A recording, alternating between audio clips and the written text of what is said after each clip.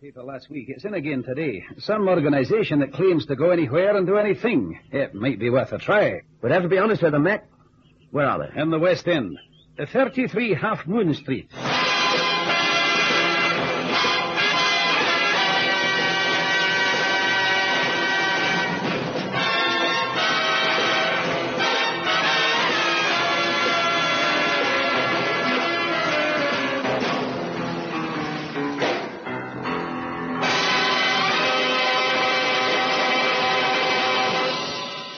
Charles Alston and Alistair McPhee were two businessmen who turned to profit a stretch of waste waterland on the River Lee between Freezy Water and Waltham Abbey, just north of London.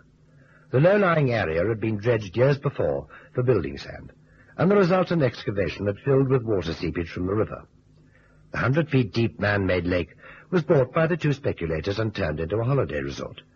They enjoyed considerable success until, well, let Alistair McPhee tell you as he told me in my office. You see, Mr. Mason, there's 50 acres of water there and quite safe for boating, bathing and fishing. It's stocked with pike and carp and has been crowded with visitors every weekend. But that was until a young fellow with his girl in an outboard skiff lost his engine over the side. It was in water too deep for ordinary diving, and so he got a skin-diving friend to go down for it. The friend didn't come up again, at least not for 5 hours. The police had arrived by then, but before they did anything, the lad's body floated to the surface. A tragic accident. Aye, that's what everyone thought. But the outboard motor was still at the bottom. The owner offered a small reward for its recovery, and another skin diver chappie tried his luck, with the same result. Is there an undercurrent there, or weeds or something? Weeds, aye, but not enough to make it dangerous. And it's still water, fed by the River Lee. There can be no undercurrent. There's nowhere for the water to flow. I take the press had a heyday over the double tragedy. Naturally. And business fell off a little, but not so that we had to worry unduly. However, my partner here and I thought it might be as well to have the bottom of the lake at this point thoroughly investigated. I was in the cable and maintenance service in the war, and I knew an experienced diver who was working for himself on the coast. His base was at Portsmouth, so I gave him a ring. Another skin diver? No, deep water equipment. I asked him to bring his diving suit, winch, and air pump. I knew I could rig it from a dinghy and operate it for him. I worked on the winches in the Navy, you see. Well, he arrived, and we began diving operations 3 days afterwards. He was linked to the dinghy by line, air hose, and phone. His instructions were to report everything he found straight back to the boat. The day was perfect for him.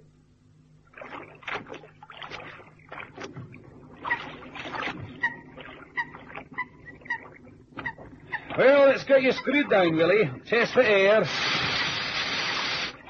It's fine. Try the talkback phone. 1, 2, 3. Receiving you clear, Mac. Check the line for fouling. Line coiled and checked. You're all set to go. Alston, give him a hand over the gunwale. Right.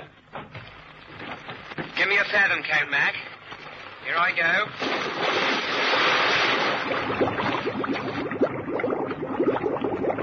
go. Here's the mark. 1, 2, 3, 4. What's visibility like? Clear as a bell. Yeah, I'll only need my headlamp at this rate. What's the mark? 18, 19. I'm on the bottom. Check the line. Line checked. How's the air hose? Perfect. 115 feet.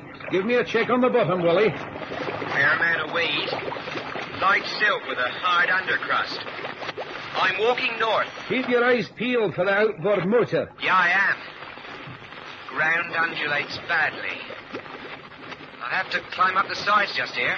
That's the dredgers, Willie. You wave, you stop. No, go away. Huh? Go away! What is it, Willie? What is it? The bottles! Alston, the bottles! His airline's been cut! Stop the winch! For heaven's sake, pull him up!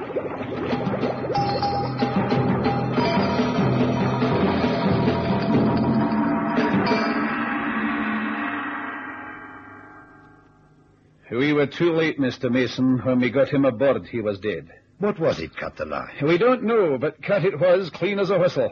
Well, there must have been an investigation, surely. Aye, there was. Death by misadventure was the verdict. You see, the dredgers dug down to shale and slate, some of it sharp as a knife. To the inquest, they didn't seem any other explanation. As he was climbing over the trenches, they said his line must have fouled on an outjutting piece of slate, and that was that. You don't agree?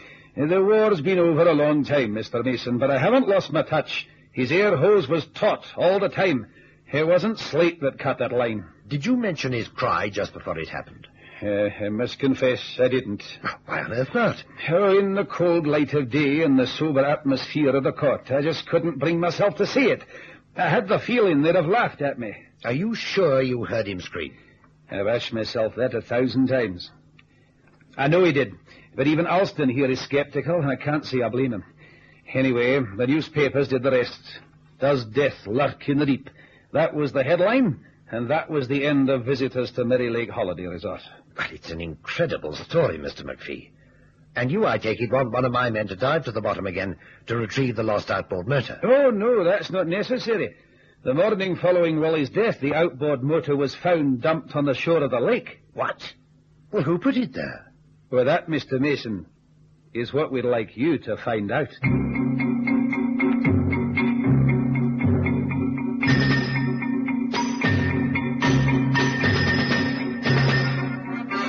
I didn't quite know how to put it to Cannon. Like McPhee, I had a feeling he'd laugh at me. However, McPhee had offered a large sum of money if I could induce one of my men to go down there again in the presence of members of the press. I secretly resolved to do the job myself if Cannon dismissed the whole thing as nonsense. All I could manage as he lounged into the office was, "Cannon, have you had any experience with monsters?" Oh, plenty of times, Chief, but a civil tongue always pays off with that type of client. No, I mean real monsters, denizens of the deep. What do you think I am, a curb sitter on Skid Row? We have a client, a Scotsman, who's suffering from hallucinations. He's prepared to pay a high price to have his psychological fears dispelled. A Scotsman? Boy, that must be some hallucination he's got.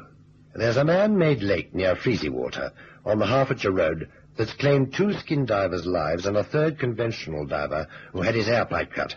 Freezywater? That's a long way from Loch Ness. Mr. McPhee, that's the client, thinks there's dirty work in the muddy water. He wants one of us to dive there and do a double check. A double check for the 4th time. Okay, when do I dive? When can you do it? No time like the present. Anyway, who wants to make a dinner appointment with a man-eating monster?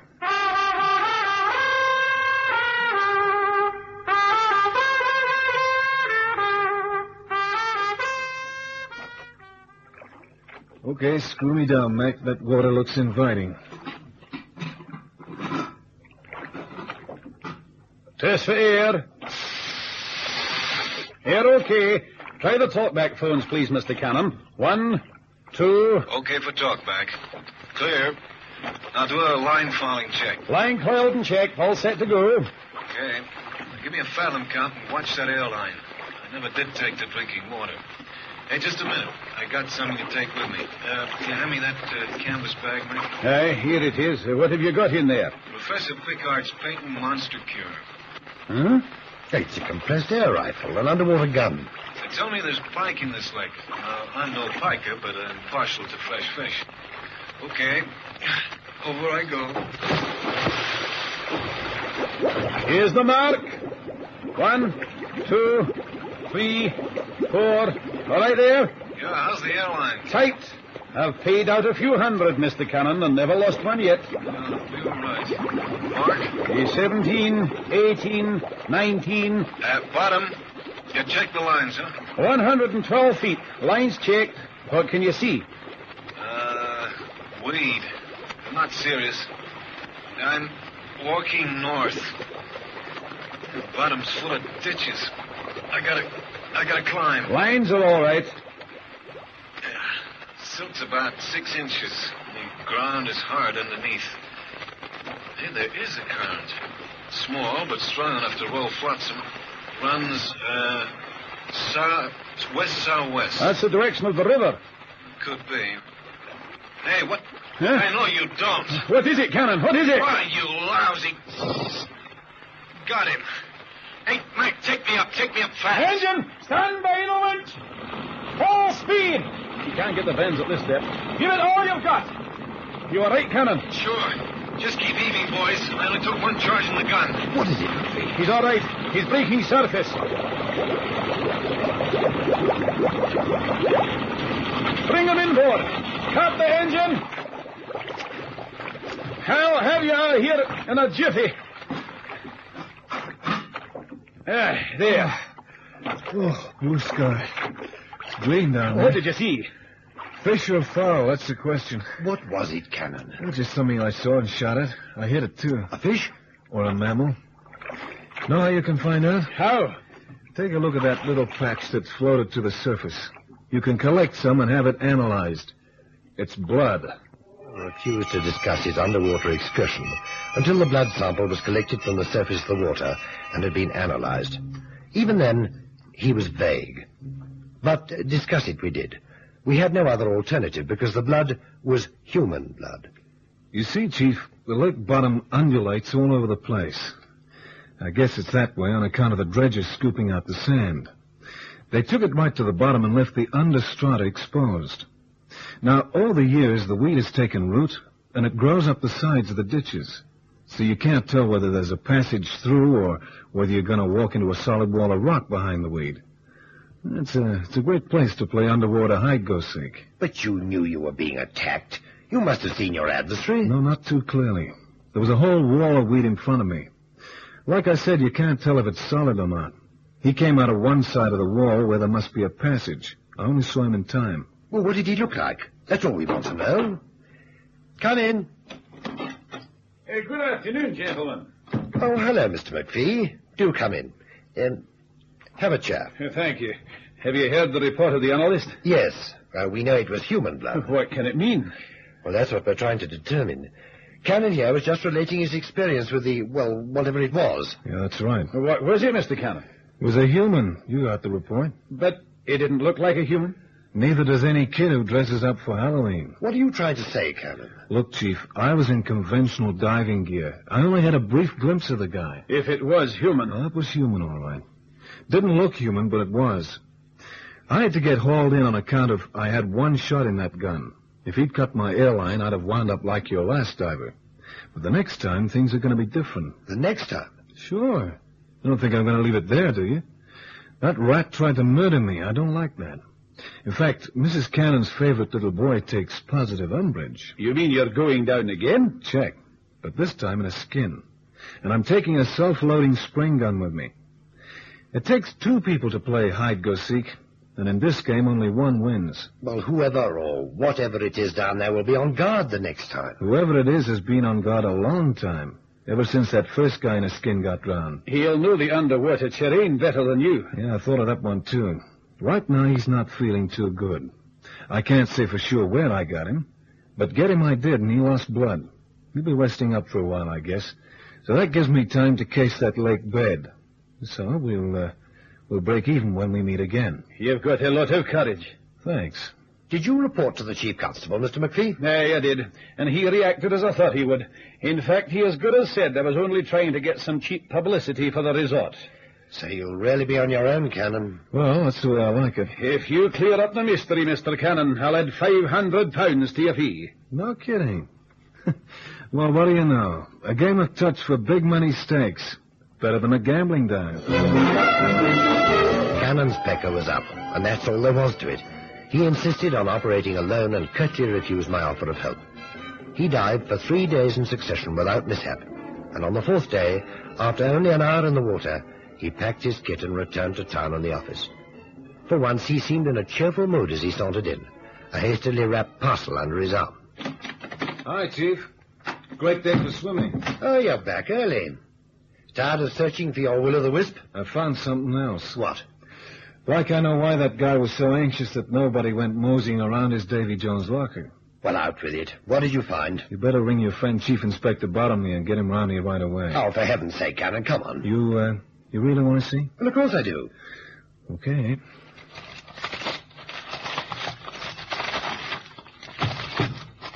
There.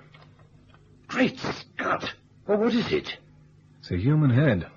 Female. Oh, rub it up again. Sure. Where did you find that? In the weeds. It was partly covered with silt. Remember that current I told you about? The one that flowed west-southwest? Well, it got washed along by that. The heavy boots on the diving gear must have stirred up the mud and exposed it. It's my guess this guy, whoever he is, has been trying for the past few weeks to locate it. But it's ghastly. And how? But that's not all. I found a small piece of cloth from a girl's dress, I think. Here, come over to the window and have a good look. All right.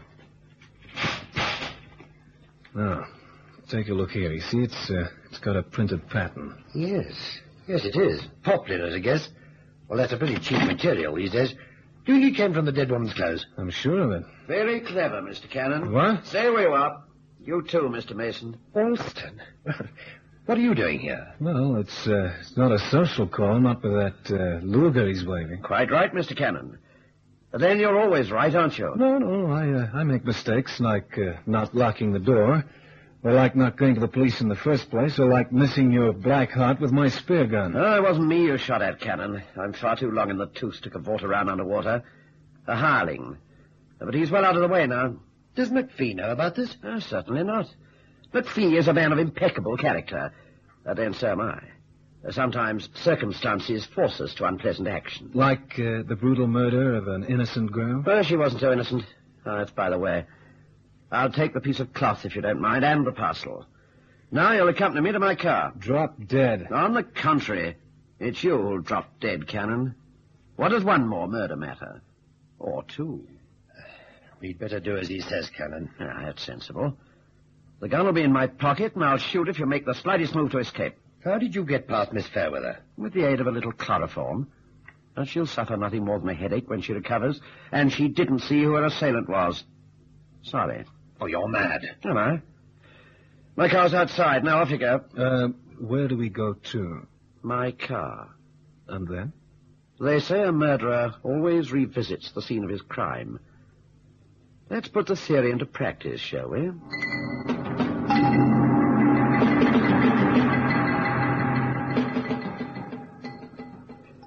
Let me enlighten you on a few things.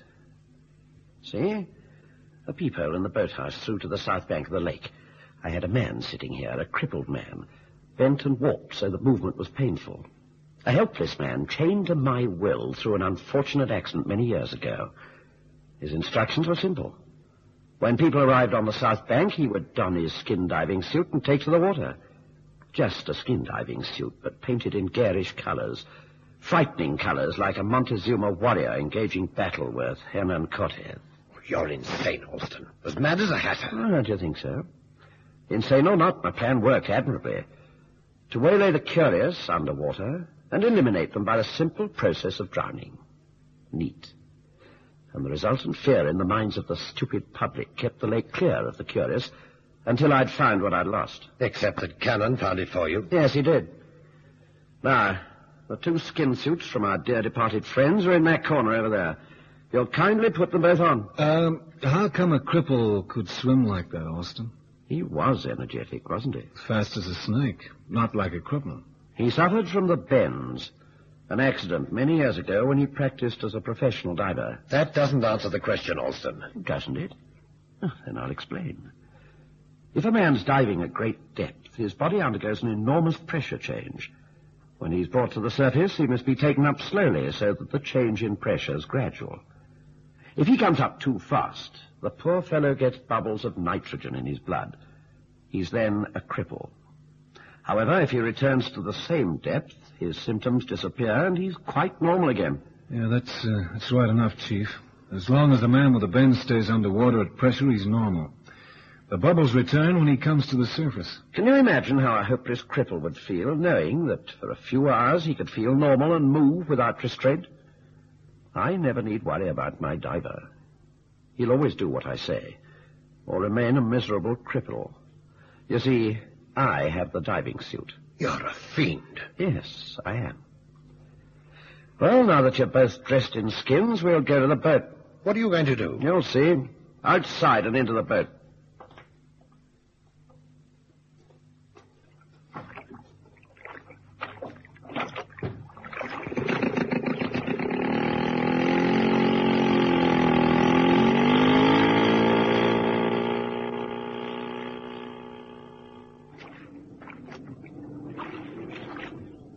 This will do, I think.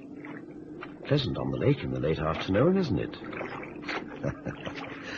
There's no point in looking around, Mason. The Merry Lake Pleasure Resort is far from merry these days. Nobody comes here. Nobody at all.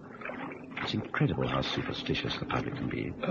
Who was the girl, Olson? Oh, a local working-class girl of no consequence. She died.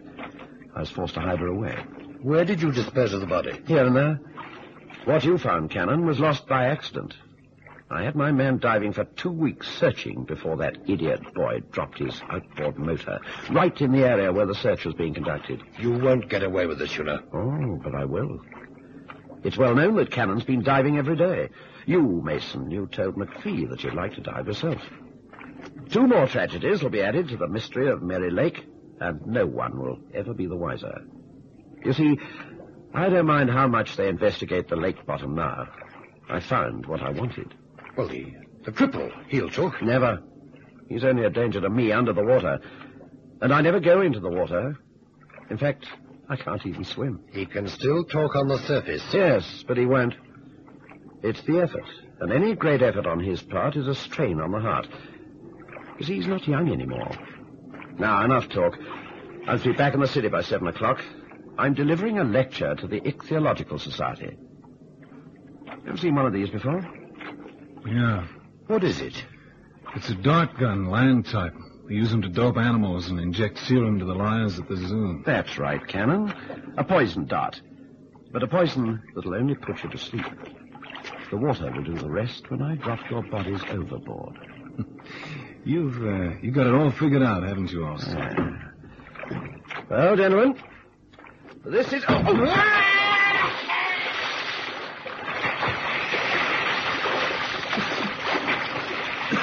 What happened, Cannon? The cripple. He's got Olson. Come on, swim back to the boat. Where is he, Cannon? He's somewhere in the deep, Chief. He won't let go of Olson. Poetic justice. Yeah. That effort must have cost the cripple every reserve of stamina he had. But I guess I'd say neither of them will surface alive. Poor devil. Yeah. Poor devil. But maybe it's as well, Chief. At least he's free at last.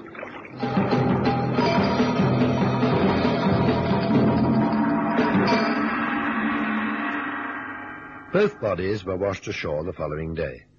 The murder of the unfortunate girl made headlines throughout the country, but no connection was made between the cripple and the insane Alston.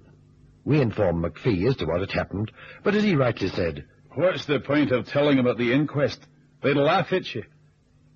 The last I heard of McPhee, he was prospecting for oil in the Sahara Desert. It seemed he couldn't get far enough away from water.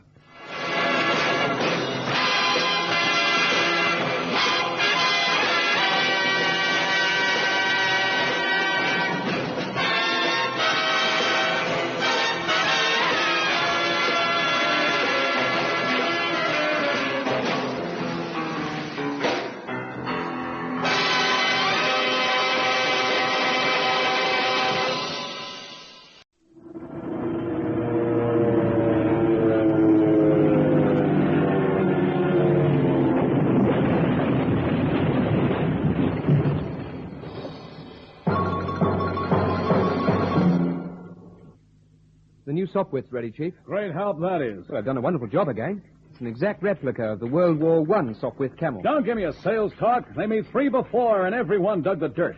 So they've done a good job this time. Yeah.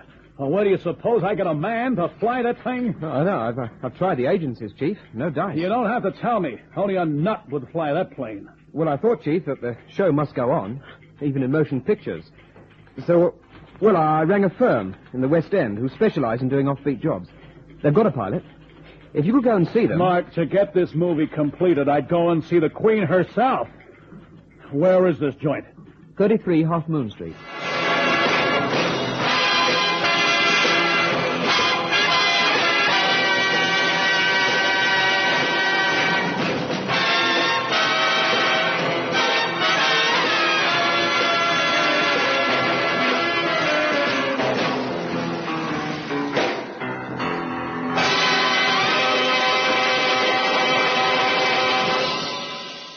The Reluctant Camel, I like to think of myself as a patron of the arts.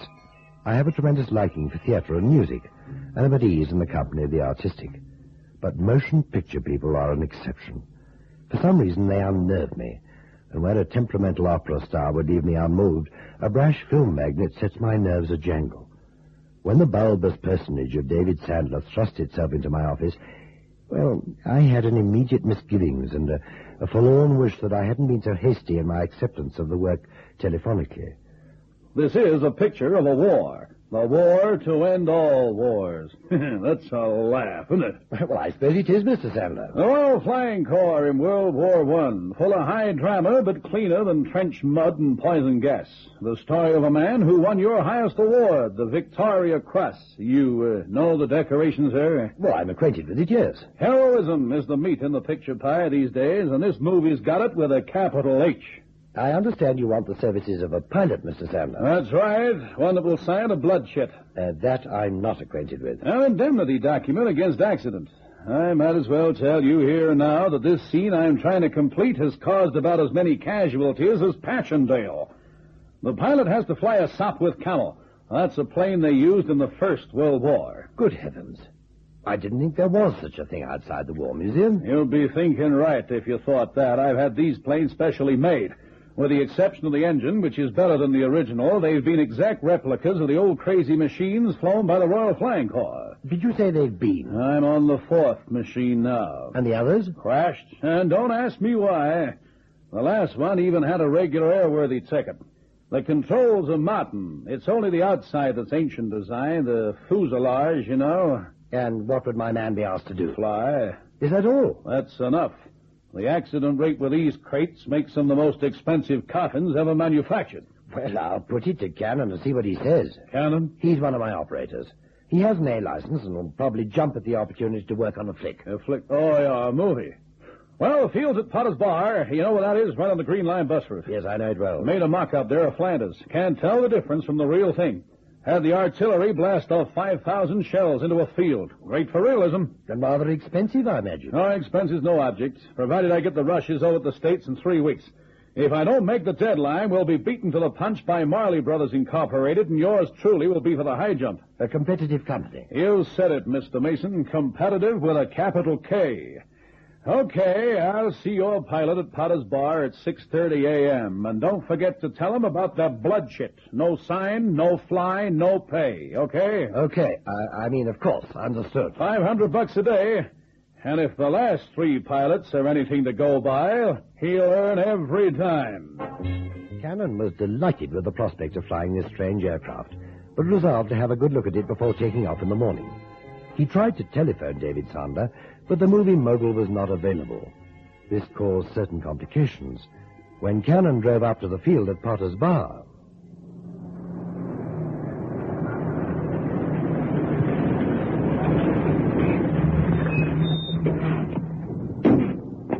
Hey, you! Where do you think you're going? Onto the field. Hey, well, that's what you think, mate. This is private property. No one's allowed near the airy plane. I'm the new pilot. I came to have a look at the machine. Oh, in the pitch dark? Well, I expect there's a light in the cockpit. Yeah. Have you got any identification? Such as? A company ticket? No, I haven't. I tried to ring Mr. Sandler, but he wasn't available. Well, then you've had it, mate. 3 of them planes are going up in smoke already. My orders are nobody goes near the thing until the film unit gets here tomorrow. Yeah, well, maybe it's just as well. They're having a guard, I mean. Tell me, did you see the other planes crash? Not me, mate. I works all night, so I sleeps in the day. But my kid, Harry, he saw them, all 3. Just went into the ground, he says. Flying along right as rain 1 minute, and the next thing, wham, straight into the deck. The daft, I calls it. All that dough just for the sake of a film. Yeah, but then that's the Yanks all over, isn't it? Don't know what to do with their boodle. Is that a fact? Yeah. Oh, yeah, you're a Yank, ain't you? I am, but there's a big difference. I know just what to do with my boodle. And if I don't get to look at the plane before I take off in the morning, I'm thinking I might spend it on a life insurance policy. Cannon drove off, leaving the ancient night watchman scratching his head in bewilderment. Taking the side road, he half-circled the field, and in the quiet of a clump of trees, switched off his car lights and made stealthily for the barbed wire fence. The Sopwith camel was standing in the middle of the field on a hastily prepared runway. The surrounding pasture was torn to shreds with shell fire, every inch pitted with gaping holes. It was a startling and blood-chilling sight, even though he knew it was only make-believe. The craters afforded him ample cover as he crossed quickly towards the plain, standing ghost-like under the light of the stars. And then Cannon saw something that stopped him short in his tracks. Hey, what's that, a ghost? Oh, come on, Cannon, what's got into you? That's a dame. A real live dame. What's she doing here? Uh-oh, she's coming this way. Oh, baby, you're in for one big shock. Hi. You, interested in aviation, man? Who are you? Cannon's the name, chief test pilot for the Sopwith Camel. Oh. Now, I heard tell that nobody was allowed on the field. Doesn't that include you? Well, I hardly think so. I'm Valerie Thompson. Is that supposed to mean something? I'm the love interest in the picture. Oh, you mean you're Valerie Thompson, the movie star? That's right, and now we've met, I'll bid you good night. No, not so fast. You still haven't told me what you were doing over there by that plane. And by the same token, you haven't explained what you're doing creeping around the set in the middle of the night. Set? That's what it's called. This field is the setting for the final scene in the picture. Oh, I get it, yeah. Tomorrow at 6 a.m. I have to fly that old crate off the ground and into the air, but I intend having a look at it first. But you'll be given ample opportunity to look it over in the morning. Could be. Only, I'd like a private look-see. Well, now you know what I'm doing in Flanders Field, and maybe you'd answer my question. I was a little worried about my movements tomorrow. I do a big scene near the Sopwith and wanted to have a private look at the terrain. So you see, we're both here for the same purpose. You, rehearse in the pitch dark? Inspecting a plane in the pitch dark? Touché. Okay, Miss Thompson, I guess that evens out. You don't get to rehearse, and I don't get to look at that cockpit. Well, what say we celebrate nothing with a drink in the local? I'm not in the habit of drinking with strangers, Mr. Cannon. Oh, it's a very praiseworthy trait, but then we're not strangers, are we, Miss Thompson? I mean, we have a common purpose, don't we? Are you holding a pistol to my head, Mr. Cannon? No, but the cannon's mouth is dry. All right. I'll have a drink with you. The locals probably won't mind the state we're in. I don't get it. Grey mud, Mr. Cannon. Look at your shoes. And mine. The shell fire has churned the field into grey mud. We're covered in it. Oh, well, if anybody asks, we'll say we're a couple of turnip pickers on a spree. I'm glad there's a sense of humor underneath that suspicious mind. Suspicious? What? You think I was doing something to that aeroplane? Now, why would you do that? I mean, it's in your interest for the movie to go ahead as planned, though. Or do I read it wrong? You read it right, Mr. Cannon. So let's have that drink and forget all about meeting each other tonight. Yes? I don't see why. You know as well as I do that we're not allowed in this field. Now be a good boy and be a fellow conspirator. After all, it's in your interest for the movie to go ahead as planned. Or do I read it wrong? Hey, you're quite a gal, Miss Thompson, but I got a feeling that I'll be sorry when this movie does end.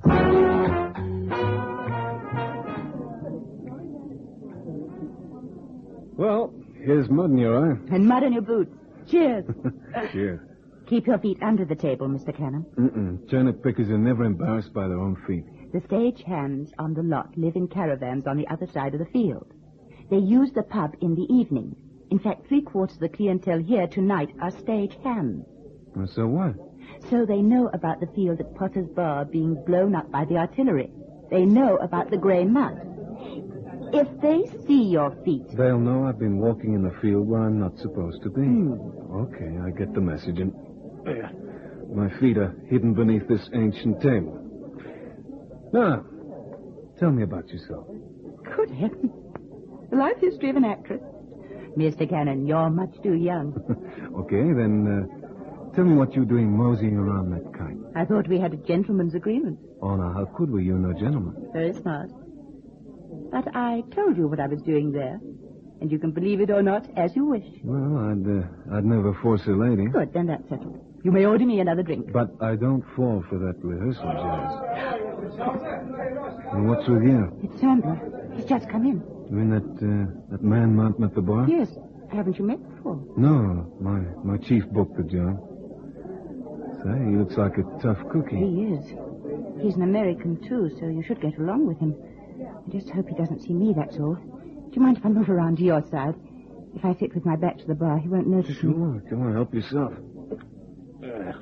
But why the worry? I just don't want him to see me here, that's all. That's no answer. You are persistent, aren't you? The fact is, I'm supposed to be in town. He rang me earlier and asked me to go to dinner with him. I made the excuse of a headache. He'll be justifiably angry if he sees me here with you, swilling cider. He's got no comeback. I rang him in town at his suite. His secretary said he was working on the film script and wouldn't be free till after midnight. So you both got phony excuses. Never mind. I'd rather he didn't know I was here. Now, what do you suppose brought the great David Sandler out here at this time? Oh, but I know. Perhaps he wanted to speak with the stagehands. No, I got a feeling Mr. Sandler doesn't waste his time in idle chatter with the minions under his whip. In fact, the way he's looking into his glass of scotch, I'm sure of it. Say, what happens to him if the picture isn't finished on schedule? Nothing. Nothing? He'll probably lose his bonus. It won't be his fault if the film's not finished in time. Maybe. There's no maybe about it. That's what you say. But I've got other ideas. Such as? Such as how come he has his shoes covered in gray mud? Now, what do you think the film director was doing around that sup with Camel in the middle of the night? To say that Cannon was disturbed by the appearance of David Sandler would be putting it mildly, but he comforted himself in the thought that the morning would give him ample opportunity to inspect the strange aircraft. And there was no reason why he should attempt to take off until he'd thoroughly examined and tested the plane. He left Valerie Thompson by her car and drove himself back to London. Nothing disturbs Cannon for very long, and he was soon in a dreamless sleep that readied him for the morning chore. At 6 a.m. sharp, he was on the field, and this time with a specially made Sopwith Camel. A mechanic was his only companion. Bit of a breeze this morning, sir. Well, just as well. This old crate will lift better in a breeze. Now you know why they call an aircraft a kite. The first time you've flown one, sir? Do I look like a First World War veteran? It's only the fuselage that's old-fashioned, sir. The engine's a new Leighton. She has gypsy controls. She's got 5 times the power the original model had. Okay, then let's have a look in the cockpit.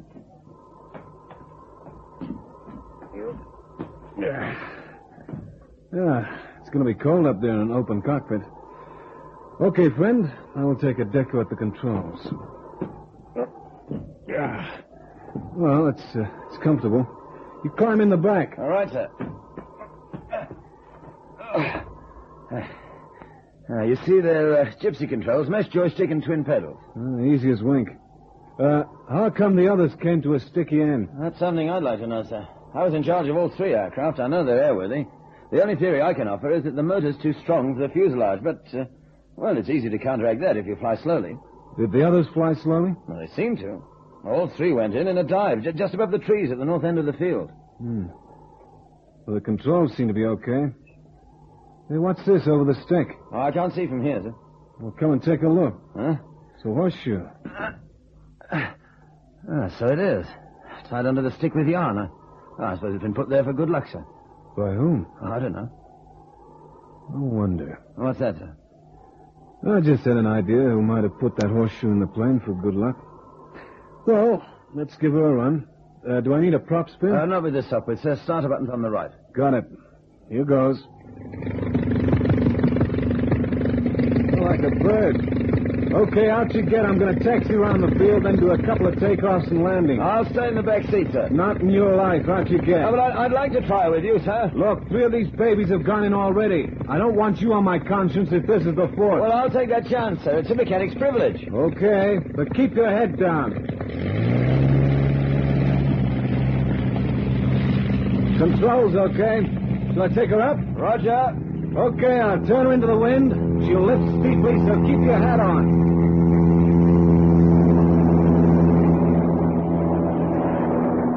Okay, so far, Angel's 1. Now, see if she'll double.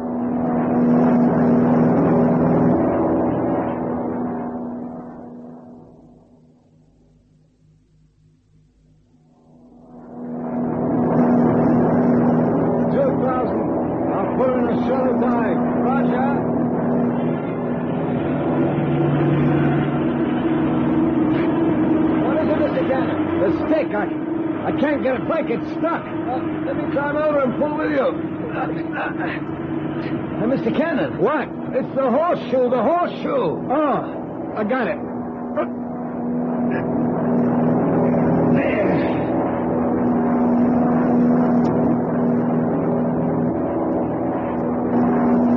Oh, just made it. That was close. Yeah, too close for comfort. I'm taking her in.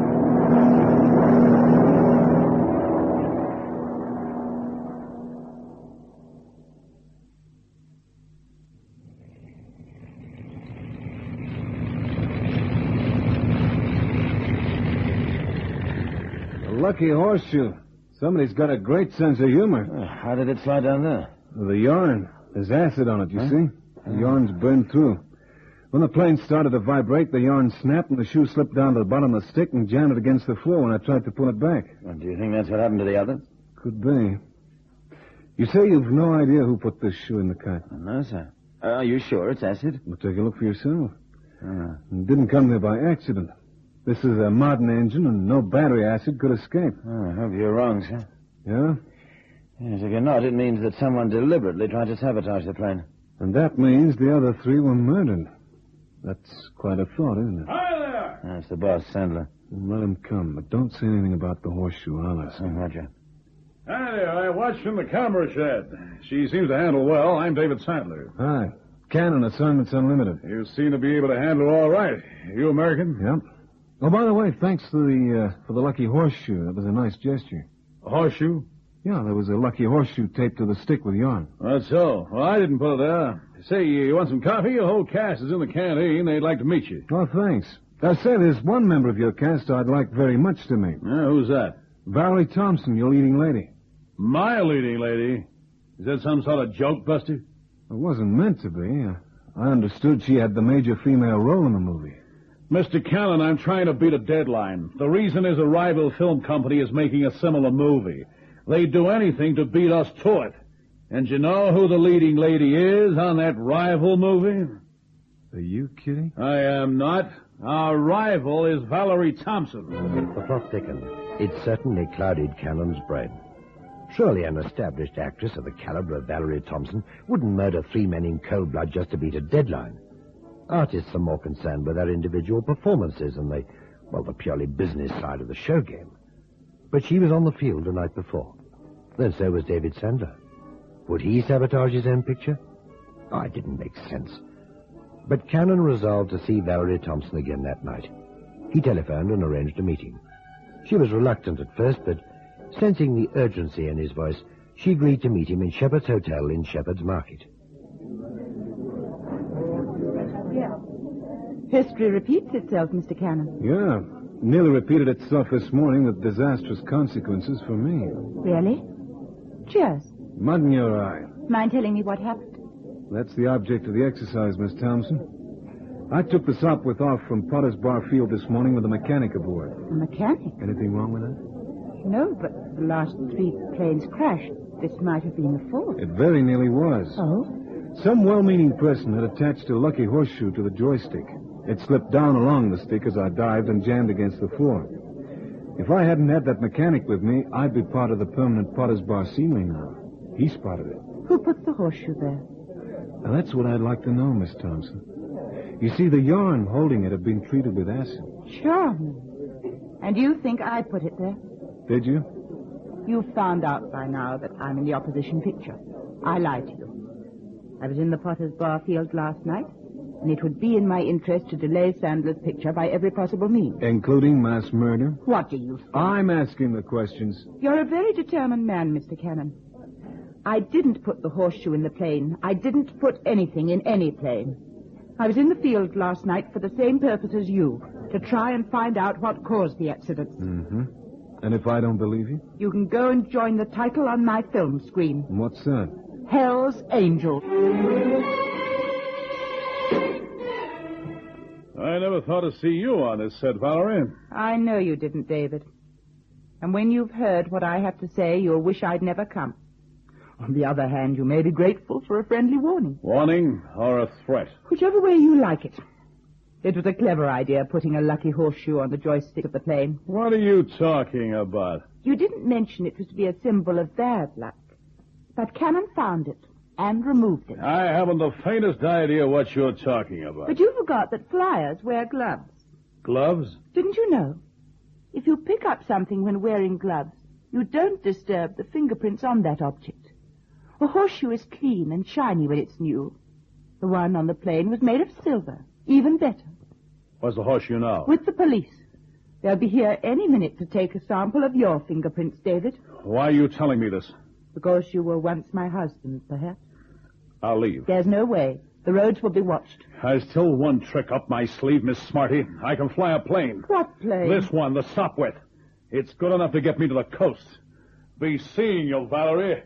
Make my apologies for the fingerprints.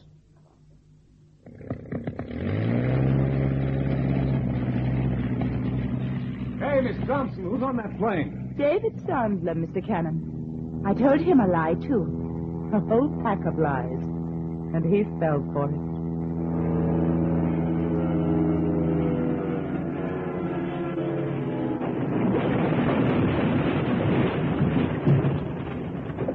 History repeated itself again, Mr. Cannon. I wonder who put the lucky horseshoe on the joystick this time. Yes, it was David Sandler who sabotaged the planes on his own production. His bonus for finishing on time would have been a few $1,000s. But as major shareholder in the opposition company, he would have made millions if they beat him to it. Nobody knew of Sandler's interest in the other company, except his ex-wife Valerie. Hence the reason she guessed the culprit of the Sopwith Camel crashes. I hadn't seen Cannon for a few days. He offered to teach Valerie Thompson to fly, and she didn't seem the least reluctant.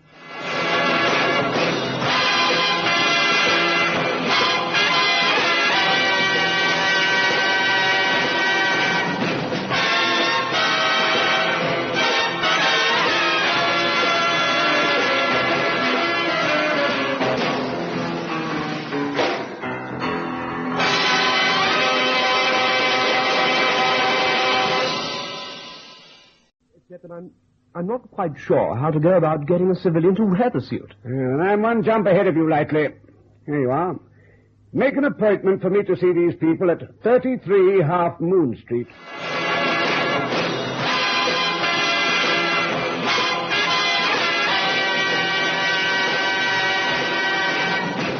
Two sides to the Shamrock.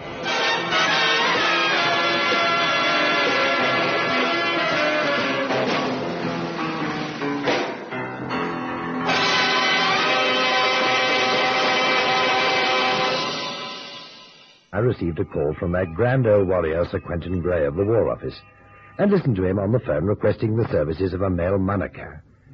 At first I thought it was a leg pull, but the parade square bark on the other end of the line quickly convinced me of his sincerity.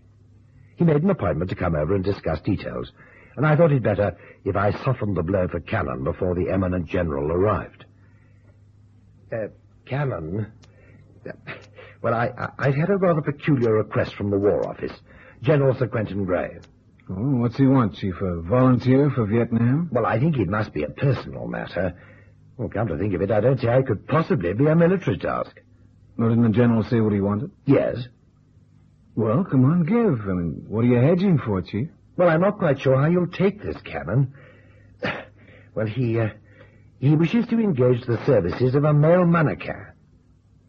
Come again? A monaker. You know, it's customary these days for men to show off the latest fashions. There's nothing odd about it. I mean, it's done all the time. Some jacks make quite a profession out of it. No dice. Now, Cannon, you mustn't be hasty. Chief, I am not modeling clothes for the general or for anybody else. Well, there's nobody else to do it. Carson's away in Ireland, and the general says that I'm the wrong bill. Well, that's tough, but I'm no clothes horse for the shape of things to come. I have my reputation to think of. What reputation? Well, I mean, you know... All I do know is that if we turn down this job, we've certainly ruined the reputation of Assignments Unlimited. Oh, I get it. You're playing on my loyalty, huh? Well, you could wear a false moustache. Yeah, and a long black beard with smoky glasses. They'd go great with a bikini bottom. Well, the general said it was a suit. Oh, come on, Cannon, be a good fellow. I don't like insisting, but, well, the fact is I sort of Well, I promised the General that we'd take on the job. Look, why didn't he get a model from one of the agencies? Well, perhaps being an army man, he was embarrassed. He was embarrassed. Oh, look, this must be him now. Come in. Mason? Yes, General. Do come in. Thank you. Is this the man you've chosen for the model? Well, yes. Take a seat, please. In a moment, thank you. Now then, what's your name? Cannon. Pitt? You bet. Now, look, before you go... Quiet, I'll do the talking. Is this man trustworthy, Mason? Completely, General. Secrecy is important in this display. I shall require you to sign a document to that effect. Sure, certainly.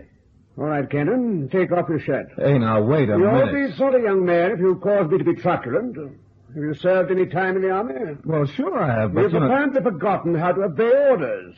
I know you're a civilian now, and this is a job for a civilian, but you'll kindly try and remember a little discipline. Now then, take that shirt off.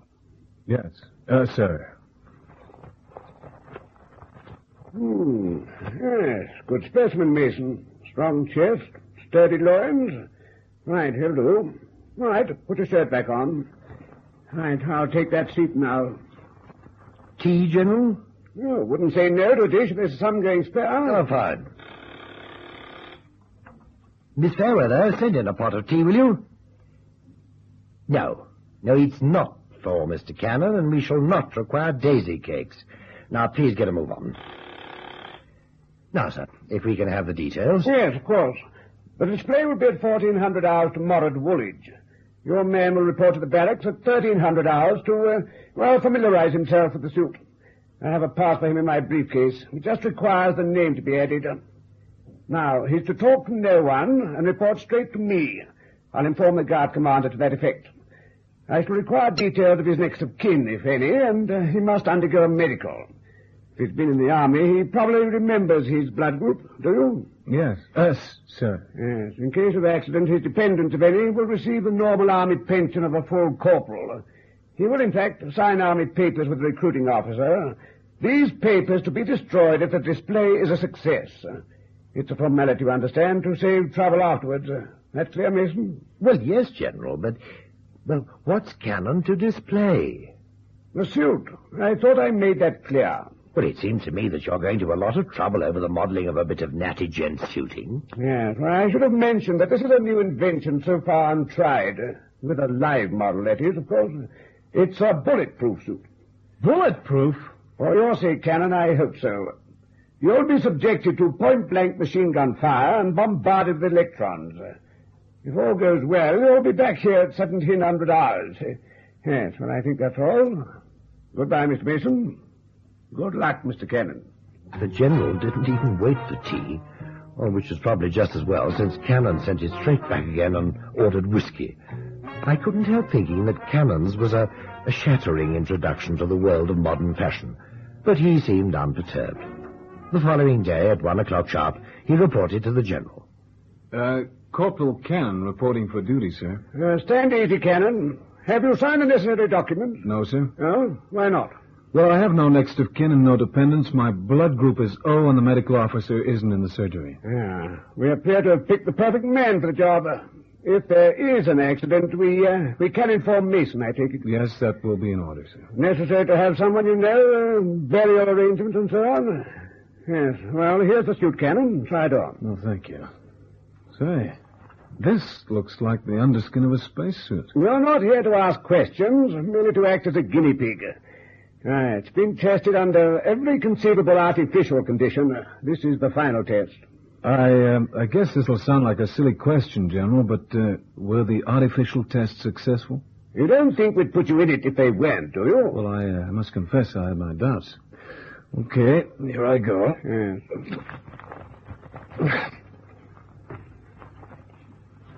All right. Right. Now let me see you walk in it. How does it feel, huh? It feels heavy. Weighs a man down. A soldier wouldn't run far with this on his back. Where this is going, weight doesn't matter. All right. We'll go to the firing yard now. It's normally used by the ordnance people to test repaired weapons. This afternoon, the first test will be several bursts of machine gun fire aimed at your chest. and our tipper will be in charge. Well, I sure hope this guy's a good shot, because my head feels like William Tell's apple. Oh, he can hardly miss. He'll fire at point-blank range, and you need have no fear of ricochets. The suit is designed to take up the force of a bullet like a sponge. All right, follow me.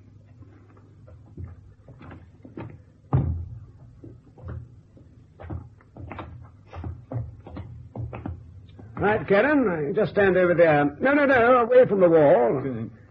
The impact of the shot might knock you off your feet. You don't want to bang your head on the wall. The last thing we want is an accident. Lightly!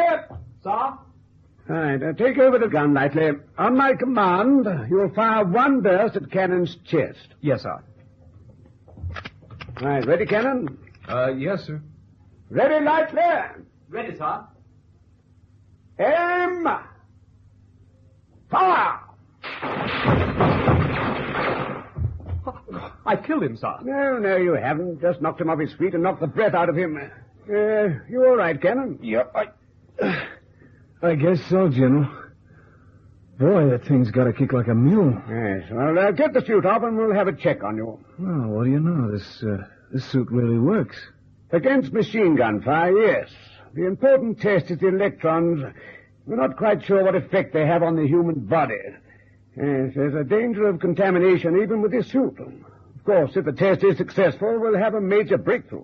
And if it isn't successful? No, I wouldn't worry about that, Cannon. You won't know anything about it.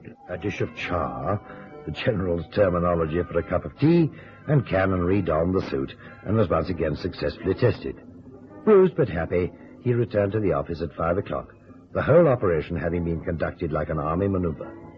Which, in fact, I suppose it was. Cannon had hardly sat down when the phone rang on the direct line.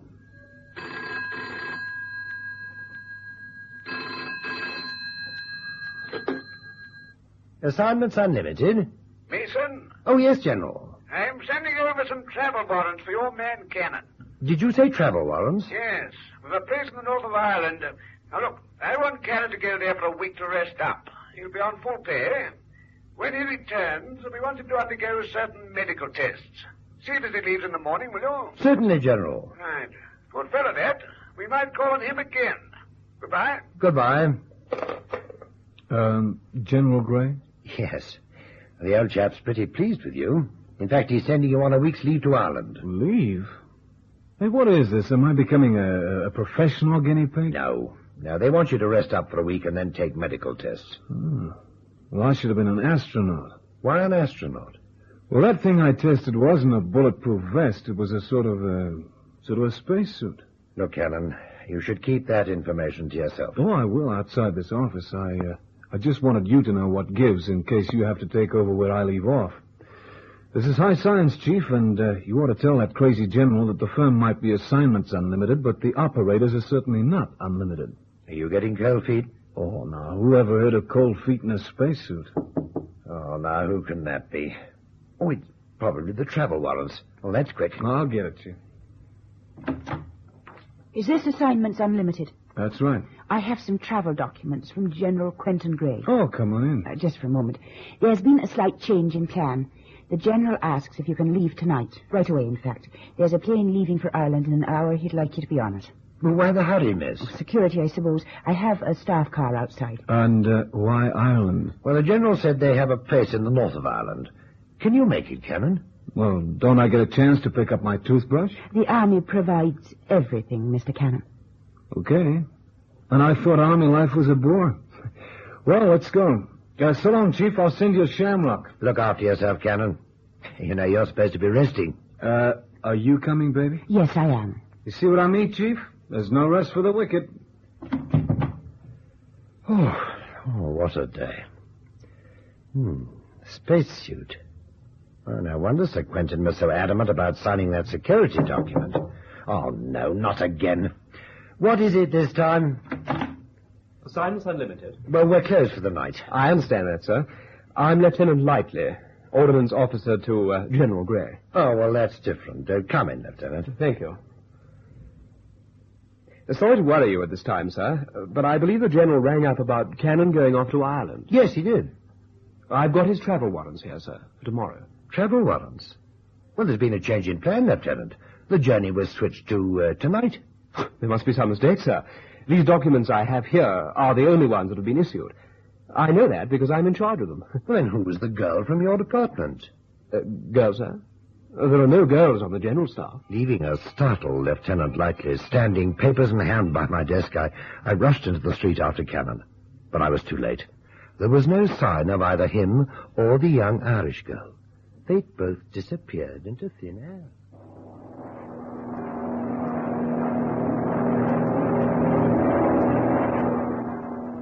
We'll be landing soon, Mr. Cannon. Oh, I haven't asked you. Have you been to Ireland before? Yeah, most certainly have. The Dublin scenery's wonderful. Most people prefer the countryside. Yeah, but there are more girls in Dublin. Really, Mr. Cannon. How do you feel after your ordeal? Any side effects? No, not a thing. I feel just great. They're a rough mob in Quentin Gray's department. What did they do to you? No, it's top secret. Not to me. You forget I work for the department. Well, then you should know better than to ask me questions about it. Well, quite the dedicated soldier, Mr. Cannon. Mary, my sweet Colleen, I am not a soldier. And if I was, I wouldn't volunteer to act as a guinea pig for General Gray. Now, let's talk about you some more. I mean, military matters are for military men. I've been entrusted with the task of looking after you. If you don't talk about yourself, how am I to know whether you're fit or not? Yeah, well, I suppose we can get a dinner in this town we're going to. We aren't going to a town, Mr. Cannon. Oh, a holiday resort then? A country house, nice and secluded. Just you and me, huh? Well, there will be other people. You're a VIP, and you're also a security risk. Oh, we're going down. Tell me, how come we go to Southern Ireland? And what's wrong with Southern Ireland? Well, technically, it's a foreign country. They don't usually send hot numbers like me onto foreign soil. The ways of intelligence are sometimes rather strange, Mr. Cannon. Fasten your seatbelt. Okay, done.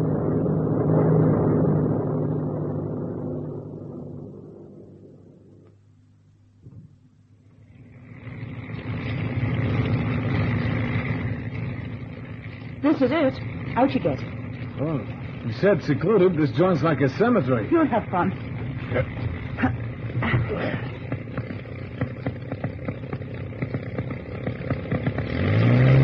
We must have a special date. Didn't even take time to say goodbye. Perhaps he prefers Dublin, too.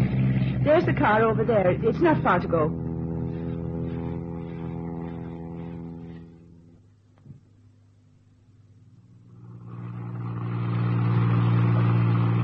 Say, what's the name of this place, Mary? Does it matter? Well, you whip me away in the late afternoon, fly me to Ireland in the pitch dark, land me in a field, dump me in a car, and drive off into the depths of the forest. And just so as you can watch me to see if I get sick. How security conscious can you get? See those big gates up in front? That's our destination. Well, we could have walked. I hate exercise.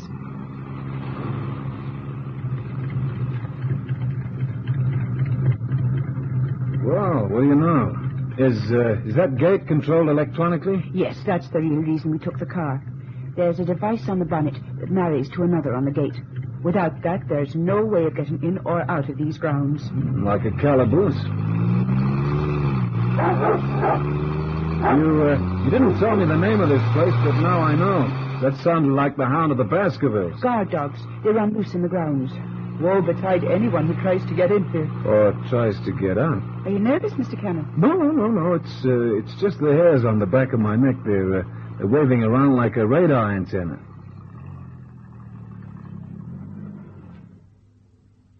Hey, this is some shack.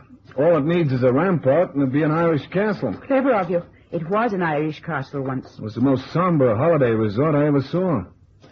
How come there are no lights? Rest and relaxation. You'll find out. At 8 o'clock at night? Oh, more electronic bugs? In you go. You know, I feel like stretching my legs after that plane journey. I'll just take a turn around the grounds before we go. You can't, I'm afraid. I can't. The dogs, remember? Listen. Canine conversation. But if you go with me, I'll be okay. My orders are to deliver you here safe and sound. Once I've done that, we'll talk about a walk around the grounds. I'll hold you to that. Well, here we go.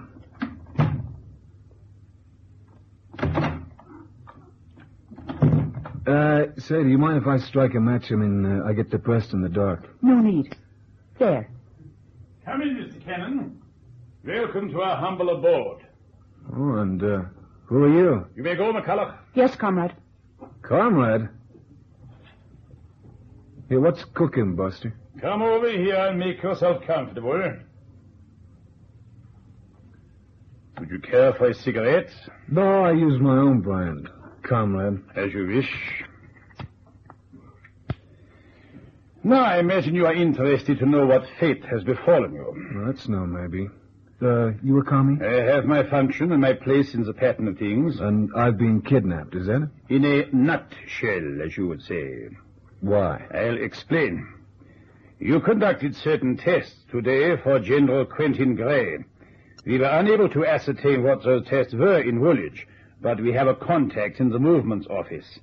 In this way, we were able to discover the fact that you are to be sent to Ireland for rest and observation. It was a simple matter to get to your office ahead of the General's aide-de-camp. Of course, your destination was Northern Ireland. You are in the south, neutral territory. Oh, I get it. I tell you all I know about these tests, and you let me go home to Mama. No telling you give me the captured spy routine. Almost right. You will tell us everything about those tests, but you will not go home afterwards. That would be dangerous for us. When you have told us what we wish to know, you will be shot. Oh, well, in that case, you can go jump in the lake, Mr. I think not, Mr. Cannon. Rather than undergo the little test I have prepared for you, I think you will talk. If you are stubborn, then I'm sure that eventually you will welcome a quick, clean bullet. Comrade, you're a rat. Extraordinary. You must have second sight. Come with me. I've something to show you. Drop dead. Okay, go ahead and shoot. That's how I wind up anyway. I would not shoot to kill, Mr. Cannon. Just a bullet in the knee, and then I drag you with me. You think of everything, don't you? It's important that I do. Come, there's a panel in this wall that opens onto the cellars.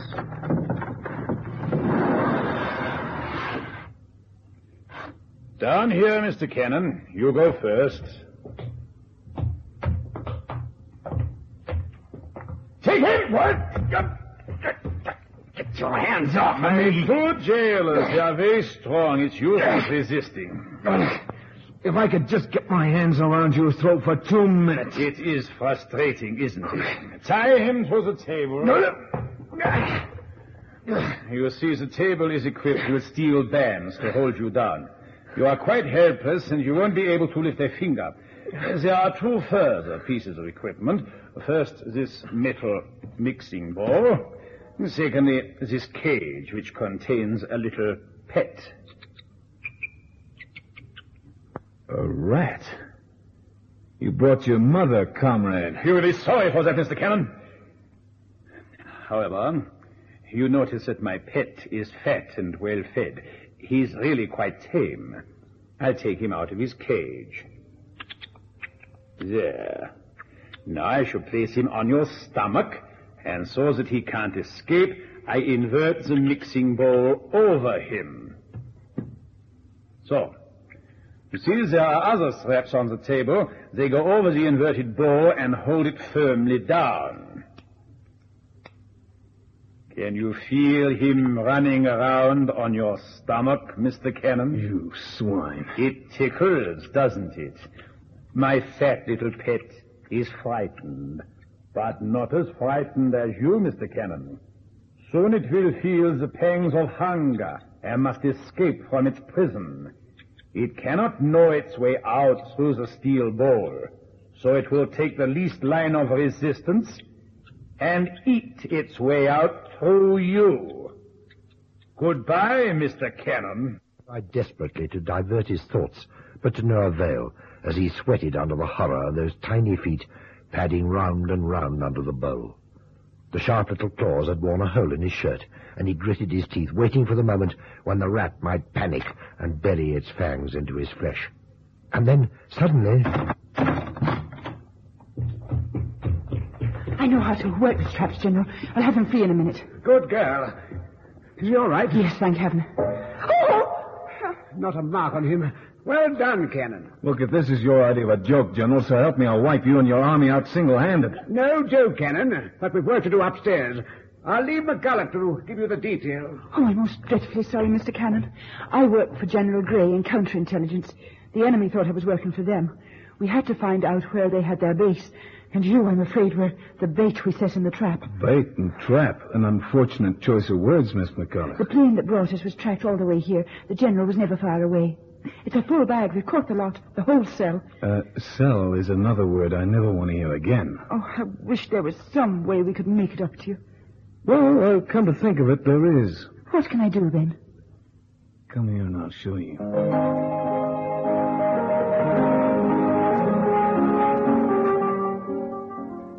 Cannon continued his holiday in Ireland.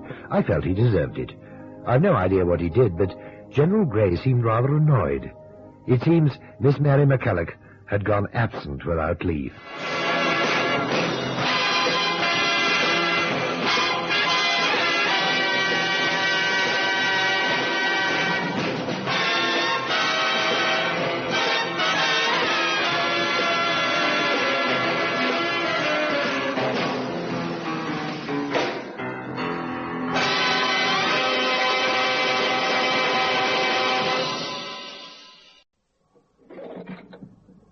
Hello?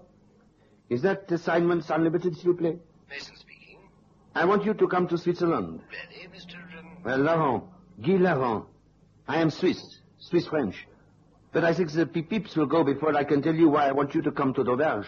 Well, you'd better come and see us then. Will you come today? Yes, where to, please? We're at 33 Half Moon Street.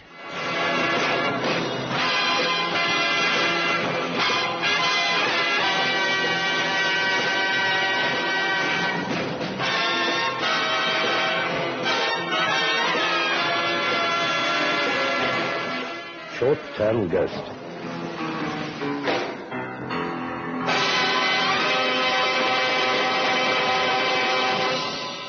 Monsieur Laurent didn't look French. In fact, it'd be hard to say that he belonged to any particular nation by his appearance. He was 6 feet tall at least. His hair couldn't have been combed for a very long time. His beard was red, and there was a lot of it. He was untidy, and I felt a little dirty. His profession was even more of a surprise. I am a partner in a firm of insurance brokers, monsieur, in the Canton d'Auberge. Canton d'Auberge? Well, where's that? Switzerland. About 30 miles from Montreux. We drive to Montreux, our most famous neighbor, for outings. They have fine hotels in Montreux. Monsieur Laurent, what was it you wished to see me about? Monsieur Mason, I need your help. I will explain. D'Auberge is, of course, at the foot of Mont d'Auberge. It is not famous. No one climbs it, but through a pass in the Mont d'Auberge, one can travel easily into Austria. This pass is the Grenoble Pass. And my firm has been in the habit of issuing, how you call it, yes, I believe you call it short-term policies to insure motorists. Short-term policies, yes. Oui, Monsieur Mason. In a short while, we shall be out of business. Oh, well, why is that? So many motor cars crash and the occupants are killed. Traveling through the Grenoble Pass? Oui. I see. Well, I'm sorry about that, but I don't quite see how... The pass is a dangerous one, yes. A car or two a year perhaps might go over the edge. It's a long drop. No one could survive such a drop.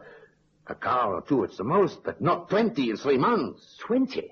2 the first month in May, 8 in June. In July there were 10, and now in August there have been already 5 crashes, all fatal, and the month is only 7 days old. Monsieur Laurent, well, I sympathize with you and your company, but, well, I feel that this is a matter for the proper authorities. Surely the road must be closed. Surely you must stop negotiating with motorists, refuse to issue them with these policies, at least until the road has been made safe. The road is perfectly safe, monsieur. But how can it be? I repeat, the road is safe. The accidents were made to happen. But, well, then, this is a matter for the police. The police have investigated everything, and they have been unable to find anything. That is why I've come to Assignments Unlimited. I want fresh brains, Monsieur Mason. I must know why these accidents occur. Yes, but why don't you simply refuse to issue the policies? My company has a good name in Canton d'Auberge. We have never refused business.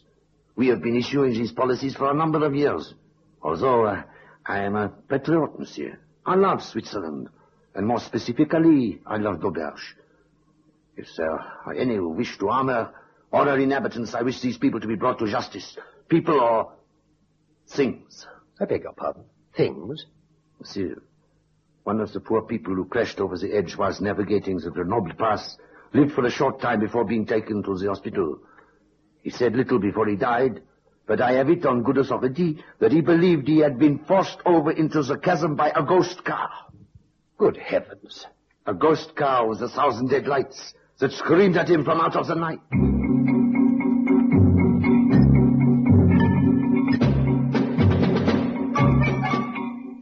We at Assignments Unlimited had not to date attempted to exorcise a ghost. I was quite ready to believe that for some reason motor cars were being made to crash, but ghost cars... There I was quite out of sympathy. I'm the complete skeptic. I thought I'd ask Cannon his views on the subject. Yep.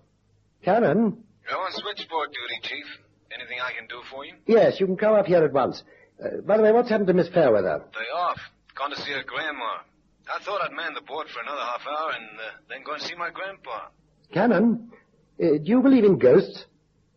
Come again, Chief? Do you believe in ghosts? No, but I'm scared of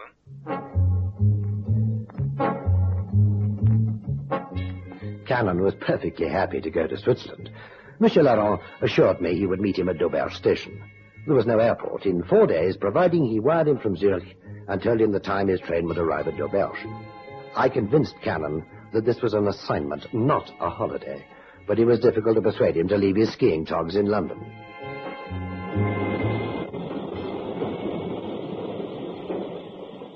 Monsieur Cannon? Oh, hello. Are you Mr. Laurent? I am. Welcome to the Canton d'Auberge. Well, it was no trouble at all.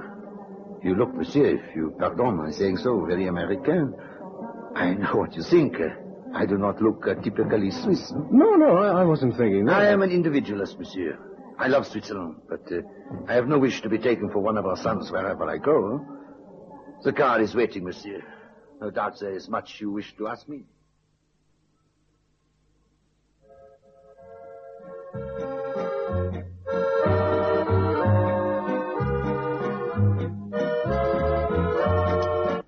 So, monsieur, there you have it, no? The whole story, just as I told it to your superior. Tell me, Monsieur Laurent. My friends call me Guy. Oh, sure. Look, do you believe in this spook stuff yourself? I do not know, monsieur. I do know that it does not pay to be skeptical. There are things in the unseen world that we cannot divine. Spectres lurk in remote and secret places. It is unwise to dismiss the possibility that a friend drives a car along that mountain pass, forcing people to their deaths. No, you're no skeptic. Look, don't go on like that, will you? I mean, you're going to have me flying back home. The Assyrians dreaded those ghosts who were unable to sleep in their graves, but who came forth and perpetually roamed up and down the face of the earth. Yeah, well, how'd we get to Assyria, Monsieur? Guy. Huh? Oh, yeah, Guy. Well, look, let's be factual about this. I mean, otherwise what you need is an exorciser and not an investigator. When can I drive along this pass? You wish to drive along the pass? Sure, there's nothing like investigating the scene of the crime, if it is a crime. It is a crime. Many crimes. Whatever is responsible is monstrous. Oh, one thing I forgot to tell you. And what's that? The accidents only occur in the night. Oh, never in daylight? No, monsieur. You see, people prefer to begin their drive into Austria when they are fresh and feeling untired. The last part of their journey can be completed in daylight. Or, if they drive fast, they will reach the border even before it is light. Well, why don't they just change their minds and drive it all in daylight if it's safer? Many of our people are stubborn, monsieur. They believe the others are the bad drivers, and such a fate cannot happen to them. It has become something of a challenge, you see. Rudolph. May I introduce Monsieur Cannon from London? Monsieur Cannon, Rudolph Miller, area manager of our company, La Société Anonyme d'Assurance Générale. How do you do? I am pleased to make your acquaintance, Mr. Cannon. Monsieur Cannon wishes to make the drive to the Grenoble Pass. Oh, is that so? Oui. You wish to do this in daytime, of course, Mr. Cannon. No, I thought I'd do it at night time when the spook's supposed to do its spooking. You realize, of course, that of the cost to negotiate the Grenoble Pass in recent months... Yeah, I know. But, I mean, if nothing happens when it's light, then there's no point in wasting time, is there? There is, Monsieur Cannon. A very valid point, eh? You must make the drive in the daytime before attempting the nighttime drive. Then you will know the route well, and there will be no danger. You know something? Huh? I need my head examined. Why didn't I think of that?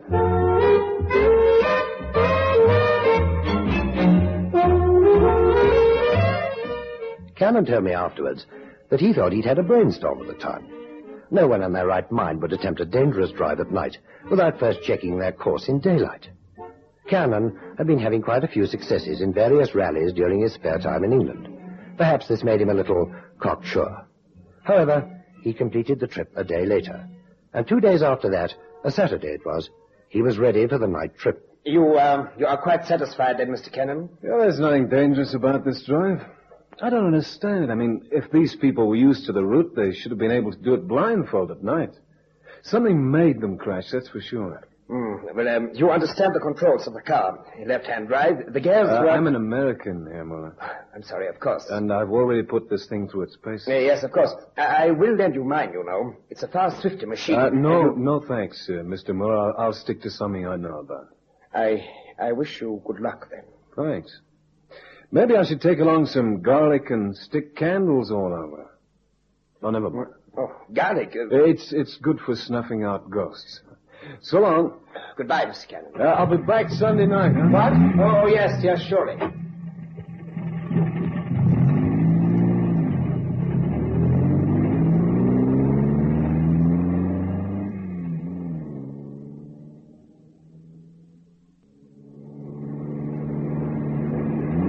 Bend number 5 after the 17-mile mark coming up. Easy does it, boy. I'm not breaking any records today. It's a long way down. Now, before 20 miles, there's a dip. We go down to the next bend. There's a long stretch where the road narrows. And that's where the rocks are covered with lichens. Well, I'm not going to be able to see much. 19 miles. Here we go. Down. Yep, nothing wrong with this baby. Down and round. Hey, what? Hey, you darn fool! Hey, look out!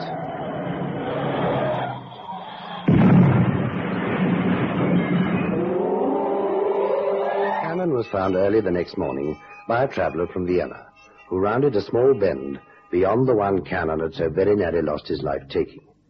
There was a great danger for a minute of a second pile-up, for Cannon's car had swerved into the rock face, bounced off, skidded along the edge of the pass, crossed the narrow road again, and had come to rest upon its side, miraculously in a small concave, a hole in the side of the rock. His speed, not being so great as other motorists along the pass, Cannon had left room for error just. He had a multitude of bruises and abrasions, but nothing was broken. The thing that puzzled my intrepid operator most was what had happened to the oncoming car. For the car had driven straight at him, and also, when he returned to consciousness, why was he wearing only his underpants? I don't care. Ghosts don't wear clothes. They don't wear shoes and socks, and they don't need French francs or traveler's checks. And furthermore, they don't give a hang about the time, so where's my watch? Monsieur, I saw none of these things. I came around the bend in the road and poof! There you was all over the place. Blood. I've never seen so much blood. That was from my nose. Look, and I'm not accusing you of taking anything, monsieur. I'm grateful to you, more grateful than I can say for fixing me up. I was thinking I would die myself. I was thinking, here is calamity. I was thinking, here is great danger. I was thinking of my wife and my children. My little Felix, Hans, Martha, Anna, Paul, baby Peter. And little Josephine. You had time to think all that much? I prayed hard. My brakes would be good. I shall arrange for your return to London, Mr. Cannon. Return to London? What for? You were almost killed, Mr. Cannon. You do not wish to continue with this investigation now, do you? I certainly do. Somebody tried to kill me on this blasted Pass Grenoble. When that sort of thing happens, Cannon gets angry, Herr Muller. He gets very angry. But my company would absolve you from all further duties connected with this business. I will make a telephone call to your Mr. Mason at London, and I'm sure he will agree. Look, whether he agrees or not, I am staying here to find out why the Pass Grenoble spook wears big, thick rubber boots. Okay? Monsieur Cannon, I will go now, Monsieur Cannon. What? Oh, yeah, look. Well, thanks again. It was a pleasure, monsieur. Yeah, thank you. Now I'm going to tell my darling wife and little Felix and Hans. Yeah, great. Thanks. Yeah, and give them all my love, monsieur, will you? But I will, Yeah. monsieur. Goodbye, Herr Muller. Goodbye. Whatever happens, you must stay for a few weeks here in your hotel. You cannot do a thing until all is properly healed, yes? No. I don't feel in the mood for any more hauntings just now. But tomorrow I want to make that drive again. Then I think you are being very foolish, Mr. Cannon. That's my affair. It is also my affair. I'm employing you. Yeah, well, I'm going to act like I think I should act. You better ring Mr. Mason. And it was Monsieur Laurent who employed Assignments Unlimited to employ me in the first place. Goodbye, Mr. Cannon. Goodbye. Miller, I don't trust you one little inch. Hello, reception. Yes. Well, look, I'd like to speak to someone. Yeah, okay. Doesn't speak American. Hello? Yeah, look, I'd like to put a call through to the offices of La Société Anonyme d'Assurance Générale, please. Yeah, I guess it'll be in the book, but there's no book here. Yeah. Okay. Yeah, sure. As soon as you can get them, okay? Thanks. Then let's have a look. Boy, I'm crazy about hotel reading there. Now, where else in the world would they go to all the trouble of putting English books by the bed for me to read? What's this? The Hollow Tree House Mystery by Enid Blyton. Forever. Looks like junior-sized James Bond for tiny tots. Monsieur, this is for you. What? Oh, thanks. What is it? It's your medicine, monsieur. Monsieur Laurent arranged with the doctor who was here earlier. Okay. Never could understand how drinking can help a busted head and bruises. Comment, monsieur? I'll forget about it.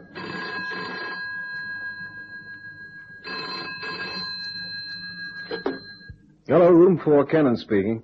Hello, Mr. Cannon. Tyler here. Oh, you from the Insurance General? Yes. I instructed Laurent to go to London. Look, I'm sorry we haven't met. Sorry, too, about the accident. You asked me to ring you. Yeah, look, I wanted to know about your Herr Muller. Say, how come you're English?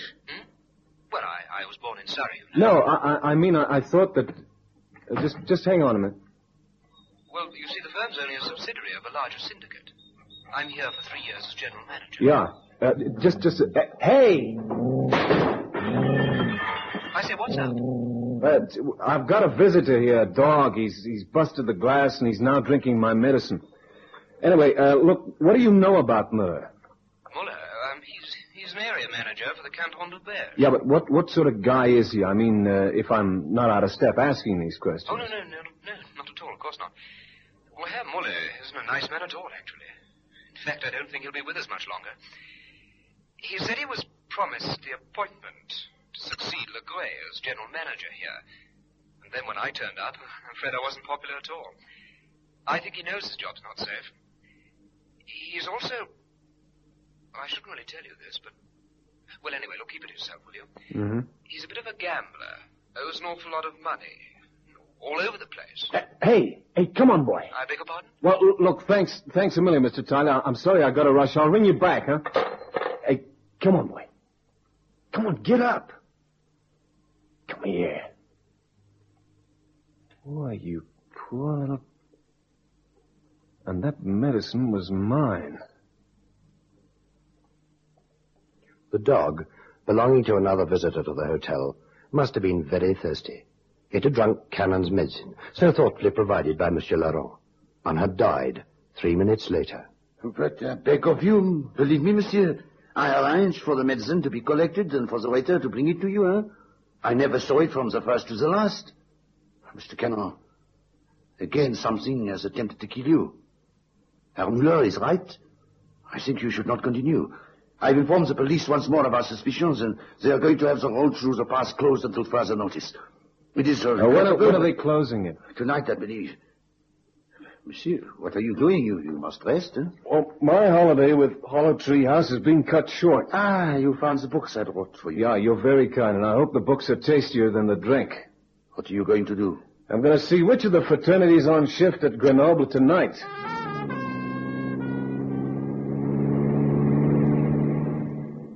Monsieur, it was only your assurance that ghosts do not wear boots that tempted me to accompany you tonight. Well, you heard my views. I'd rather you stayed behind. Monsieur, you do not suspect me in any way. Be honest. Well, it had crossed my mind. Does it still cross your mind? Well, let's say it's not so insistent now you're with me. I figured if anything's going to happen to me, you too will be landed in trouble, and I reckoned you'd be a funny kind of guy to want that to go on. Monsieur Canon, you should change. I need not have warned you. Monsieur Laurent, I wouldn't like to drive far with you. I will not speak again. Oh, no, that's all right. I want you to. I want to know what you think of Rudolf Müller. Müller, he is a strange man, but I don't believe him to be involved with this affair. You don't want to believe it. Well, we're a mile from where it happened now. Monsieur, look, you're going to be very lonely if you get out now. No. I will stay with you. This is important to me. Okay, here we go. You made those seatbelts tight? Yeah, well, nothing happened. You can open your eyes, monsieur. The road's clear. No ghost walks tonight. Thank heavens. We cannot turn around here. We must go on. Huh? There's a place where we can turn about 6 miles from here. Oh, but my belt is very tight, Monsieur Canon. No dice. We're going on to the end of the pass. Oh. Not too swiftly, please, monsieur. No, monsieur. Monsieur Canon, there's a car. Look, hold tight, will you? No, stop. It will not let us pass it. Let go of the wheel. Laurent, get your hands off the wheel.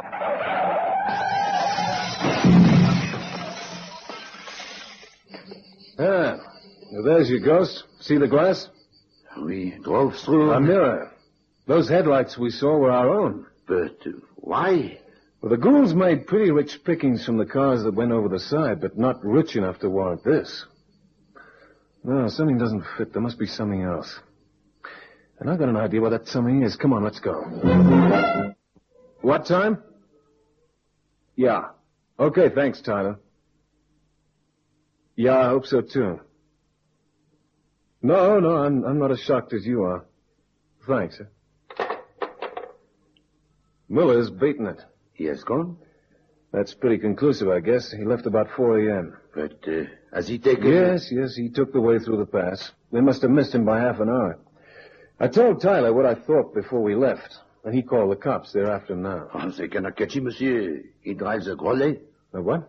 Oh, it is a car that is rare, monsieur. One might say it is his own invention. The Grollet has, as Miller was so pleased to tell anyone who listened, a 7.5-liter engine. It is capable of a speed of 140 miles an hour. Well, that won't help him along the pass. No, monsieur, but he is at a start upon the police, surely? 2 hours or more, I guess. Yeah, I see what you mean. Once over the border into Austria, he can abandon his motor car. No, I do not believe we shall catch him. Yep, Cannon. Yeah. You don't say. Well, I'll be... What is it, monsieur? No, that's right. Yeah, I guess what was left of the mirror. Mm-hmm. Okay, thanks a lot, Tyler. Yeah, I guess it does. So long. Was that what... Yeah, you were wrong about Muller. 7.5 liters didn't help him at all. But why? He went over the edge where we hit the mirror last night. Why? It must have been light by then. And there was no mirror to see his lights in. Anyway, he knew what it was. You're barking up the wrong tree, Monsieur Laurent. Rudolf Müller did 70 around the bend where I slowed to 40 and ran slap into what was left of the mirror. He must have had 4 blowouts at once. It wasn't entirely greed that prompted Rudolf Müller to erect the great mirror in the Pass de Grenoble. After all, what valuables there were left when a car plunged hundreds of feet down a mountainside wouldn't make a rich man a Müller. No, robbery was a secondary motive. His first concern was for revenge. Revenge upon la Société Anonyme d'Assurance Générale, who he considered owed him a living on its board of directors. The fact that he would have taken more than a couple of dozen deaths and car wrecks to break a company of that size didn't enter into it. Müller obviously didn't think that far. Oh, it was Müller, by the way, who poisoned Cannon's drink at the hotel.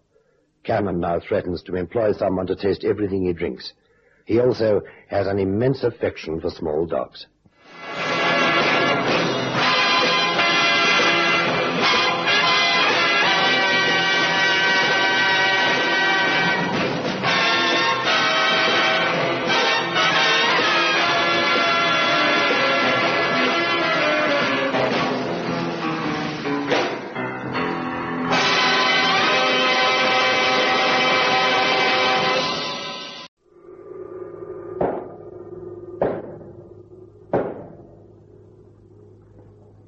you summoned, Master? Yes, Tournois.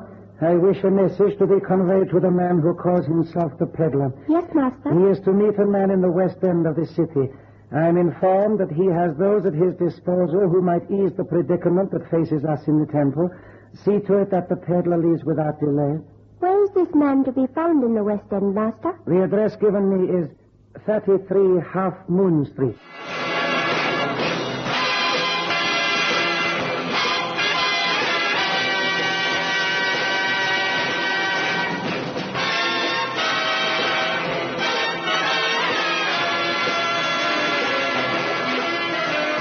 Food for the dragon.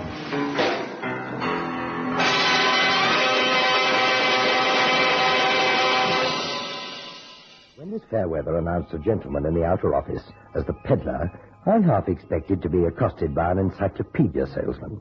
But the little man who was ushered in hadn't brazened the portals of my inner sanctum to peddle anywheres. He was merely acting as agent for a strange and rather novel client, a Chinaman, dignitary of an Oriental temple in Lambeth. There was nothing Chinese about the peddler. His flashy suiting placed him in the more seamy area of the East End, while his accent betrayed his humble birth in some south of England dockland. His request for assistance was simple enough, even if the location was unusual. Well, it's a Chinese temple, Mr. Mason, in Lambeth. Not so easy to spot if you drive past. Set back from the road a bit. You'll find it on the corner of China Walk and Coster Street, just off the Lambeth Walk. Yeah, do you know the place? We can find it easily enough, Mr. Peddler? Yeah, well, the peddler's what they call me. Silly, if you like. Haven't you a surname, then? Well, if I ever had, I never heard it. My old man was a sailor. His ship passed in the night. And what is it you want us to do in this Chinese temple? Crack a dragon. Do you know anything about temples, Mr. Mason? Not Chinese ones. Well, I'll tell you then. Yeah, well, I don't understand so much myself, you know. They burn joss sticks around the place, and there's this red dragon right at one end. Where we would have an altar. Well, I wouldn't know about that, Mr. Mason. His temple's the only one I've ever been in. And I only go there when Tong wants something done. He's the mush, you know. The priest? Yeah, well, something like that. Now, as he tells it to me, the mouth of this dragon opens up like a door in a safe. But the lock's jammed, see? And he can't get it open. So he wants you to come and, well, crack the dragon. Well, wouldn't you have been better advised to go to a locksmith? Well, it's not that kind of lock, Mr. Mason. If it was ordinary tumblers, I could have cracked it myself. Now, this thing was made thousands of years ago, and not even Tong knows how it works. It's got to be busted open. And that's beyond your ability? No, but he don't trust me working alone in there. I've got a record, you see. Well, I must say you're very frank, Peddler.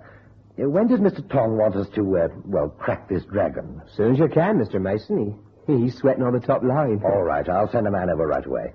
The corner of China Walk and Coster Street, you say? Yeah, that's right. Pull the bell rope on the iron door, and his Sheila will open it for you. Sheila? Yeah, well, she's young enough to be his granddaughter, but you can never tell with these foreigners, can you, Mr. Mason? Well, I really wouldn't know, Peddler. But do you know the young lady's name? Tournois. Chinese? As an Hong Kong junk. Nice-looking doll, though. Sweet-tempered as a lark. Well, that's about it, then. I'll tell Tong that you'll be over this morning, right? Right. Thanks, Mr. Mason. Oh, look, and if there's a bit of commission on the side, you can find me any night at the Lord Palmerston in Old Paradise Street. I'll attend to that, too, Peddler. Man's got to live, you know. Oh, I know. Goodbye, Peddler. Cheerio, Mr. Mason. Cannon. Yeah? Come in a minute, will you? Okay. Well, Cannon, there's a job in a Chinese temple. Yeah, what's she like? Chinese as a Hong Kong junk. What the devil are you talking about? I thought you were doing the talking. The job is an assignment. Their Chinese idol, a dragon, has got jammed up. We have to get it open. That little man was a go-between for the high priest, Tong. The temple's on the corner of... China Walk and Coster Street, I know it. Do you know Peddler? No, but I've seen the little man in that area. He drinks at the Lord Palmerston. Not only that, but you left your talk key down on the intercom and I heard the whole conversation. Well, why didn't you say so? You didn't ask me. No, all right. Well, will you go and look at it first, or will you take some tools with you? Well, I may as well take some tools with me. A jemmy, a crowbar, and a Birmingham spanner. That's slang talk for a hammer. Explosive? You think I might have to blow this thing? Well, it must be pretty well struck, or they wouldn't have sent for us. Okay, I'll give the dragon toothache with a pound of plastic high explosive. There's some HE fuse in the store cupboard, and you've got some detonators in your desk drawer. Try not to blow up the whole temple. To blow up Oriental would be quite occidental. No. Why don't you get on with it? That's just what I'm going to do, Chief. Blow.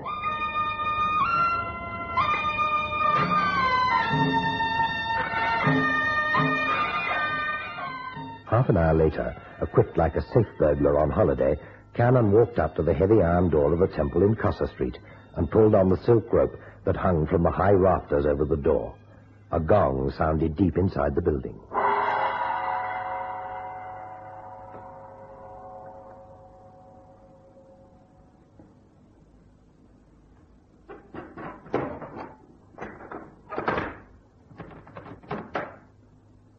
Wow. May I be of assistance to you? Any time. I mean, my name's Cannon. I'm from Assignments Unlimited. I've come about the dragon. Oh, yes. Please to come inside. Yes, ma'am. Oh, my arms are full of this stuff. Will you take off my hat for me? Not necessarily in Chinese temple. Come. Sure.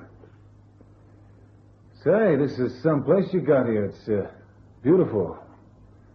Smells like Yes? like a Chinese temple. Hey, you're beautiful, too. What's your name? Tunwa. That's a nice name.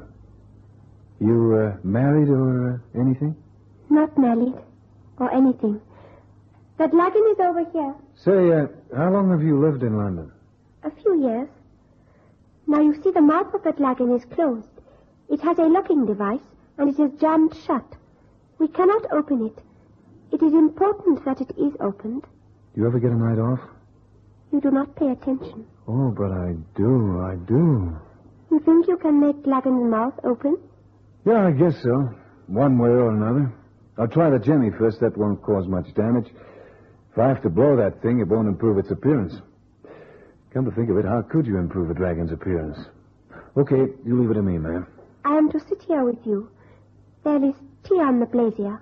Oh, you don't trust me, huh? I have my instructions. Sure. Okay. Well, here goes with the jemmy.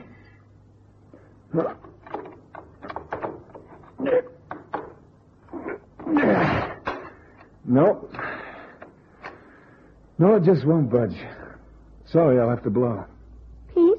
Explosive, Psst, boom. Oh. But you better check with your boss if it's all right. Say, what's that? It is of no importance. You may make explosion. Okay. I'd like to see how I do it. I mean, you might as well, since you're sitting there anyway. I shall show concentrated interest. Well, this stuff that looks like plasticine is called PHE. It's a high explosive.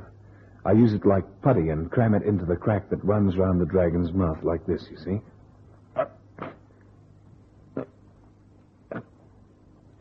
When it blows, it should crack the metal all around the dragon's mouth.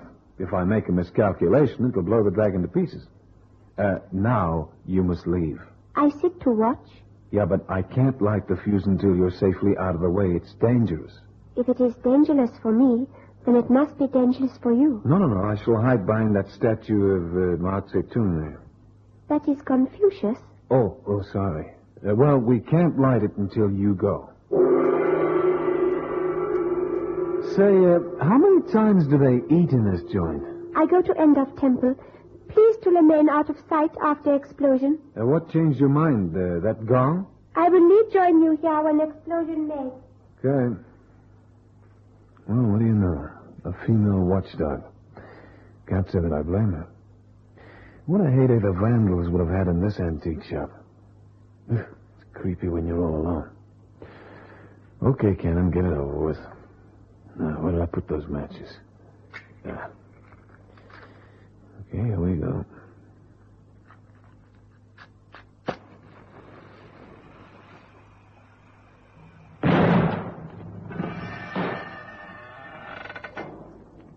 Well, open like a charm. Say, that dragon's got a mouth as big as a whale. Come away! Come away! What's that? You are not to go near the dragon. I said you must not go near. Well, I only wanted to see if the blow went off as planned. Look, there's hardly any damage at all. Now, what... Hey, Tunwa, do you see what I see? Please to come away. did that thing close itself? Please, you must go now. And who's that doll lying inside? You are mistaken. There is no one inside. Look, I got eyes, baby. How long was that thing stuck? 4 days. Now, please to go. 4 days? That woman's been in there for 4 days. Listen, you better tell that gong-happy guy inside there to open up the Dragon's Maw. There is something that bothers you, Mr. Cannon. Well, who are you? I am Tong. Well, there's a woman inside that idol, and I want her out. Impossible? If you don't open it up, I'll break it open myself, friend. Your explosive is finished, I think. Look, if you don't play ball, I'll leave here and come back with the Scotland Yard murder squad. I got a feeling there's something phony going on here. As you wish, Mr. Cannon. Yeah. Yeah, and while I'm gone, you get rid of the body, huh? Clever boy. Where's the telephone? No telephone, Mr. Cannon. Okay. If that's how you want it. I'll get the cops. And if I know anything about Inspector Bottomley, he'll take this place apart and you with it.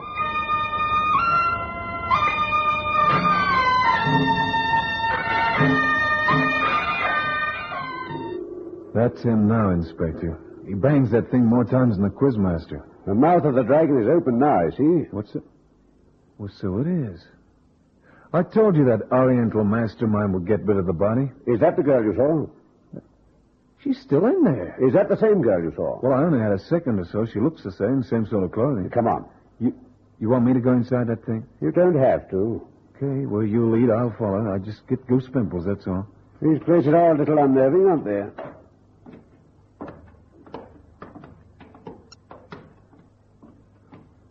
Well, Inspector? She's still breathing. She looks all right. Is in a trance. Hey, wake up. Wake up, miss. Oh, she's either in a trance or drugged. Well, I suppose Tong couldn't get away in time. Say, take a look at this place. That dragon's mouth is only a door into this inner temple.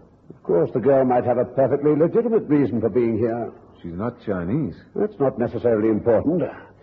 Well, we better go out into the fresh air. Come on, help me, Cannon. Okay. Hey, the dragon's mouth, it's closed us in. It's only shut. Try and open it. No dice. When that thing closes, you can't open it again. I tried before. Had to use explosives to break the mechanism. But it still locks itself. Well, we can't stay in here. We'll have to get out somehow. Well, that dragon's mouth is the only egress and exit. I guess we'll have to wait for Tong to let us out. Hey. What is it? Suppose Tong doesn't want to let us out. You know, I've got a nasty feeling we've walked into a trap.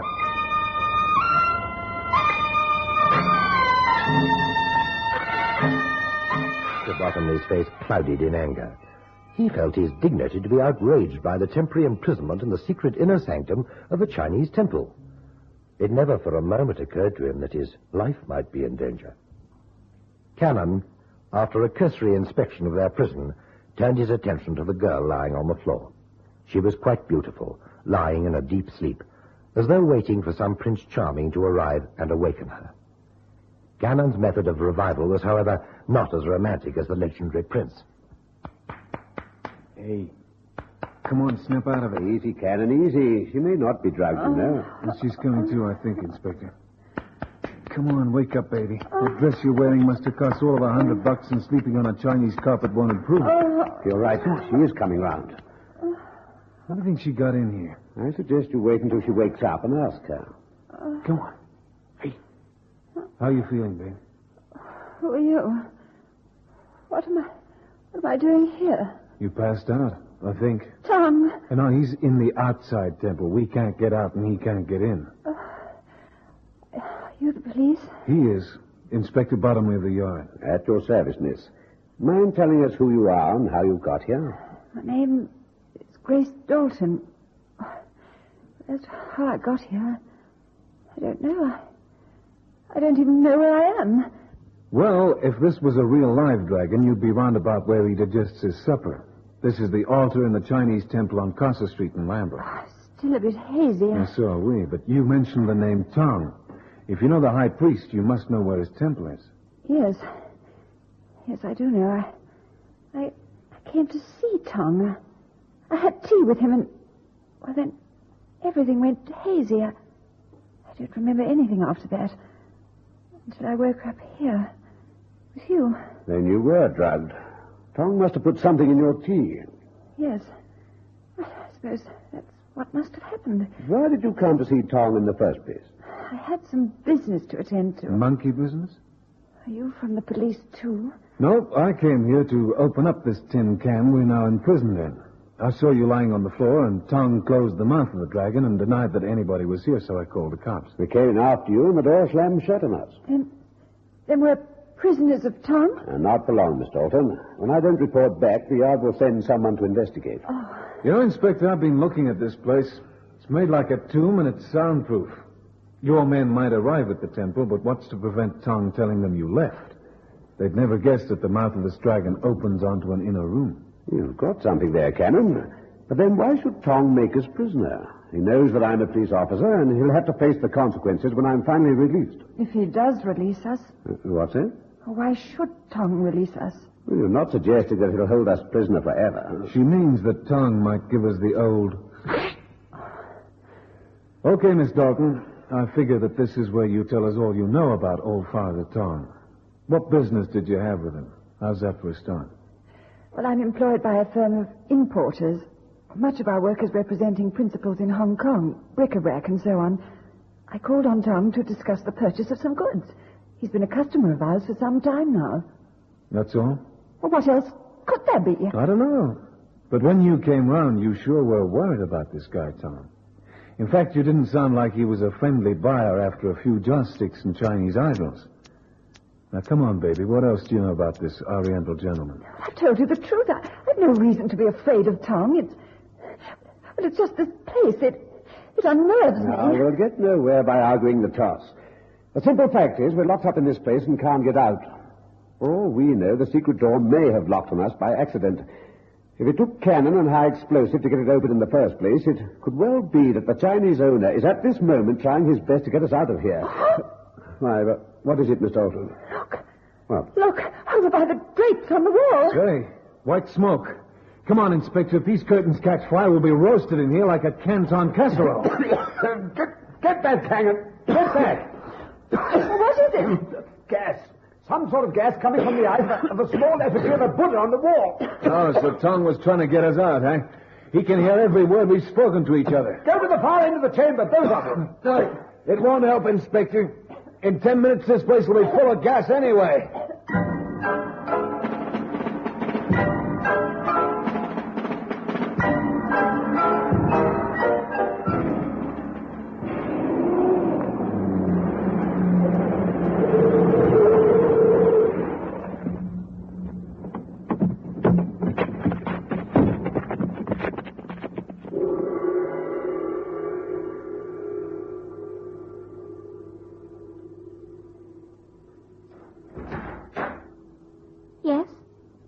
Good evening. My name's Mason. I'm from Assignments Unlimited. I sent a man down to open up a door for you. He hasn't returned, and I wondered what had happened to him. The man called Cannon? Yes, is he still here? He left several hours ago with another man. Who was that, may I ask? A gentleman calling himself Bottomley. Bottomley? Inspector Bottomley? I think that was the name. Well, what were the police doing here? That I do not know. Look here, do you mind if I come inside for a minute? It is permitted. Come. Thank you. I'd like to see the man in charge, if that's possible. Tom. Well, that was the name I was given. I will summon him. Please excuse. Will you please be seated? Perhaps I may be permitted to bring you refreshment? No, thank you. I wonder if I could look at Cannon's handiwork. Please? He was to have opened up the metal jaws of an imitation dragon. I wondered if he was successful. Most successful. Oh, I didn't see you arrive. Are you the man they call Tong? I am honored to meet you. You were inquiring about the work your man performed for us. The dragon is there at the end of the temple. As you see, it is now open. The work was carried out with precision, and your man left. This young lady says he had someone with him. That is true. They left together. Look, Tong, I don't like this. Cannon's a most reliable man. He hasn't reported in, and it's most unlike him. What was Inspector Bottomley doing here in any case? They came to inspect the inner temple opened for us by you, Mr. Cannon. You would perhaps wish to inspect it yourself? Yes, I would. Please to come this way. As you will see, the work was most expertly done, but alas, the door will no longer close. It is to be expected. Your man used high explosive. There. You may inspect it yourself? You say it won't close? No longer, I fear. It's a room inside, a large room. The private temple for meditation. Walk inside, Mr. Mason, and look around at your leisure. I have a few things that need my attention. Summon me when you're required to leave. No. No, I won't bother, Mr. Tong, thank you. I'll leave now. The young lady will let me out.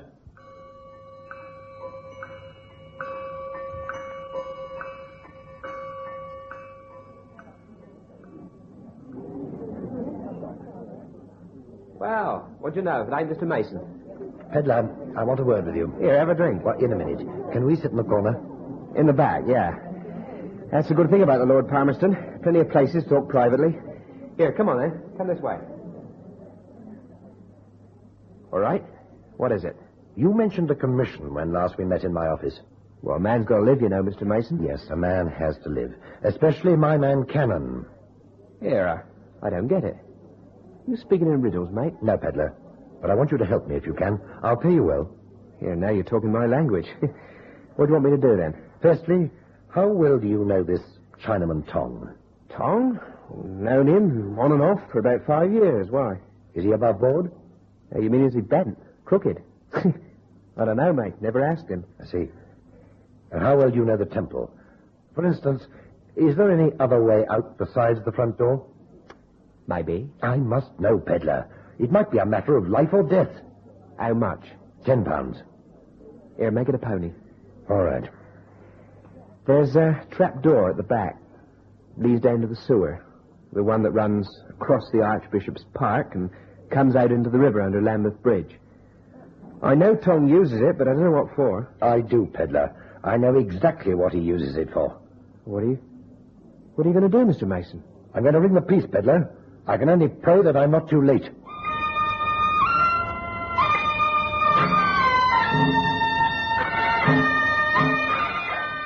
Tong was apprehended in the motor launch under the Lambeth Bridge. Cannon, Bottomley, and the girl Grace Dalton we found trussed up by the water's edge, fortunately little the worse for their experience. The four of us returned to the office, impatient to hear what Grace Dalton had to say. Everything I told the inspector was true, Mr. Mason. Tom brought consignments of Confucius idols from my firm, several dozen a month. The other day I accidentally knocked one over and it broke. It was full of white powder. I took it round to him to apologize. He offered me tea, and the next thing I knew was being on the floor at that inner temple. The white powder being dope. Clever way of smuggling it. Yes, but Tong, whatever his faults, was no murderer. He put you, Miss Dalton, out of the way in the Dragon's Temple, and then couldn't get the door open. That's where Cannon came in. And if he hadn't rushed up to see his handiwork and spotted you, Miss Dalton, heaven knows where you'd be now. Clever boy. And he nearly got away with it. But there's one thing I don't understand, Chief. You'd have wound up with us if you'd gone into that inner temple.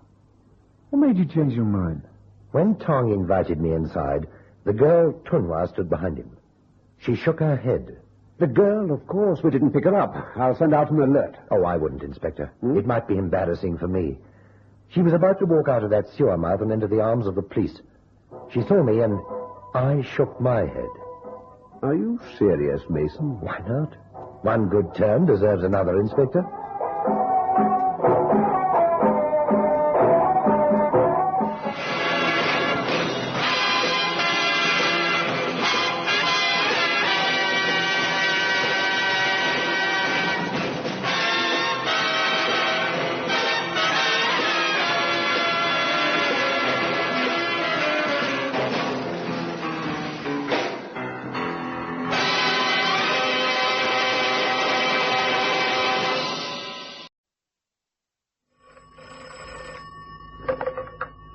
Assignments unlimited. Good afternoon.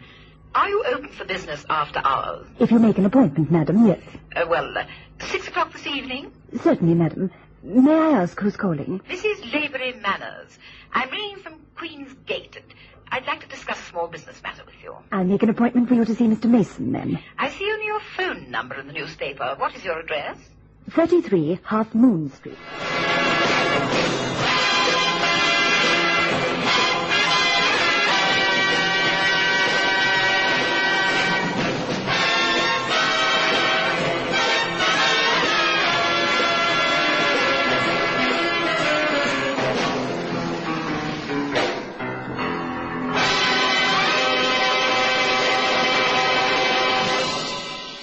Lavery Manners was the living embodiment of her name. Her etiquette was impeccable. She swept into my office like a galleon in full sail, and, divesting herself of a priceless mutation mink, proffered a hand weighed to the plimsoll line with diamonds. With a toss of her immaculate coiffure, she introduced herself in those dulcet tones reserved exclusively for the English aristocracy. Good evening. I'm Mrs. Lavery Manners. You must be Mr. Mason. I am. Do sit down, Mrs. Lavery Manners. Oh, thank you. I'm sorry to have come so late, but your girl was most courteous and said you'd wait for me. You see, it's a matter of some urgency. Oh, we see clients at any time, madam. Now, what's your problem? Well, it's my dog, Tootsie. You see, he's accustomed to a regular routine, and that entails a walk through the gardens every evening at 8 o'clock. Now, this has been the duty of my butler, but unfortunately, the poor fellow has met with a slight accident and is incapacitated. I have applied to the Labour Bureau for a new butler. Oh, they're so difficult to obtain these days. In the meantime, poor Tootsie is pining away, and I thought you might be in a position to supply me with a man to take him out on his leash. Just until my own butler is well again, or until I find a temporary replacement from the Bureau. Oh, nothing could be easier, Mrs. Lavery Manners. What time would you want him to report and where? Oh, thank you so much. You don't know what a relief it is to find someone reliable. My address is 17 Queen's Gate, South Kensington. You know, just near the Victoria and Albert Museum. I'm sure your man will find it easily enough. Oh, he's well acquainted with London. He'll know where it is. Thank you again, Mr. Mason. If he could report at 7:45, I'd like him to come acquainted with Tootsie before his first run. I'll see he's there on time, madam. And then I'll bid you good evening, Mr. Mason. Good evening.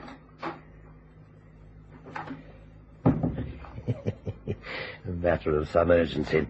Whoever dreamed up that expression, it's a dog's life. Yes? The lady's left, sir, but the perfume lingers on. Why haven't you gone home, Miss Fairweather? The lady said the matter was of some urgency, sir, so I thought I'd better stay around for a while. Well, I'm touched by your loyalty, Miss Fairweather. Well, I was waiting for Cannon anyway. Cannon? Is he coming here? Yes, sir. We're going to the Flicks. You were going to the Flicks? Cannon has work to do, tonight. Oh, it always happens when it's Gregory Peck. 17 Queen's Gate. Well, Cannon, you must admit it's rather nice. Yeah. I wonder what the chief's charging for this dog walk. Why don't you ask the wealthy widow? Well, we don't even know if she is a widow. Ring the bell, Cannon. A faint heart never won a fair French poodle. Okay. Yes? Oh, evening, ma'am. My name's Cannon. I'm from Assignments Unlimited. You've come to take out Tootsie? Well, that's the general idea, ma'am, yes. Good. The tradesman's entrance is right on the corner. If you'll go round to the kitchen, I'll fetch the dog in his lead.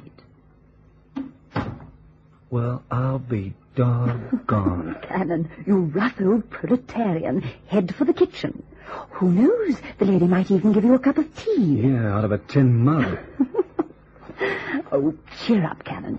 It's a lovely night under the stars and really quite romantic in the gardens. Yeah, surrounded by an iron fence 10 feet high. I feel like I was in jail. Come to think of it, I'd rather be in jail than at the beck and call of an old pussyfoot like this one. Here's the turning. And there's a number on the back of the house, too. Well, that must be him. Now, you ring this time. Right.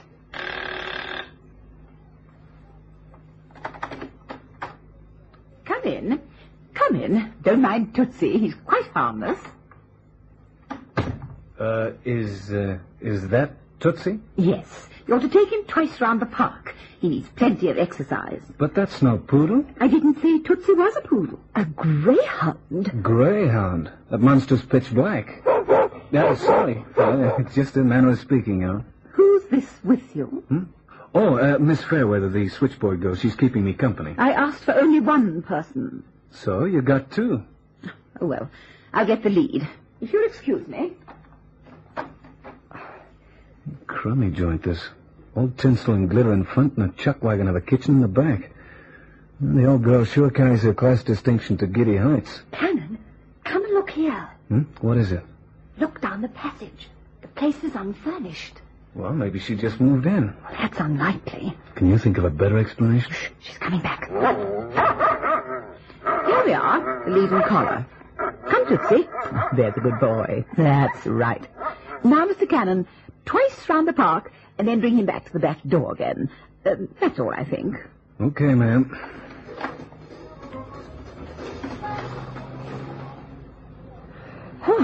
twice around this place. Well, that puts the kibosh on Gregory Peck. Oh, it'll take ages. Yeah. Well, maybe we could tie him to a tree and look at the stars. Duty is duty, Canon. We walk him for an hour, just like the lady said. Okay. Say, tell you what. Let's see if we can get him to start up a rabbit, sort of pass the time. If you let go of that lead, you might lose him, and then the fact will be in the file. Taking the dog for a walk, mate? No, we're off to the preacher for a special license. Oh, funny, eh? Give me the lead and I'll walk him for you. Stranger, look, I don't know who you are, but take a powder, huh? Know what this is? Sure. It's a razor. You better stand closer to it next time you shave. Matey, I'm not playing games. Now, you be a good boy and take your girlfriend off into the park and hand me the dog. Look, beat it, Buster. All right.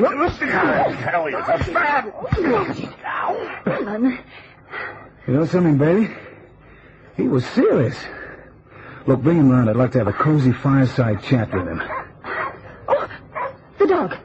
You let him go. Well, what else could I do? That guy on the grass is a qualified barber. Come on, let's get after the dog. Come on. Oh, no use. No, I guess not. Whoever outran a greyhound anyway. Oh, boy, what a start to an assignment. Come on, let's get back to the mug with carving ways.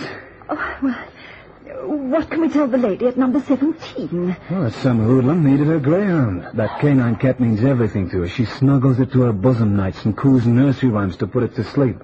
Canon, the man you put to sleep has gone. Yeah, that's right. Oh, well, just my luck. It's all this class distinction that disturbs my sense of justice. I should have hit him with a rock. Well, I guess there's no use in delaying things. Come on, let's get back. Ring the kitchen doorbell, Miss Fairweather. Right. Say, how many dogs has the old girl got? Ring again. What's the matter with it? Try the door. It's locked. Let me see. But Canon, she might just have gone out or something. If you break in, we can get into all sorts of trouble. Look, a guy tries to slice me with a razor. We lost the dog. There's another one howling its head off inside. How much trouble can you have in one night? I've got a bunch of keys here that'll open this door. If the old girl returns while we're inside, we'll say we left it open. There.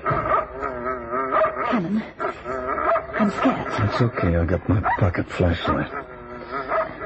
Say, the whole joint's in darkness. The old doll must have gone out.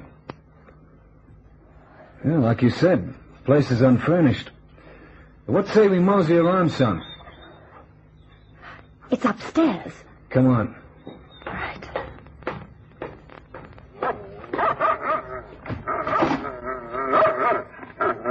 Okay, fella. Take it easy. Take it easy.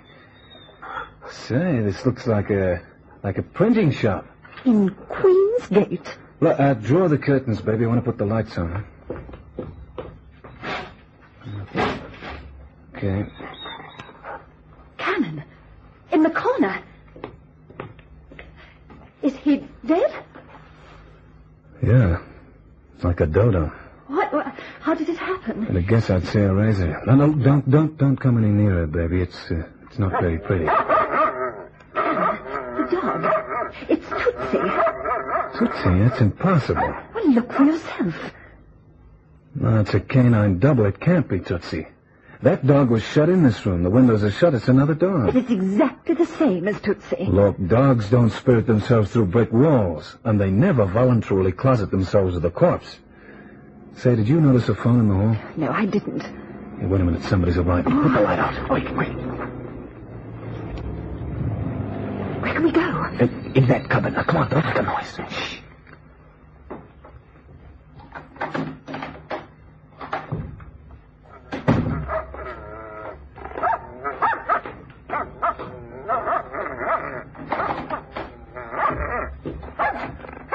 All right, Tootsie, all right. Come in, Levita. Are you sure the dog don't bite? Tootsie? He's as tame as a kitten. Don't be silly. There's our friend in the corner. Someone make a bad mess of him. Looks like a razor. It was. How it happened? I don't know. He staggered back here from the park. He was taking the dog for a walk and someone attacked him. I did what I could, but he was too far gone. Okay, I take him. You want for nobody to see him again? Yes.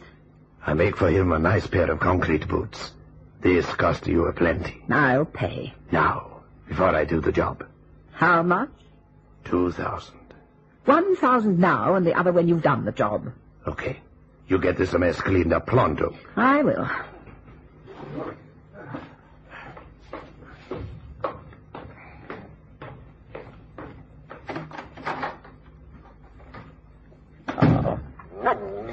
Poor Tootsie.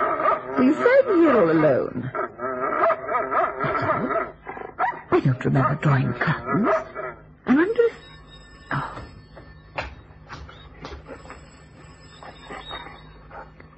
Come on, let's get out of here, baby. How? Well, she's on the phone. There's ivy on the wall outside. Do you think I can climb down? I'll try. Good girl. Now come on over to the window. Right. Come on. Quiet. Okay, out you go. Go on. I'm right behind you. Now make sure you got a good handhold. Okay? I'll close the window. Yeah. Made it. Hey, you're a great burglar, Cat. Don't you mean a cat burglar? Tootsie. Yeah, the right Tootsie. Well. He's still got his collar and lead on. Come here, boy. Come on. Come here. Got him. First lucky break this evening. Cannon, having made a mental note never to accept a job as butler to anyone, began to retrace his steps to the office, with the intention of telephoning me at the club. He didn't get that far. A newsboy caught his attention on a corner at Knightsbridge. Evening Standard, all the dog fixtures. Evening Standard, all the dog fixtures. Paper, Gov? Yeah, here. Thanks, Gov. Right. Evening Standard, all the dog fixtures. Evening Standard, all the dog fixtures. Cannon, what are you looking for? Just a hunch. Hang on. Yeah, here we are. Third race at Wembley. The dogs? Yeah, that black greyhound races for his living. Which one? Well, that's quite a point. Anyway, the name's the same. Look, third race. Tootsie, owner, Mrs. Laborie Manners. Honey, do you know how these dogs race? You ever been to the dogs? Not yet. But I have a funny feeling that if you don't report that dead butler, I'll soon be going to the dogs.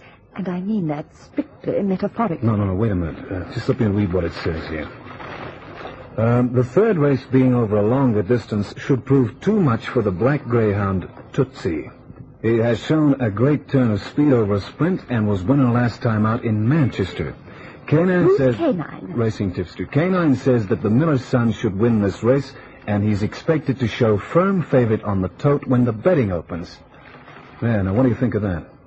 Well, I might think all sorts of things, if you translated it for me. Well, it's like this. You see, tomorrow's Saturday, and the big race meeting at Wembley.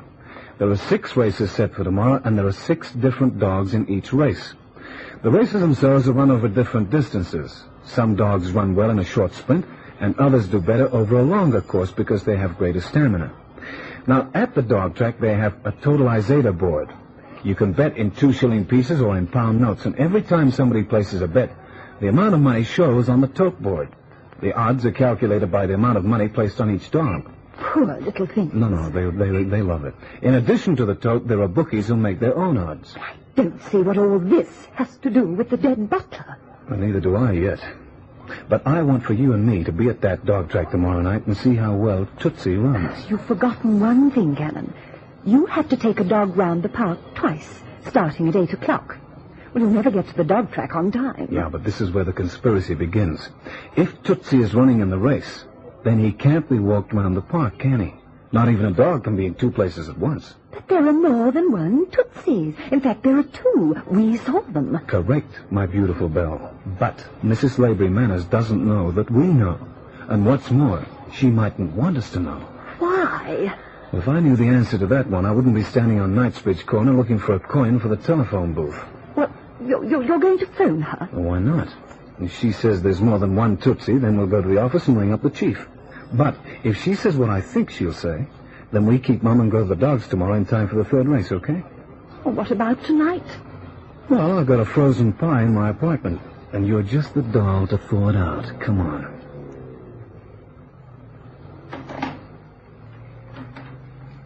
You in? That's it. Now, hang on. I've got a phone number somewhere in my diary here. Now, you keep very quiet while I'm talking. Oh, very well. There we are.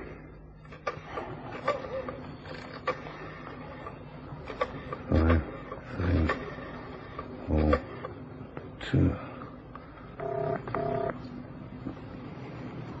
3.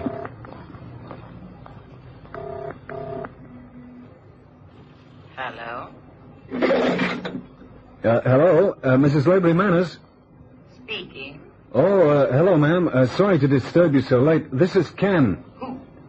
Ken, Assignments Unlimited. You know the guy who took your dog Tootsie for a walk tonight? Oh, yes. What can I do for you, Mr. Cannon? Well, the fact is, ma'am, I bought the Standard just now on the way home, and, well, I see in the sports page that your dog Tootsie is racing at Wembley tomorrow night. Oh, he has little or no chance. The dog's a sprinter. Yeah, well, that's not why I rang, ma'am. You see, my old and infirm aunt is coming down from Greenock tomorrow, and I thought if the dog is racing, then, well, you won't need me to take him for an exercise around the park. In which case, I could go to the station and meet the old lady. Hello, are you still there? Yes. Very well, Mr. Cannon. You may have tomorrow off. But see to it that you're here on Sunday. On time like a Rolls-Royce watch, ma'am. Good night, Mr. Cannon. Good night, ma'am. You catch all that? Every word. But, Cannon, if only one dog is at the racetrack, who will take the other one for a walk? Baby, I'm more interested in finding out who's being taken for a ride. Oh, it's exciting, Cannon. Oh, we must come to the dogs again. Yep, it's great fun if you just watch it. Oh, surely a mild flutter can't do any harm. A mild flutter, no. When the gambling's big time, it gets a bit rough. Oh. Well, here come the dogs for the third race. Just watch them as the attendants walk them around. Look, there's Tootsie. Yeah, but which one? Well, I can't tell, but he doesn't look as though he hasn't got a chance. Well, Mrs. Lavery Manners was adamant that he couldn't win. Oh, where are you going? To the bookie. The betting opens now, and my guess is that the odds on Tootsie are going to drop suddenly and dramatically. You're going to have a bet, but you said that wasn't wise. No, I don't consider this to be a wager, baby. I figure this is a cast-iron certainty. Oh, well, the tote's over there. Yeah, I know, but I'm betting with a bookie. Tootsie is a rank outsider. With a bookie, I'll get 25 to 1. Oh, well, I want to bet 2 shillings. Well, now, come on, I'll make it a quid, huh? I've only got 10 bob. Okay, I'll loan you the rest. You tap that guy on the shoulder, he'll do. Excuse me? Yes, miss? Well, what is it? Want to bet or don't you? Cannon. Good eyes. What's with you, mate? Nothing. Tootsie, 25 to 1, I see. That's right. Here. Haven't I seen you somewhere before, mate? Sure, you're my favorite bookie. Give me 50 to 2, will you? 50 to 2, Tootsie. Right, here you are. Thanks. Come on, baby, let's get over to the cage. Cannon, that's the man who attacked you in the park. I know. Well, aren't you going to do anything about it? Not right now. But he's a bookie, and that begins to add up. Now, look, just stand here and watch the line of bookies. In a minute, you'll see 10 different guys walk up to the 10 different bookies and each place a bet at the same time. And before any bookie can lower his odds on Tootsie, there'll be a fortune bet on the dog. There, you see? There they go. Oh. Now I know why Mrs. Lavery Manners lives in Queensgate with no furniture. Well, tell me. All in good time. There, the dogs are in the traps and ready to go. I'll only be absolutely certain after the race.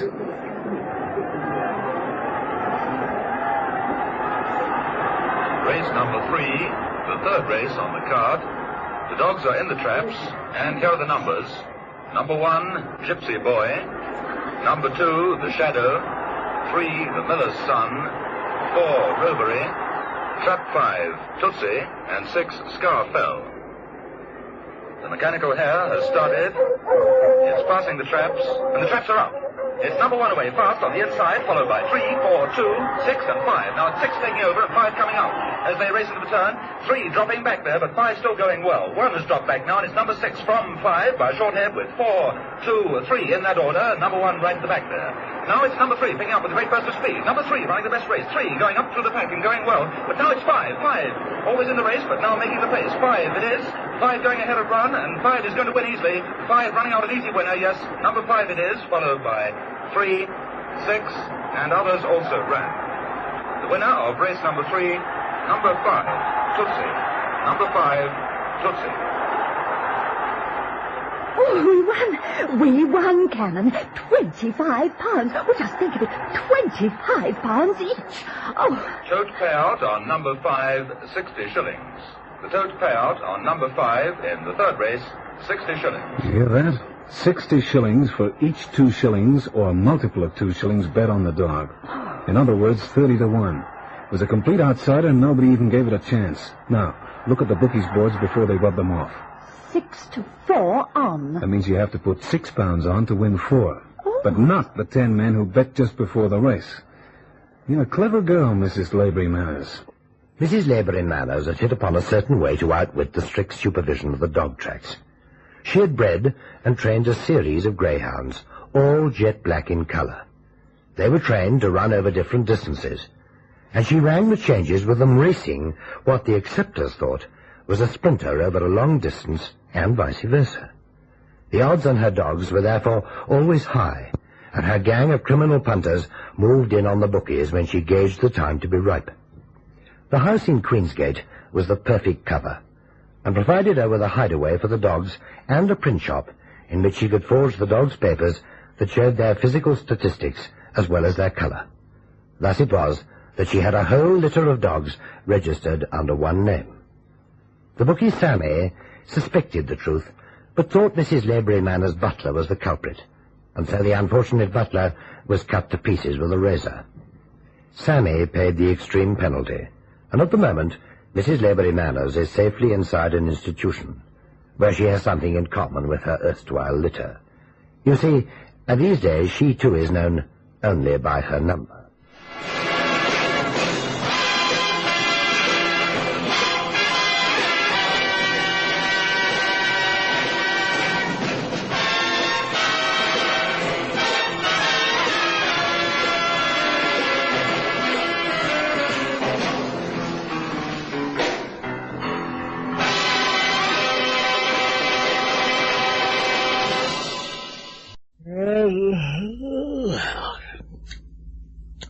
What time is it? 10:30 and a beautiful morning. The morning is never beautiful, Mortimer. For lovers and poets, but never for thespians. The night is for actors. Well, stop acting for a minute and give me your undivided attention. Well, it must be serious if you drag me out of bed at 10 o'clock in the morning. It is. An hour ago I had a deputation from the stagehands. They won't be working tonight. Oh, not a strike. Not those layabouts. Call it what you will, but unless I can find 2 good men to move the truck on stage for the second act, we'll have to put up the notices. Close the show because of a couple of stagehands? What nonsense. Assignments Unlimited will supply you with a couple of hands. Assignments Unlimited? What's that? It's a firm specializing in offbeat jobs. Go and see them. Their offices are in the West End, 33 Half Moon Street.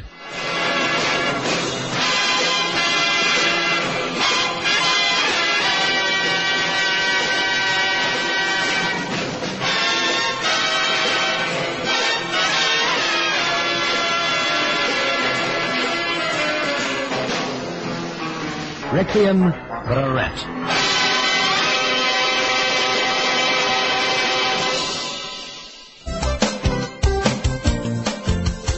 Looking for space to hang and dry your washing? Washline distributors have the solution. Their rotating and fold-down wash lines take up the smallest spaces. Ideal for townhouses, simplexes and balconies at affordable prices. Galvanized or powder-coated and available in 5 different colors. For 24-hour delivery, installation, reliable and friendly service, phone Washline distributors on 011 792 2486. That's 011 792 2486. Wash lines for every space and need. Vir die eerste keer kan die ANC in verskeie provinsies gewen word. Ek is Pieter Mulder, leier van die VF+. Geen party kan alleen die ANC wen nie. 'n Koalisie van partye, waarvan die VF+ deel is, kan dit wel doen. As jy vir die VF+ stem, onderneem ons om daardie sake wat vir jou belangrik is, in so 'n koalisie in te dra en daarvoor te veg. Stem vir die party wat nie net praat nie, maar ook doen. Stem hierdie verkiesing, beslis VF+. things in life are obvious and easy. If you have a business providing a good service or selling a product, you need to let people know. But how do you do that? Easy. Just tell them here on springbokradio.com. Internet radio is about talking to people in their own homes. Your message becomes part of the sound they've chosen to listen to. To find out more about advertising on springbokradio.com, contact Dave Dupree on Johannesburg 011 678 5176. Or for outside South Africa, 2711 678 5176. Or email Dave at springbokradio.com. I had laboured under the misapprehension that Cannon's taste in theatre was restricted to the occasional visit to the windmill, or those gloomy speakeasies in Soho. I was therefore rather surprised when I learned that he'd seen the sophisticated play Chanson the Abbé, currently playing at His Majesty's in the Haymarket. I discovered this cultured side to the Cannon character when a flowery and flamboyant gentleman called at my office to recruit a couple of stagehands for the play. We were particularly busy at the time, and I was able to offer the services of only one man, to wit, Cannon. But he, having seen the play, knew roughly what was required, and was able to recruit the second helper from among the twilight set, who live on the fringe of society and the edge of the law. His theatrical employer didn't seem to mind, and so I decided to give Cannon his head and hope for the best. Hello, Guppy. Hello. Haven't seen you standing on this corner for a long time. Been doing a two-stretch on the moor. When'd you get out? Last week. You doing anything special? In a manner of speaking. But you're not speaking. As a matter of fact, I'm carrying a razor for Jack Dot. How's business? Sharp. You want a night's work tonight? On the level. What's in it? £3. Doing what? Stagehand over at His Majesty's. I'll be with you. Backstage at 7:30 if you can get away. Hold on. As a matter of fact, things are quiet on the row. I've heard there's a lot of trouble between Billy Mills' mob and Italian Henry. So the Dot mob sit on the sidelines, huh? See you there at £7. £4, did you say? 3. Over there. I'll do with £3.10. Okay, tell them at the stage door you'll be engaged by Mr. Mortimer Carstairs, and don't forget, otherwise they may not let you in. Not let me in. That's a carve-up. Oh, yeah, and leave your razor at home. I might want it to pick me teeth. Well, just so long as you don't pick a fight. See you, Guppy. 7:30 at the stage door. I want to see a geezer called Carstairs, Grandad. Someone want me? Oh, good evening. Who are you? The new stagehand. You? What's wrong with me? Nothing. Nothing at all. Cannon? Coming. Yeah, what is it, Mr. Carstairs? Oh, Guppy, you made it. Good boy. This is the fellow who's going to help with the truck. Call him Guppy. Guppy? What does he do in his spare time? Well, you might say he's a sort of, a trimmer. Oh, seaman, eh? Well, all right. Get in the wings. I'd just like to see you move that truck on once. Okay. Come on, Guppy, lend a hand, huh? I'll let the brake off.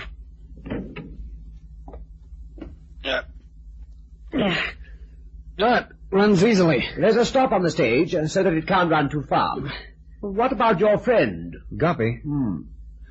Oh, yeah. Look, Guppy, you're supposed to help me push it. You never said. If all stagehands were as strong as you, Mr. Cannon, we could operate on half the personnel. Yeah, that'd be bad for the Trade Union Council. Okay, Guppy, now push it back again. Oh, it's a jinx, I tell you, Mortimer. Oh, what's happened now? That nitwit of a bit player, Sammy North.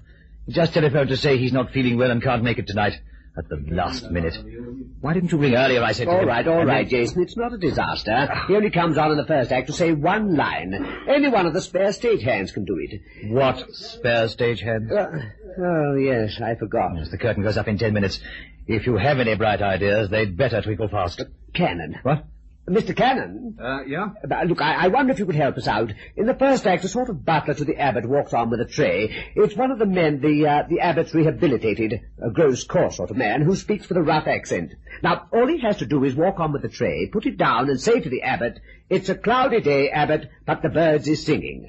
Yes. Then he sits in a chair and goes to sleep. He stays there until the end of the first act. It's really quite easy.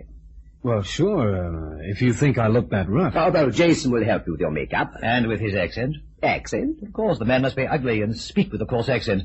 It sets the mood of the play. Illustrates what sort of man the abbot is trying to reclaim into society. Yeah, well, I've seen the play. Well, then you'll know what I mean. Gopi can lift anything back here. I never lift nothing when I'm on an honest job. No, that's not what he meant, Gopi. Gopi? Yes, Gopi, you're the answer to a maiden's prayer. Are you trying to be funny, mate? No, of course not. Better watch it, Charlie. I don't hold with geezers who use lipstick. Now, take it easy, Gopi, because everybody who works on stage uses makeup. You see what I'm thinking, Mortimer? Yes, Gopi looks the part and speaks the part. In fact, he's perfect, even better than Sammy North. Look, Gopi, all you have to do is to walk on when I tell you. Jason McIver here will be sitting in that chair, see?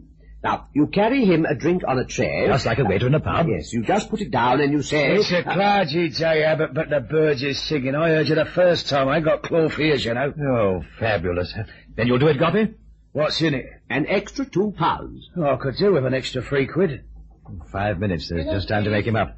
Come on, Gopi. Where to? My dressing room. I've got to make you up. Not on your dilly, mate. You ain't putting no powder and scent on me. Oh, can you help, Mr. Cannon? Now, look, Gopi, I wouldn't give you a wrong steer, now, would I? No. Well, if you go on stage, you have to be made up. You can wash it off again afterwards. There's nothing sissy about it. From out front, it looks better, that's all. It makes you look, makes you look more manly. Now, be a good fellow and go with Mr. Jason McIver, huh?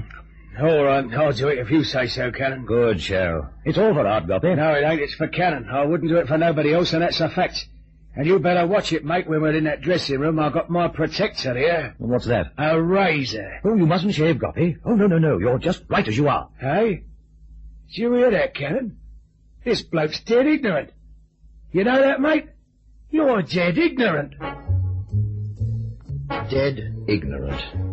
2 words that might have constituted Gopi's epitaph. The play began to a packed audience, eager for the drama and slightly annoyed at a tea girl who accidentally dropped her tray full of empty cups at the beginning of the first act. A malcontent is made, not born, Sir Peter. All men are born innocent. It's environment that sows the seeds of evil. My dear Abbot, with respect for your cloth, I humbly disagree. More evil is among the rich than the poor. Not if the spirit is enriched, Sir Peter. The humblest man can store the treasure in his heart.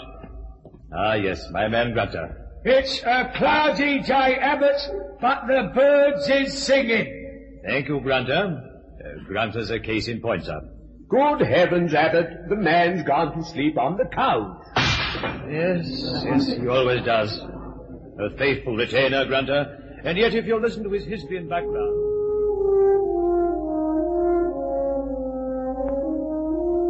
And the audience, forgetting the untimely interruption of the tea tray, settled back to enjoy the acting skills of Mortimer Carstairs and Jason McIver as they unfolded the threads of their play with the inert figure of Gopi as their backdrop. The first act ended to tumultuous applause as the curtains closed, screening the feverish activity of the stagehands preparing the set for Act 2. Okay, get that furniture out. Gopi! Hey, Gopi, what's with him? He's played the part too well. He's fallen fast asleep. Come on, Gopi, wake up, fella. You're a stagehand again. Gopi, come on, your acting days are over. You've got to... Hurry, Cannon, will you? It's time for the truck. Hold it. Just a minute, hold everything. What do you see you doing, Cannon? Look. Good grief. Blood. He's dead. Dead? But how? A bullet? Right through the heart.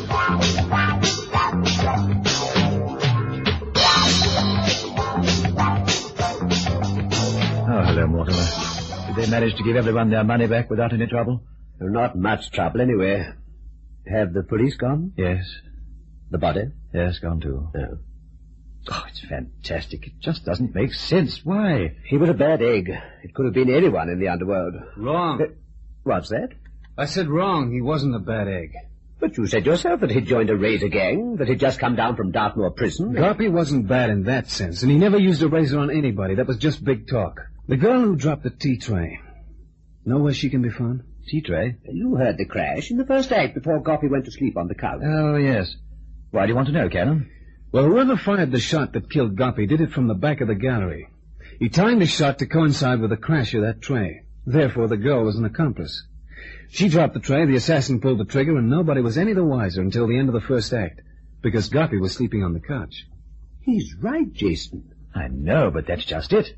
The murder was premeditated. So Guppy must have had an enemy you don't know about. Guppy was shot by accident. What? You don't mean they were after me? No, I don't. Guppy was never meant to go on stage. Nobody could have known he'd be on stage, or that he was even at the theater until he walked out there. So it couldn't have been premeditated for Guppy. Well, who then? Sammy North.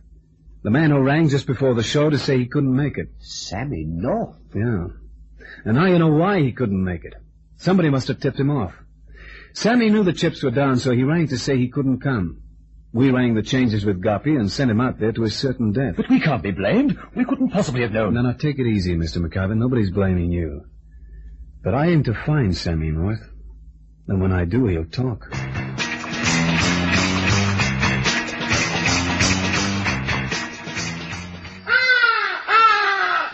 Enjoy the best of both worlds. Only 2 hours drive from Johannesburg and Pretoria and half an hour by air. The magnificent Sundown Ranch Hotel and Lion Park, just 10 kilometers from the Pilanesberg Game Reserve and Sun City Resort.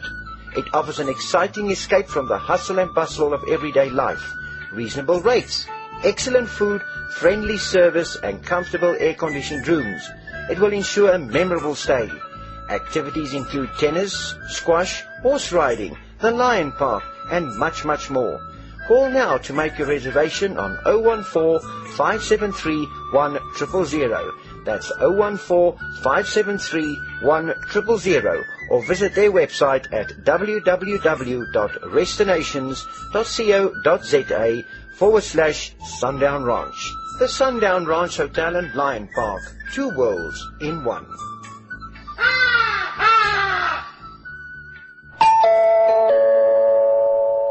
Ek is so beïndruk met die Vryheidsfront Plus die afgelope 5 jaar. Het jy agtergekom hoe op verskillende vlakke vir ons morele en Christelike waardes geveg het? Wat my opgeval het is dat hulle nie skroom om die regering aan te vat oor korrupsie, onbillikheid en onregverdige regstellende aksie nie.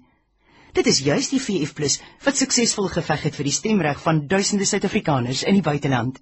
Stem hierdie keer beslis Vryheidsfront Plus.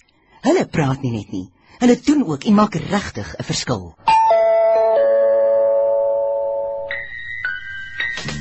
Splish, splash, the water hogs splashing all day long. Using up the water, it's too late when it's gone. If you want to help them, this is what to do. Make sure the water hog is never, never you. Just make sure the water hog is never,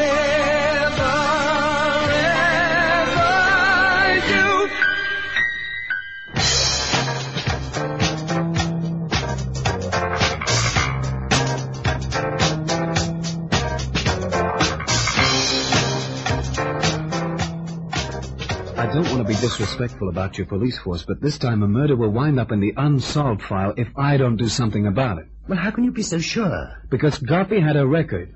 I know he was shot by accident, but the cops won't figure that way. Guppy was mixed up with Jack Dutt, and that's some tough boy. He boasted that he was carrying a razor for the gang. Now, that's hooey, but the cops won't figure it like that. They'll say he was gunned down by a rival gang, assassin or assassins unknown. Who cares anyway what happens to a bum with a record? If you're convinced, then there's nothing I can say, is there? What will you do? Well, I'll mosey around and see what I can find out. Millie's joint in Soho to start with. What about this man, Sammy North? I found his digs.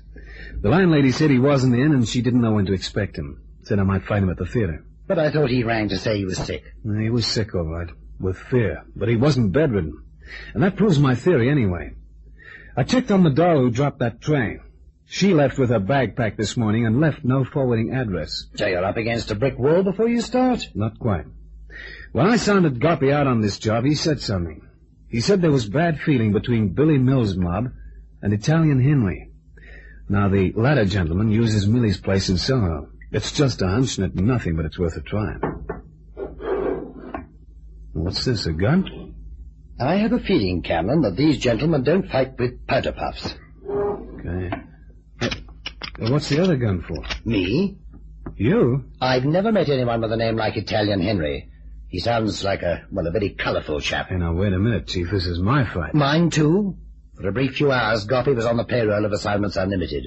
I'm as anxious as you are to avenge his death. But, Chief, you don't... And I can be every bit as stubborn as you can, Cannon, so you might as well save your breath. Okay, Chief. That's the way you want it. Come on, let's go slumming. Slumming, did you say, Cannon? Well, this place looks rather high class. Yeah, especially the check. And now, Chief, that's Italian Henry on the dance floor with the broad and green. Now, we sit here until he's finished his dance and then call him over. Well, how do you know where he'll sit? Because he always takes this next table in the corner. In his profession, it's safer to sit with your back to the wall and with a clear view of the door. And Millie always vets the customers who sit at this table. Well, she obviously knows you well. Obviously. Now, you see that guy against the bar with the tin ears and knife scar? Well, that's Italian Henry's hatchet man. The suit comes from Savile Row, and the bad fit is on account of what he carries under his armpit. Expensive tailors won't fit on a suit for a guy carrying artillery. It's a world of its own. The underworld. And some of these jerks are on speaking terms with the aristocracy. Yeah, a break for the band and a break for me. I hope. Here he comes. Now, don't worry about him. His manners are perfect. He'd slit your throat for a $5, but he'd say he was sorry he was doing it. You dance divinely, carissima. Such a talent should be rewarded with champagne. The real stuff, huh? Not for you, the cheap cider and the soda water. Hi, Italian. Who's that? Cannon. Remember me? I pulled you out of that car on the Kingston bypass when you had that, accident. Cannon, yes, of course, I remember. Did I thank you for that? Profusely. Can I talk to you for a minute? As you see, I am otherwise engaged. But for an old friend, I can always spare a few moments, huh? Stay at the table, Cannon. I shall just be a moment. I don't think I've had the pleasure of... Oh, this is Mr. Mason, Aubrey Mason, my boss. Aye? How do you do, sir? I do all right. So, what is it, Cannon? A man was shot dead tonight in His Majesty's Theatre. That's right. I know. No. But the audience wasn't told, and nobody will know until the morning papers are out. Except the people who make the morning papers, huh? Oh, I see. I have friends everywhere, Mr. Cannon. Even on the Kingston bypass. Mm-hmm. Tell me, have you got a friend who told you did it? Possibly.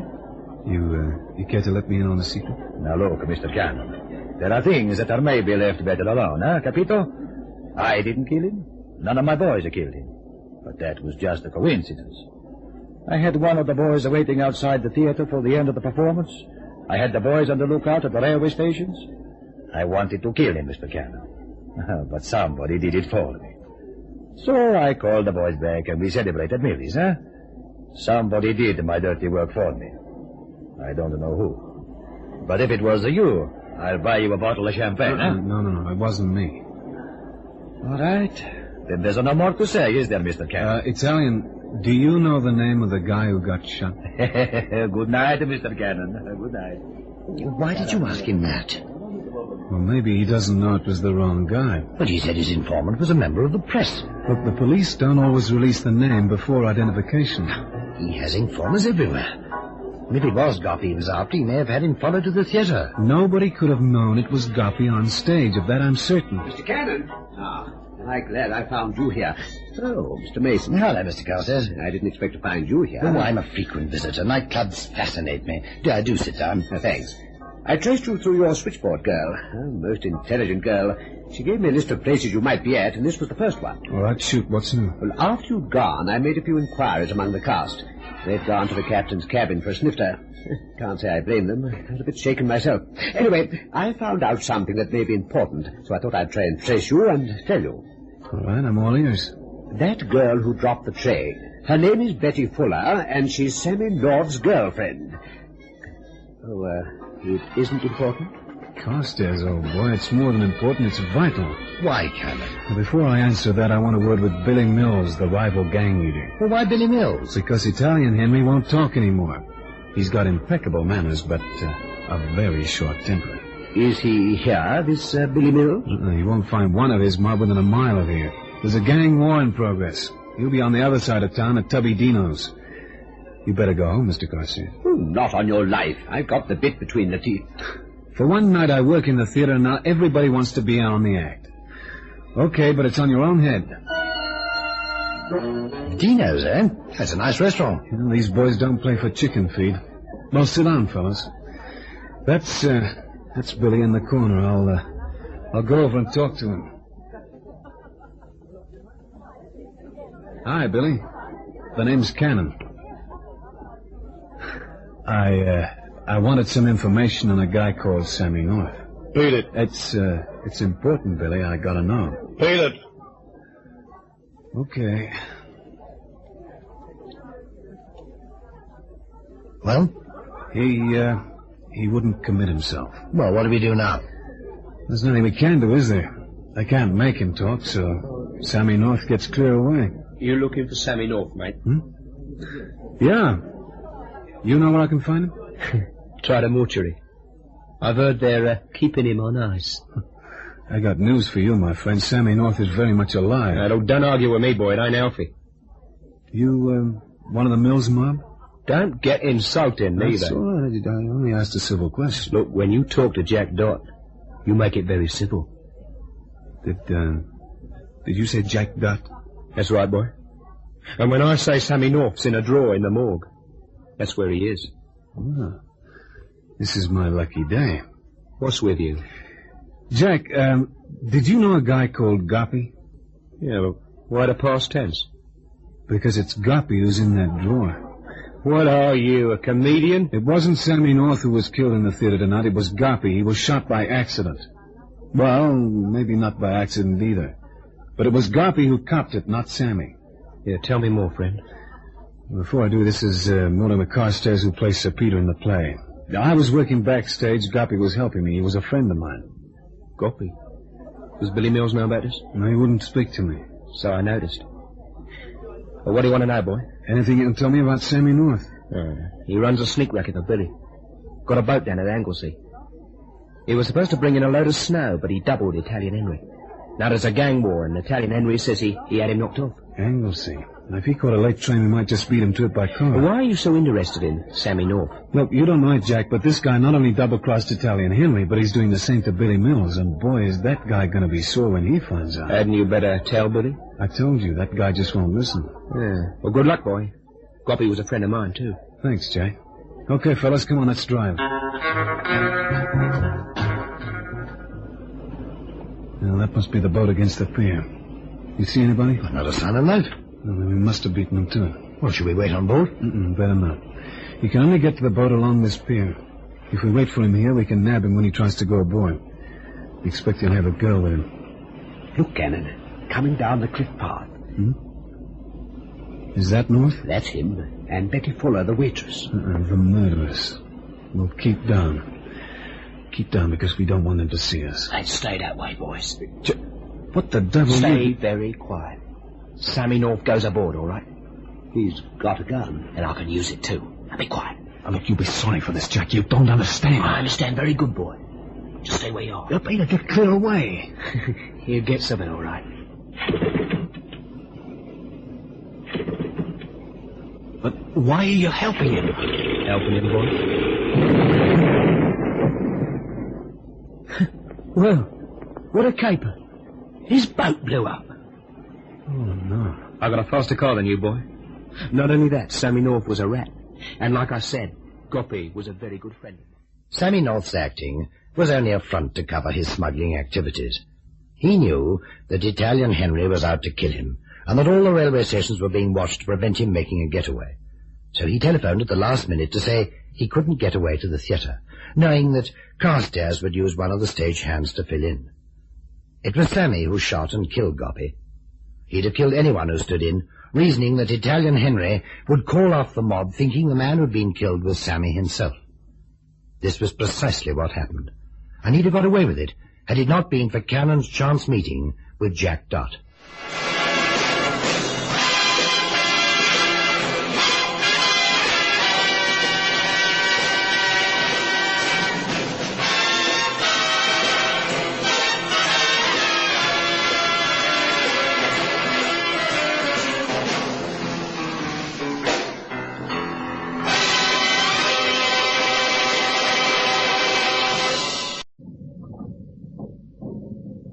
Careful, Percy. Have you no respect for the dearly departed? It's a good, strong coffin, made of Oregon pine. That's not the point. It's because of what's inside coffin that you should handle it gently. What's in there can't come to no harm, mate. You've no soul, Percy Paynton. That's your trouble. Did the hearse arrive all right? Complete with the horses.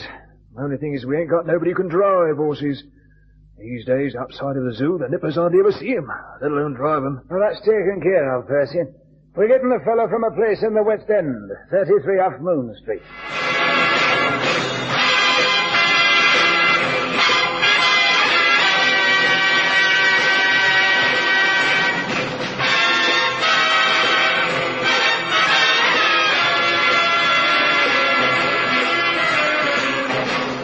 Death of a Lifer.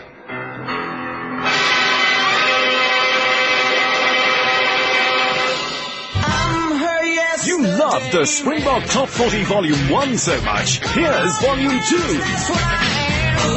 Featuring 40 of your all-time Springbok Radio #1 hits. As a special bonus, a memorabilia CD with excerpts of your favorite signature tunes and programs. Squad cars. They prowl the empty streets at night. Springbok Top 40 Volume 2. Keep your feet on the ground and reach for the stars. For the first time, there is a chance that the ANC may be defeated in various provinces. I am Peter Mulder, leader of the Freedom Front Plus. No single political party can defeat the ANC. But with a coalition of parties, including the Freedom Front Plus, this can be done. The Freedom Front Plus undertakes to address those matters important to you in a coalition and fight for them. This election, vote Freedom Front Plus. We really make a difference.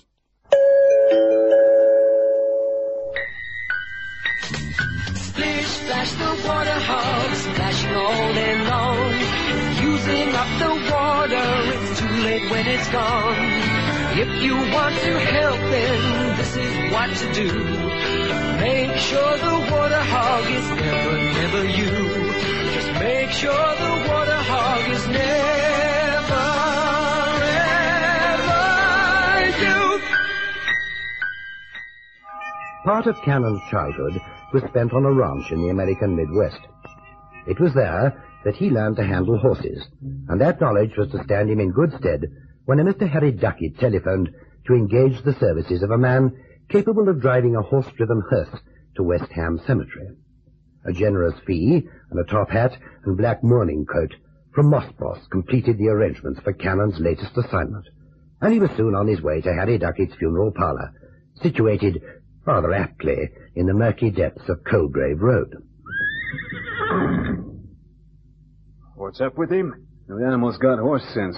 This top hat and frock coat's enough to make anybody shy. Including you? No, my face is red from watching cricket. Anyway, I don't anticipate meeting any of my closer friends while I steer this hearse across Leytonstone to West Ham Cemetery. Even if you did, they wouldn't recognize you in that get-up, and in the dark and all. In the dark? Well, the streets are all lit up, but you can't see all that well at midnight, can you? Percy, what are we going to do at midnight? Drive the hearse to West Ham Cemetery. What do you think you're here for? But at midnight? Well, didn't Harry tell you? Tell me what?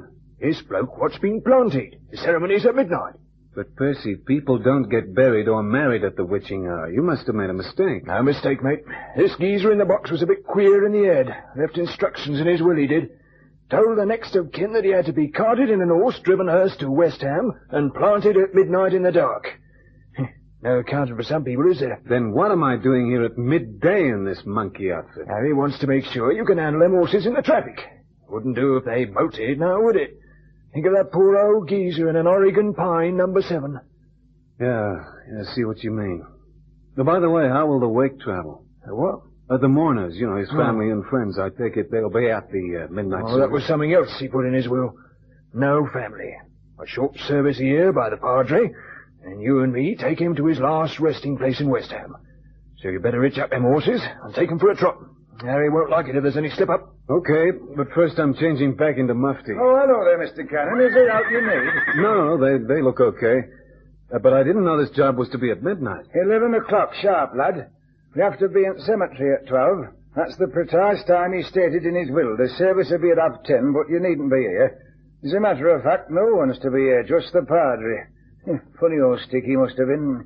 But then you can't deny a man his last wish on earth, can you? No, I guess not. Well, they look a bit frisky to me. You better give them a bit of exercise. Yeah. Well, have you got the route to the cemetery? Aye, I have. And you better make sure you stick to it. There are certain streets that don't allow horse-drawn vehicles in, so I've made a bit of a map for you. Here. Thanks. Now, you see, you start off from where we are in Coalgrave Road, you swing into Crownfield Road and across over High Leytonstone, here. Uh-huh. And then you take the Borthwick route past the Jews' Cemetery and come into the West Ham Cemetery down Tavistock Lane. Yeah, but the main entrance is on the other side, isn't it? No, she's allowed around that way. Now, just study up on this route and get it clear in your mind so you'll know where to go tonight. Look, I got a better idea. When I take the horses for exercise in a few minutes, I'll take them over the route on your map. No, don't do that, lad. There's not many horse-drawn ones in London these days. In the daylight, you'll attract a lot of attention, and that's just what the dearly departed didn't want. Now, be a good lad and take 'em for a trot over to Hackney Marshes. There's plenty of traffic over that way, and you can give 'em a gallop, if you like, on the marshes. All the room in the world. Well, if that's the way you want it, Mr. Duckett, that's the way it'll be. Well, I've got to go. A dearly departed in Stratford. If there's ought you want, Mr. Cannon, just ask Percy. He'll be going with you tonight. And don't forget the time now. 11 sharp. Oh, and just one other thing. No whistling on the hearse. A straight face and dignity, Mr. Cannon. That's the ticket, dignity. And you don't have to stop for traffic. Just be careful that nothing's coming fast when you cross a main road. You're allowed to go through traffic lights if you feel like it, and go slow. The poor man had a big enough rush in his earthly life. 11 sharp.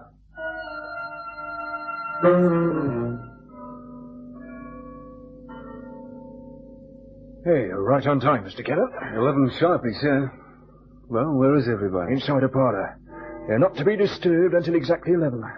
Everything's ready for you. Here. How do you like my suit? Well, like me, Percy, you look as though you'd stepped out of the Pickwick Papers. 11 on the nose. Right, let's start, mate. Okay.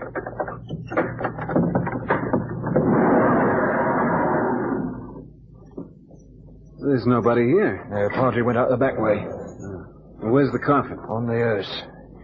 All ready to go. Oh, Harry asked me to give you this, your check. Saves you coming back in the morning. Oh, thanks. Well, climb aboard, Percy. I'll just check the harness. I'm going in the back with the coffin. Was there room? Enough. Well, why not sit up on top with me? You'll be more comfortable. Oh, it's the way he wanted it. Well, that old guy sure was an eccentric. What's that, mate? Oh, never mind, and you get. You know the route? Yeah, off by heart. We better start. I can't gallop him if we run behind time. Righty-o.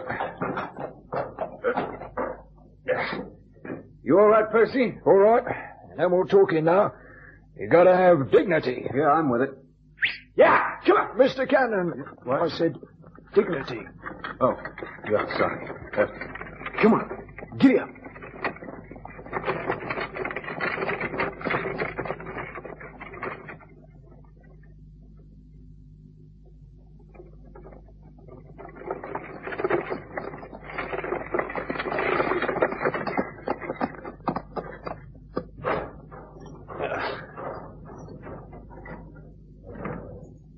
Are we there? The Northwest Gate. Now, what time do you make it? 10 minutes to 12. That's just right. Here, hang on to my pocket watch, will you? Oh, sure. I'll open the gate and you can bring the hearse inside. Don't they have a caretaker here? Not at this time of night. But don't worry, I've got a key.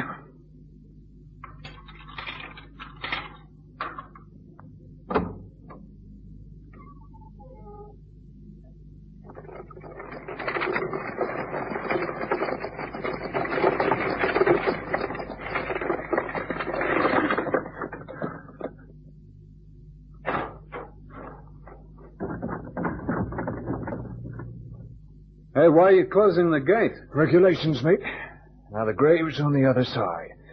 You'll have to help me carry the coffin. Look, if we'd gone round the other way, we could have driven right in. But we didn't, did we? Come on, let's get over with. He's got to be filled up by midnight. I've strapped a couple of spades on the top. We'll take him with us. No, grave diggers? What, at this time of night? There's a trade union, mate. It won't take us long if we get moving. Now, hang on, Percy. I've got a flashlight here. Put it away. But we'll be able to see better. I said put it away. Orders are no lights. Orders? Requests from the deceased. Now give us a hand like a good chap and don't make things difficult. Okay. That's the ticket. Here, watch out for that spade. I'll go on in front. I know the way. You know, Percy, I could carry this coffin myself. The man hardly weighs anything at all. Yeah. A proper wasted away he was. Small bloke. Very small. What was that? Just an owl. You got bad nerves, Percy? In here. All them graves. It's quite a job you've got. You been at it long? Eh? Oh, the undertaking log. 20 years, I suppose. Years they owe. All ready. I've got to hand it to Harry. He knows his job. Careful. Oh, sorry. Oh, I won't do no harm.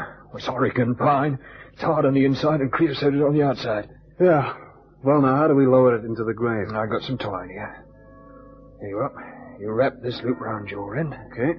That's the way. Yeah, you're dead right. Hey, we couldn't have done it better, could we? All right.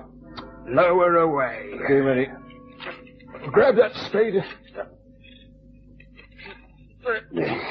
That's the way. Now the spade. Start pinning it in. Okay. Yeah. Yeah, how about a headstone? Didn't want nothing like that. What the... Oh, that owl again. That owl. Someone ought to throttle that bird. What happens when we finish, Percy? You drive the earth back, and that's that. Easy as pie, ain't it? Easy as pie. You do get to know the strangest places, Canon. I've lived in London all my life, and I've never been in this area before. I only came here, June, in the course of my duties. The funeral parlor is in Colgrave Road. It's not far. Of all things, you driving a funeral car. It wasn't a car. It was a horse-drawn hearse, and the man was buried at midnight, lonely and silent. Only me and this comic opera guy, Percy. He had the keys to the gate into West Ham Cemetery, and while he unlocked it, he asked me to hold his watch. I put it in my pocket and forgot about it. So I'm just paying him a visit to return his watch. I have no other interest in Leytonstone. Oh, God, don't be so emphatic about it. I only thought we might have taken a taxi, that's all. It's my turn to pay for lunch, and when it's my turn, we take the bus. What's the matter with you anyway? It's only $4. Good for your figure. True, but yours is a false economy. The exercise will sharpen my appetite, and I'll eat twice as much. That would be impossible. I don't know why I bothered to go to lunch with you. It's my irresistible charm. Ah, here we are. Colgrave Road. Now, the funeral parlor is just down there. What's the man's name again? Harry Duckett. No, the one who gave you his watch to mind. Oh, Percy. Percy what? Peyton, I think. Hey. What's up? Those double doors, this is it. What? No sign? Wait a minute. There was a sign up there on a board. It's gone. Oh, so is the funeral parlor, it seems. This place is empty. Yeah, the doors are locked. I can see in through a window. Are you sure you've come to the right place, Canon? Sure, I'm sure. I don't get it. He didn't say anything about moving. Or perhaps they were temporary premises. No. Percy said he'd been in the business for 20 years. Hey, now, come to think of it, that sign was freshly painted. Hey, wait a minute. Hang on. There's an old codger across the street. He might know something. Say, have you lived around here long? Yeah, what? You any idea what happened to the funeral parlor over the road? They've gone. It was rather sudden, wasn't it? Yeah, quickest in and out I've ever seen. Arrives on Monday, puts up the sign, and this morning they've gone again. 4 days and out of business. Must have heard we're all healthy round here. What's up, Canon? Well, Harry Duckett's funeral parlor was only here for 4 days. So? Well, Percy gave me my check last night. He said it would save me coming round in the morning. He wouldn't have put it that way if he knew he wasn't going to be here. June, something doesn't figure. Well, that word figure gets me thinking about lunch. Not today, Josephine. No lunch. You don't know it, but on my hands right now, I've got a grave problem.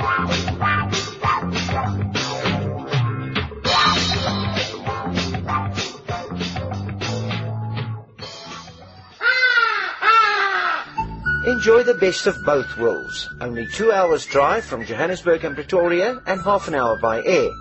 The magnificent Sundown Ranch Hotel and Lion Park, just 10 kilometers from the Pilansberg Game Reserve and Sun City Resort. It offers an exciting escape from the hustle and bustle of everyday life. Reasonable rates, excellent food, friendly service and comfortable air-conditioned rooms. It will ensure a memorable stay.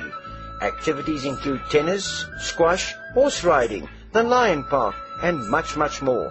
Call now to make your reservation on 014-573-1000. That's 014-573-1000 or visit their website at www.restinations.co.za/Sundown Ranch. The Sundown Ranch Hotel and Lion Park. 2 worlds in one.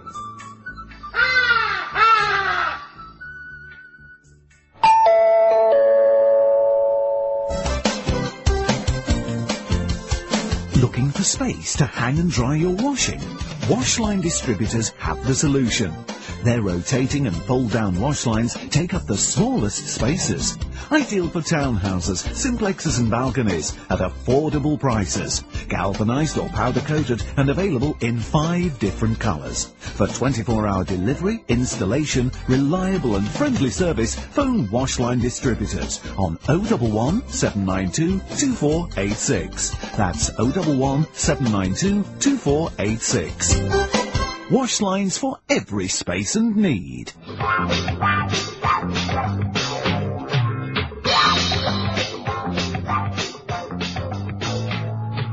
This time, Shannon took a taxi, instructing the driver to go to the northwest gate of West Ham Cemetery.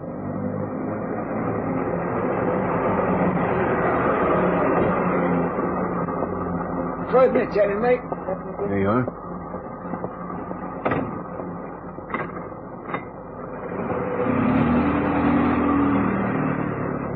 Cannon, who can you possibly want to see here? A man. A man? Well, I didn't come here for the peace and quiet. Come on, follow me.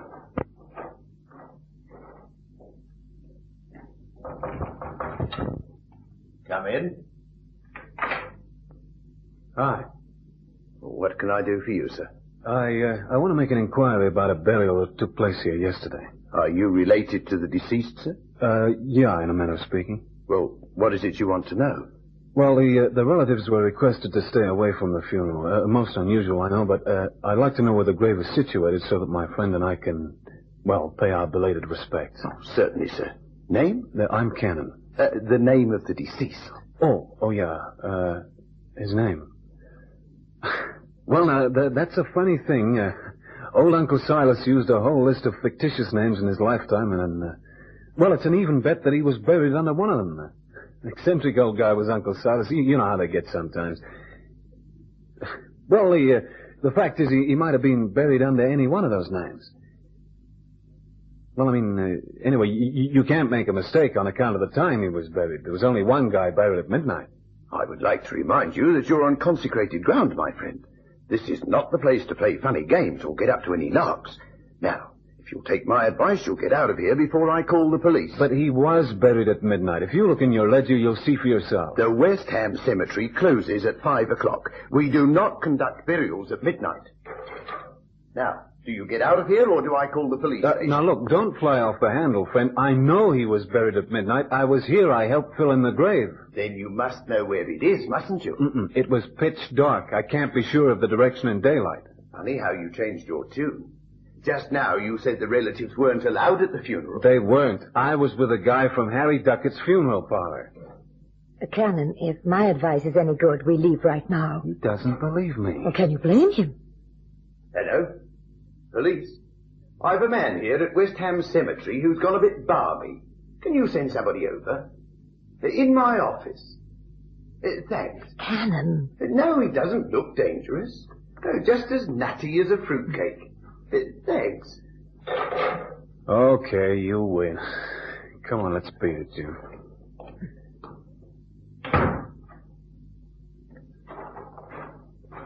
I didn't do too good, did I? That is a gross understatement. Even I was beginning to doubt your sanity. Are you sure you did bury a man in there last night? Sure, I'm sure. I told you I carried the coffin with this guy called Percy Paynton. I helped lower the coffin into the grave, then I took a spade and filled it in. I know I did it. All right, don't get heads up. But it's crazy. He said that nobody gets buried at midnight. I heard him. Well, if that's so, then Percy and I were in this cemetery illegally. It seems to me that some people have gone to rather too much trouble to cart a body across London in a horse-driven cab, dress you up in funereal costume, conduct a burial ceremony dead on midnight, and then drive all the way back again. How did you get into the cemetery in the first place? Surely they lock up at night? They do, but Percy had a key. So the key to your mystery is Percy. But the funeral parlor isn't there anymore, and neither is Percy. I'd like a cocktail. Well, that's a great idea. I'd like several. You know, June, I smell something fishy in this deal. If only I could have taken a look at the ledger. If I knew the name of that guy in the coffin, I could start from there. The name must be in that caretaker's book. You just don't bury people anonymously. That's true. Well, you can forget about looking in that ledger. If you go back to West Ham Cemetery, your next stop will be Bow Street Police Station. Yeah. If I go back in daylight. Gannon, what's turning around in that noble head of yours? June, things look different in daylight. I couldn't be sure of this direction Percy and I took across the graves, but if I went back there after dark, I might pick up silhouettes and landmarks familiar to me. Well, I suppose there's no law against walking around a graveyard at night, except maybe trespass. Not that you will have to worry, of course. If they pick you up, they won't charge you. They'll simply incarcerate you in Coney Hatch Mental Home for a few years. Very funny. Do you always have to look on the black side? Oh, it's you who wants to look on the black side. You can't find your way around the cemetery unless it's swathed in Stygian darkness. Oh, well, hey-ho, the wind and the rain. When do we start? You really want to come? Only out of morbid curiosity. I used to blow up frogs when I was a little girl. You must have been a nasty little girl. Oh, I was. And anyway, the examination of a graveyard at midnight should always be entered into with the right spirit. Well, the right spirit at the moment is that found inside a martini. Which proves that you're not as nutty as a fruitcake after all. Has it ever occurred to you, Cannon, that an owl chooses the oddest place in which to conduct his romantic exploits? Shh, quiet. Why? Who can we disturb in a cemetery at midnight? That's not the point. Well, why are you standing there, open-mouthed? It was an open grave. Oh, that doesn't add. Well, look, the grave's been opened up again. It's empty. Cannon, are you sure you filled it in? Of course I am. Now, come on, bend down here. Look, you see footprints.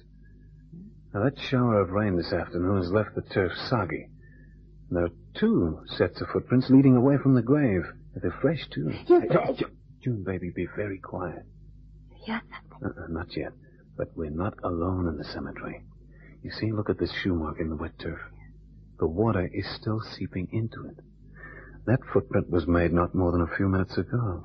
I feel like Robinson Crusoe. Well, this wasn't made by any friendly man Friday. Look, June, you stay here and I'll follow the tracks in the turf. Oh, not on your Nellie. I'm not all that gone on the company around here. Well, if you come with me, you might join them. I'll take that chance. Okay, come on then, but be as quiet as you can. Trip on something? Yeah, a broken crate thrown to... Broken crate? Hey, wait a minute. June, look, it's the coffin. Now, whoever robbed that grave has smashed the coffin open. Who'd do a thing like that? How would I know? Well, the guy in that coffin couldn't have smashed his own way out, could he? Oh, brother, I really hope not. Then where's the body? Or safe in the dissecting room of some crackpot doctor, I hope. Come on, the footprints go this way. Cannon. Look, there's someone by the wall. Yeah. Look, lie down in the glass. Right. You can see better from ground level. Yeah. Two of them. They're going to climb the wall. Both alive? And kicking. Now listen, June, baby. You go around that way to their left. Mm-hmm. Now take this whistle with you. I'll go around to their right and shout. And when I do, you blow the whistle. And my guess is they'll run back the way they've come. What do you want them to do that? Never mind, I'll tell you later. Now go quickly. Go on, they started to climb the wall. Hey, stop, in the name of the law! Hit the roses, hurry! Find back the way we're coming through the main gate! Stop, I say! Come on, baby. What's up, Harry? They've fallen into an empty grave. Yeah. Now, don't try any funny business, Percy, because I've got a piece of that pine coffin in my hand, and I'll brain you with it if you so much as move a muscle. Hey, Scanner. Hey, stop the roses, Harry. Hey, Harry. Oh, blimey, he's knocked himself out. So that's why you wanted them to run this way. You knew they'd run into one of the empty graves in the dark. Well, that's what I hope. Oh, it's your lucky night, Cannon. Look, Harry and me will cut you in. You save your breath for an explanation, Percy. And you better make it good or I'll fill you in with 6 cubic yards of dirt. For once, a strange tale had unfolded itself without my knowledge. Back in the office, I was anxious to hear from Cannon's own lips exactly why the ubiquitous Harry Duckett had opened a funeral parlor at all. And what kills me is the thought of those cops on the way to the cemetery. 2 of them solemnly saluted as I drove the hearse past. It was the Clerkenwell bank robbery, Chief. The loot wasn't found, but a guy called Charlie Hines went up for life. Now, he had a plan with Harry and Percy on the outside to make a prison break. But he got into an argument in the jail and was knifed through the heart, funnily enough, while the loot was being buried. So the lifer died, and his clever plan to hide the loot was no more use to him. Because, you see, Chief, that coffin didn't contain a body at all. It was full of banknotes and negotiable securities. Harry and Percy, having buried it, now wanted to retrieve it for themselves. You know, when I carried that coffin, I thought it weighed light. Fancy that. It weighed light, yet it was real loaded.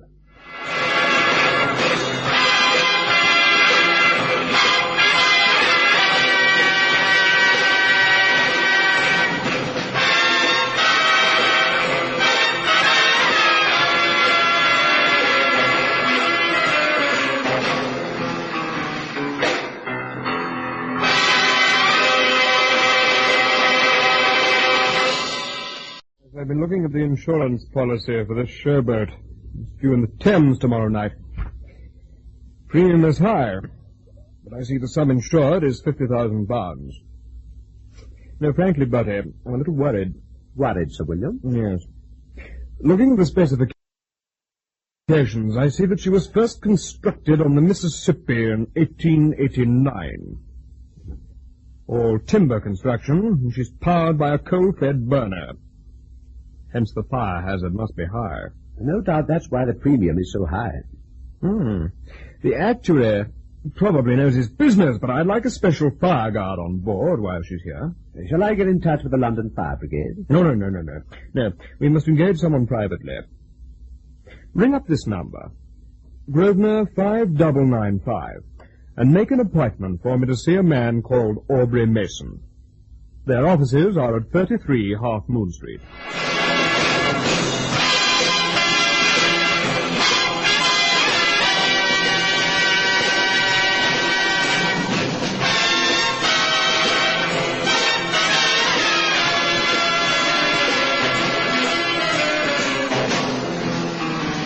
Seamus and the Showboat.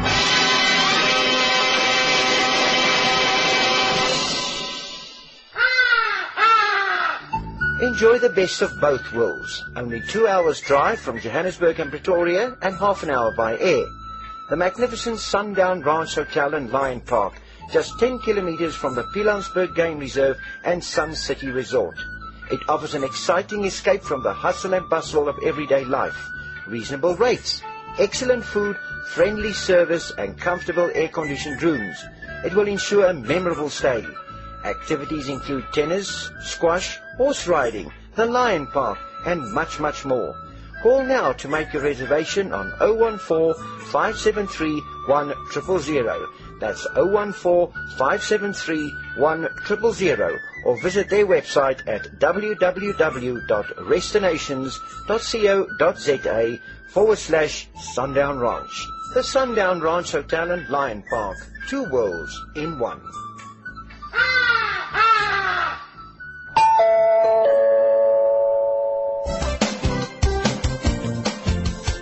Looking for space to hang and dry your washing?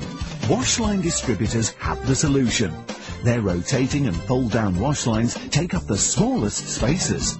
Ideal for townhouses, simplexes and balconies at affordable prices. Galvanized or powder-coated and available in 5 different colors. For 24-hour delivery, installation, reliable and friendly service, phone Washline Distributors on 011 792 2486. That's 011 792 2486. Wash lines for every space and need.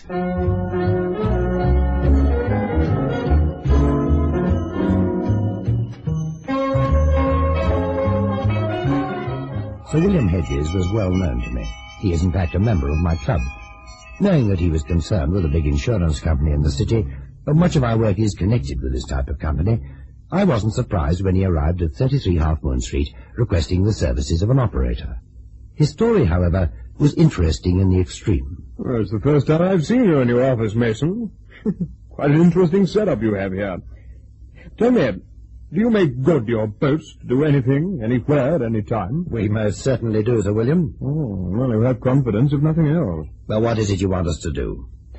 A man in the United States has hit upon rather a good idea. At least I think it's a good idea.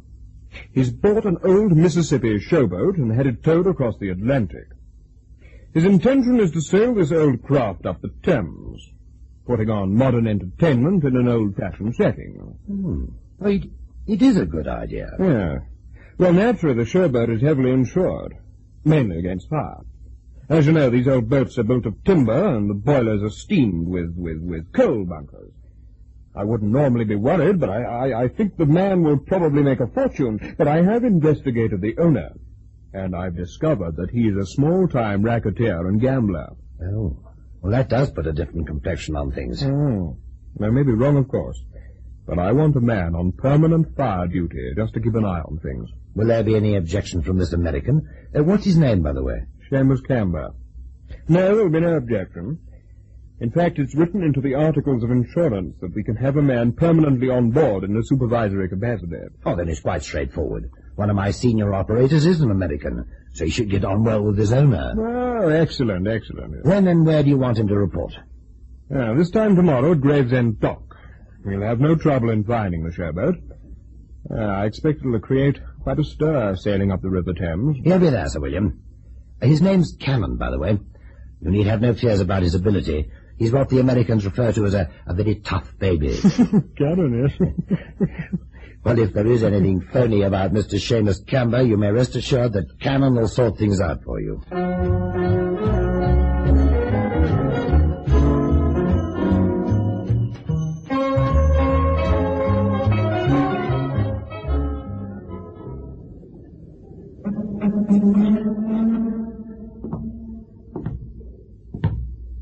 Hello there. Anybody on board? I guess with you, Buster. What are you doing on board my ship? Well, I didn't come for a conference with Mark Twain. Very, very fine. Are you one of the comedians on next week's show? My name's Cannon. I represent the North London Insurance Company. If you find anything funny about that, have a good laugh. And what does the insurance company want with me? I have a sizable interest in this old river boat. I'm here to protect that interest. You, I take it, are Mr. Seamus Camber. That's right. What are you going to do on board? Well, mosey around after people and see they stub out their cigarettes on the taffroom. In short, Mr. Camber, I'm here to protect your showboat against the ravages of fire. I've got my own fire protection. I don't need any more help. Oh, don't worry, friend. I'm for free. All expenses paid by Sir William Hedges. It's written in the insurance clause that the company can provide an extra guard. I'm it.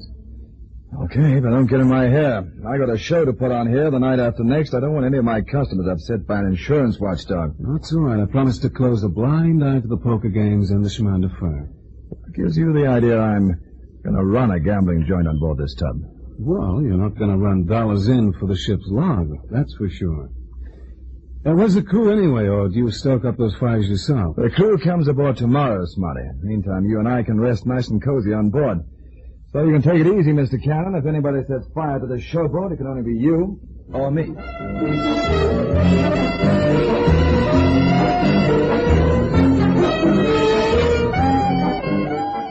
As I said before, Sir William Hedges is well known to me. Since I had already dispatched Cannon as car guard on the showboat, I was naturally a little surprised at the request from a gentleman who arrived the following morning in my office. He was announced by Miss Fairweather. Mr. Duke Delaney to see you, sir. What's it in connection with, Miss Fairweather? Something about a guard on board a showboat. Is he from the North London Insurance Company? I don't think so, sir. By his accent, he's an American. Delaney? Duke Delaney, sir. Are you sure it's not a Mr. Camber? Quite sure, sir. All right, show him in. Mr. Delaney? That's right, sir. Oh, do come in. Oh, thank you. Have a chair. Thank you. I understand from the switchboard girl that you're connected with Mr. Seamus Camber's showboat. In a way, yes. I have certain fixtures and fittings on board which are on loan to Seamus Camber. Since they are on loan, I wanted the services of a man to keep an eye on things. Are you concerned with theft or fire, Mr. Delaney? Oh, fire, mostly. I'm given to understand that the old Mississippi showboats are anything but stable. In fact, I was reading a report the other day where in 1913, 2 showboats engaged in a race up the river blew up. Well, surely it's not Camber's intention to race up the River Thames. I mean, what would he race against? This is the only showboat in England.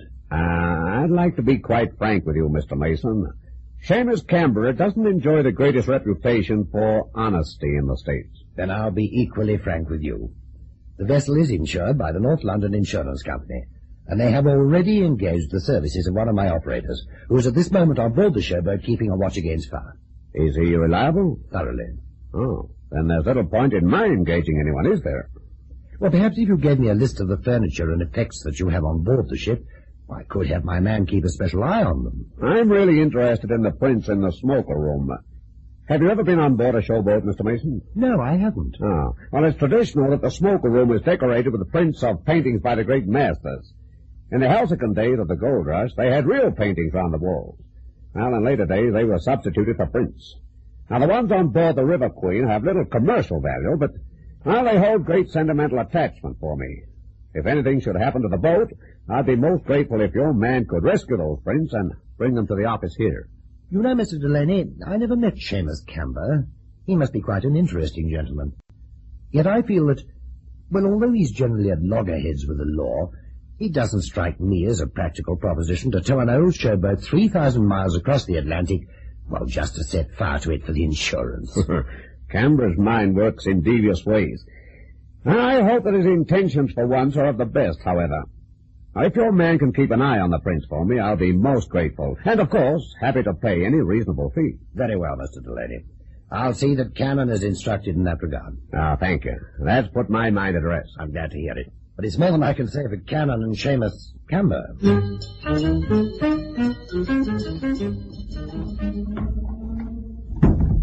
Who's there? Well, that's queer. Camber said he and I were the only 2 people on board. Where did that come from?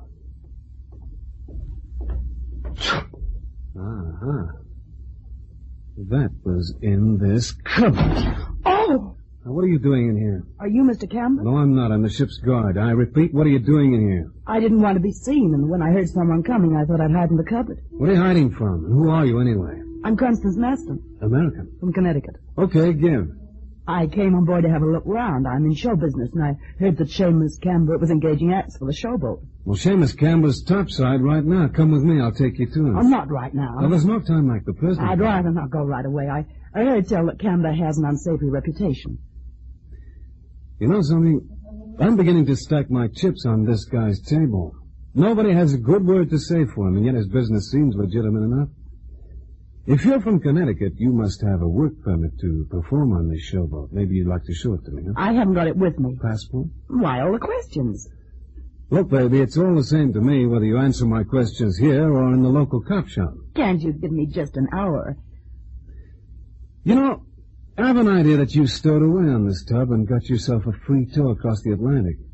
That being the case, I want you investigated by the cops. Nothing personal, just part of my duties as the guard around here. Hey, Cannon! Come on up here! Okay, Mr. Camber. Hey, you come back here. What's going on down there? I'm locked in. I'm here in the smoker room.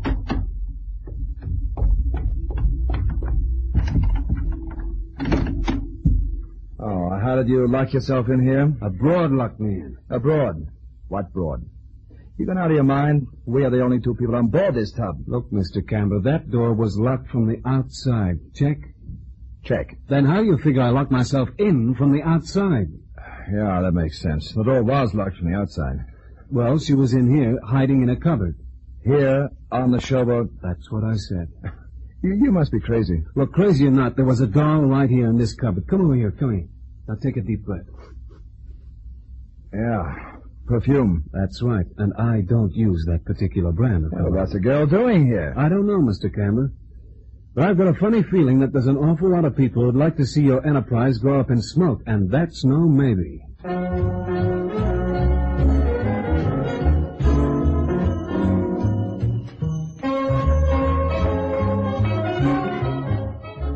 The following classic Springbok Radio commercial comes to you with the courtesy of the Springbok Radio Preservation Society of South Africa. New Pepsodent has Earlium, an amazing discovery that actually polishes teeth so sparkling clean and white, dulling film can't find a hole. Feel the difference with your tongue.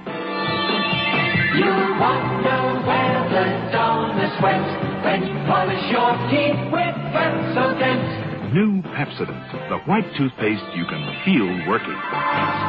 Pepsodent, Pepsodent, Pepsodent. Some things in life are obvious and easy. If you have a business providing a good service or selling a product, you need to let people know.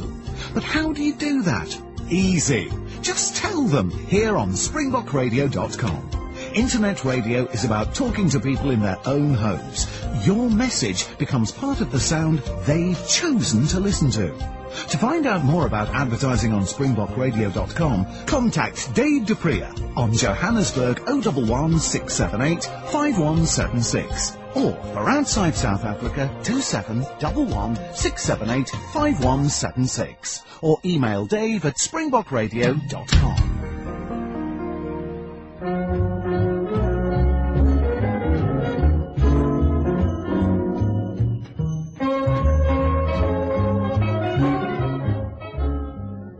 Everyone, it seemed, was apprehensive over the intentions of Mr. Seamus Camber, one-time gambler and racketeer from the Bronx. However, to all outward appearances, Mr. Camber was conducting his affairs in an honest and straightforward manner, and I could find no real cause for alarm. 2 days later, prompted with pertinent advertising, the showboat got on its way up the River Thames, loaded with sightseers and the party spirit. The vessel was now fully crewed. Steam was up in the boilers, and a good orchestra pounded out lively music to an enthusiastic audience in the smoke-room. Having inspected the ship's furnaces and found everything in order, Cannon was relaxing at a table in the corner. Hello, Cannon. Everything in order? Apple pie order, Chief. How about the boilers? Well, Camber has a crew of Lascar firemen who seem to know their job, and he's running on half steam. So Sir William's fears were groundless. Looks like it. Have you seen Duke Delaney? The man who owns the prints? No. Why's he so worried about a few prints anyway? Well, there's no accounting for taste. Anyway, you have your orders. If anything should happen on board, you must first ascertain the cause of the trouble, then rescue his prints and get them ashore into our office. Okay, got it. Why, Mr. Mason, I didn't expect to see you here. Hello, Mr. Delaney. Well, looks as though your fears were groundless. I hope you're right. Now, I don't think you've met my senior operator, have you? Cannon, meet Mr. Duke Delaney. How do you do? Nice to know you, Mr. Cannon. How are the boilers? Oh, just great. You know, maybe Camber's got something after all. This is just like the old days on the Mississippi River. Oh, not that I remember them. No, too long ago for me, but... Well, I figure that this gimmick will go down big with the Londoners on the Thames. Hi there, gentlemen. Having a good time? Just great. Shouldn't you be fire watching? Well, there's not much to worry about on board this ship, Mr. Camber. These friends of yours? This is my chief, Aubrey Mason, and Duke Delaney you already know. See you later, fellas. I just spotted a particular friend of mine. Who'd you say that last one was?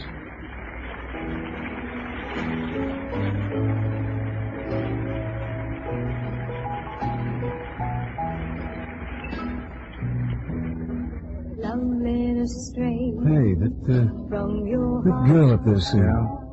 Oh, you like her? I engaged her yesterday. What name did she get? Connie Maston. Why? Well, that's the doll who locked me in this smoker room the day before yesterday. Oh, you don't say. What's all this about, Cameron? Well, Mr. Campbell here and myself were the only two people on board the River Queen the day before yesterday, and I came down into the smoker room here, and, well, I found that girl hiding in a cupboard. Well, did she give you any explanation? She said she was in show business and was looking for a job on the show boat. That's right, and like you see, she got the job. Look, Mr. Campbell, I know it's maybe none of my business, but, have you ever met that broad before? Never saw her before in my life. What are you worried about? So she came aboard for a job, and she got the job. There's something phony about this setup, and I wish I knew what it was. Look, buddy, somebody told you I got a record back in the States? Yeah, I thought so. Well, for once, my business enterprise is on the level. Real level. Don't you forget it. Well, that's my cue. Stick to your job, Cannon, and I'll stick to mine. Okay. Well. You seem to have upset the gentleman. But there is something funny about this setup, Chief. Well, when Mr. Campbell's around you should keep your ideas to yourself. Chief, who hired the furniture and effects to Seamus Campbell? Duke Delaney. Well, that's why I wanted you to... Of course. When you introduced me, you also introduced Delaney, and Campbell didn't know him. So now you think there's something phony? Well, it is rather odd, isn't it?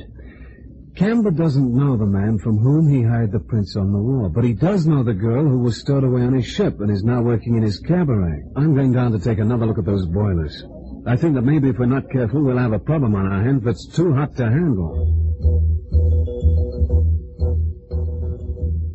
Cameron inspected every inch of the showboat, but could find nothing wrong anywhere. He began to think his fears were groundless, and that the Canberra enterprise, well, was in good faith after all. His misgivings would have returned with alacrity had he been able to overhear a conversation between Campbell and Delaney just before midnight, when the cabaret was ended and the gambling began. The mysterious Constance Maston was sitting with them at a table in the now empty smoke-room. Campbell was flushed with the evening's entertainment.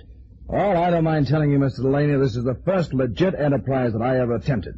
I don't want you to think I'm boasting when I say it's been successful beyond my wildest hopes. Well, it's not the first time a Campbell's gone straight. Oh, gambling's legal in this country. You mean you still have a flutter? Oh, not on board the River Queen. This is strictly for entertainment. I must compliment you on the entertainment. Oh, Connie, best find I ever made. Why, thank you, kind sir, she said.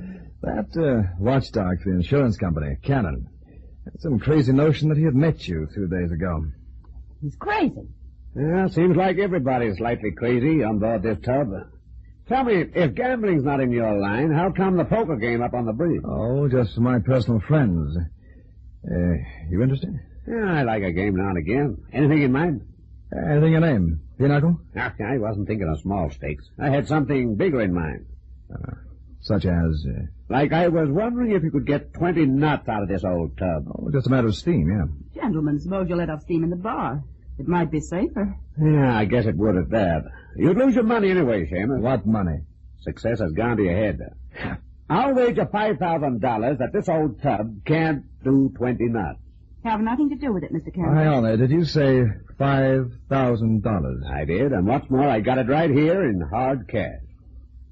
Cover it. Please, Mr. Campbell. Remember when the River Queen was built. Now, what do you think, my ship is a dowager? You're on. Oh, no. Why are you so worried, Miss Maston? Well, forget about her. This is my ship. $5,000. Is it for 20 knots? Yeah, huh? My money's on the table. Okay. Let's get down to the engine room.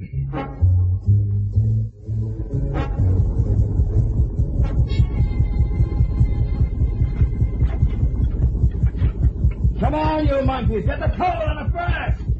What's the reading, Connie? 15 knots. You won't go any faster. Come on, steam. Give me more steam. Hey, what's going on down here? Smoke's coming out of this tank like the whole ship was on fire. Oh, Mr. Campbell, thank heaven you've arrived. Mr. Campbell has a crazy bet with Duke Delaney that his showboat will reach 20 knots.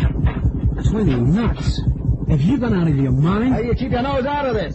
Get that coal on the furnace. There's a $50 bonus for each and every one of them to make 20 knots on the game, all right? Look, Mr. Campbell, listen to me. Those boilers are old. They can't take that measure of speed. Delaney laid the bet, and I'm gonna win it. Once a gambler, always a gambler. But what about the insurance if anything goes wrong? There's nothing in the article that says I can't sail my ship at any speed I like. But if something goes wrong, your business goes with it. I can always pick up another showboat. Don't kid yourself. If this old cub founders, you'll never get another holidaymaker within 10 miles of a showboat. He's right, Mr. Campbell. I stand to lose $5,000. You'll lose your boots if you carry on.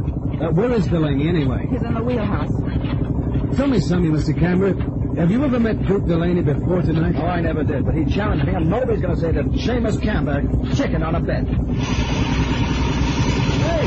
Oh! Look, you'll never live to collect that wager if you don't chicken out of here right now. Come on, baby, leave this crazy guy. Come on. Get into it, folks. Where are you going? Smoker room. Got some unfinished business to attend. Well, it's right over the boiler house. I'll be quick like a bunny. So you got here at last. Delaney. What sort of crazy bet was that to lay with Camber? You knew he wouldn't refuse. If he doesn't make 20 knots, I get $5,000. Look, if you know what's good for you, you get out of here fast. What about my prince? We're still afloat, aren't we? Don't forget I paid you to look after them if anything happens to his showboat. I'm taking them right now. All right, see you in your office later. Cannon! Cannon, hurry! Where's Camber? Camber, where is he? Here I am. Right here. Well, what did the Lascars say? You're right, Cannon. Those boilers are buckling at the seams. The crew's already in a longboat. Okay, join them. You too, baby. What are you going to do? Look for Delaney. He's already left in the dinghy. Well, that wraps it up. Come on, lower away!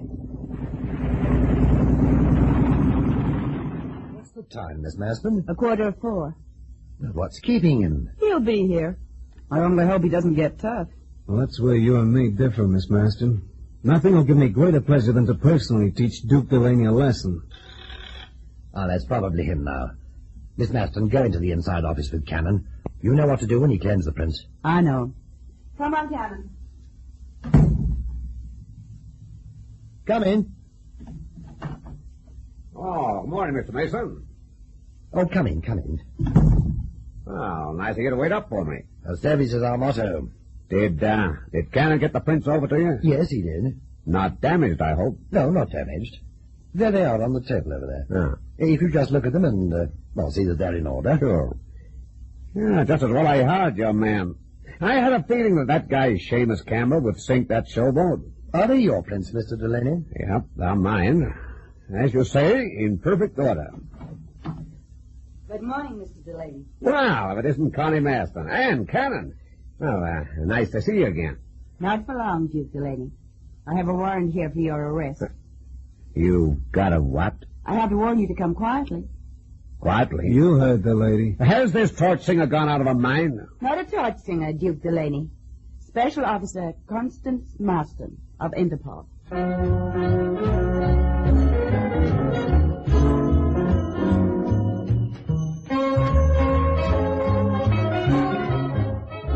Seamus Campbell, whom everybody suspected of double-dealing, was in fact a reformed criminal, whose intentions with his showboat were of the best. It was Duke Delaney who was the nefarious operator in the woodpile. Delaney had substituted two of the smoke-room prints with genuine oils stolen from a wealthy American collector. He knew that he could never get them through customs, but they could be removed in an emergency from a sinking ship. He played on Seamus Campbell's love of gambling, knowing that the old boilers on the showboat would never stand up to such a head of steam. Cannon, therefore, inadvertently brought the paintings ashore for him, but he reckoned without Constance Marston, who was on his track from the very beginning. She, too, suspected Campbell at first, but Delaney overplayed his hand and walked right into the trap we prepared for him.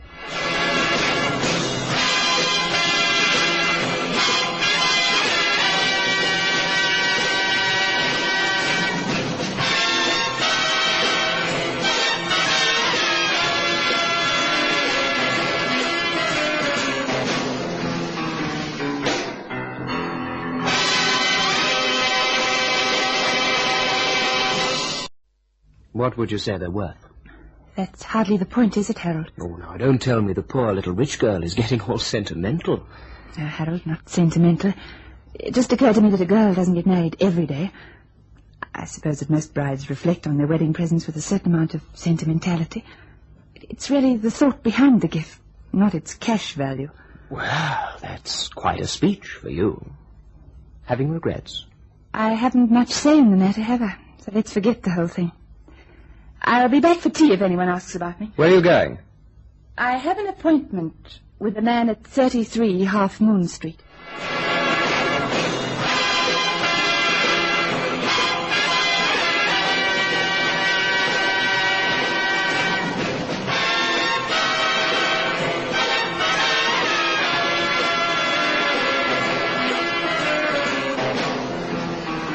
No bells for the bride.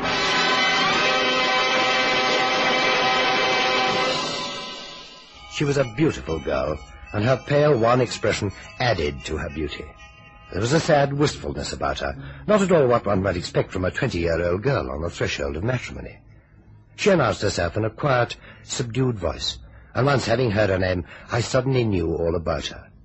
No, I'm no psychic. Her whirlwind romance and sudden betrothal had covered the front page of every newspaper in England. It was rumoured that her father was a multimillionaire. She confirmed the rumour. My father's Jeremy Peyton, the shipping magnate. I'm June. Could I send for some tea, Miss Peyton? No, thank you, Mr. Mason. I shan't be staying long. A friend recommended your firm to me, and I just popped round to see if you could supply me with a bodyguard. A bodyguard? It does sound melodramatic, I know. But the fact is, Father and friends have gone to an enormous expense over my forthcoming wedding. The wedding presents alone are worth a king's ransom. We have guards employed, of course, security men and so on. But I felt I ought to have someone of my own. Some trustworthy man who could keep an eye on me and the wedding paraphernalia, and who wouldn't be known to all the other watchmen in the grounds of the house. Oh, well, we can supply such a man. For how long would you need his services?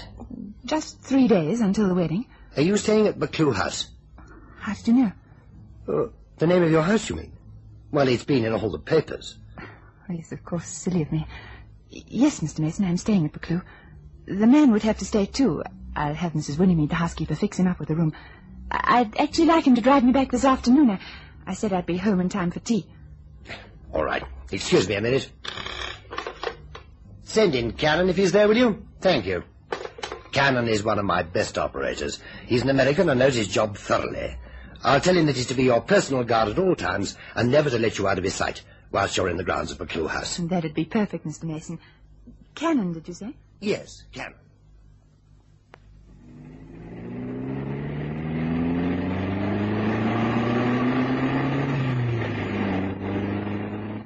You drive very well, Mr. Cannon. Oh, thank you. That's what the chief says, Miss Peyton. That you drive well? Yeah, that I drive him crazy. Say, you'd better watch it.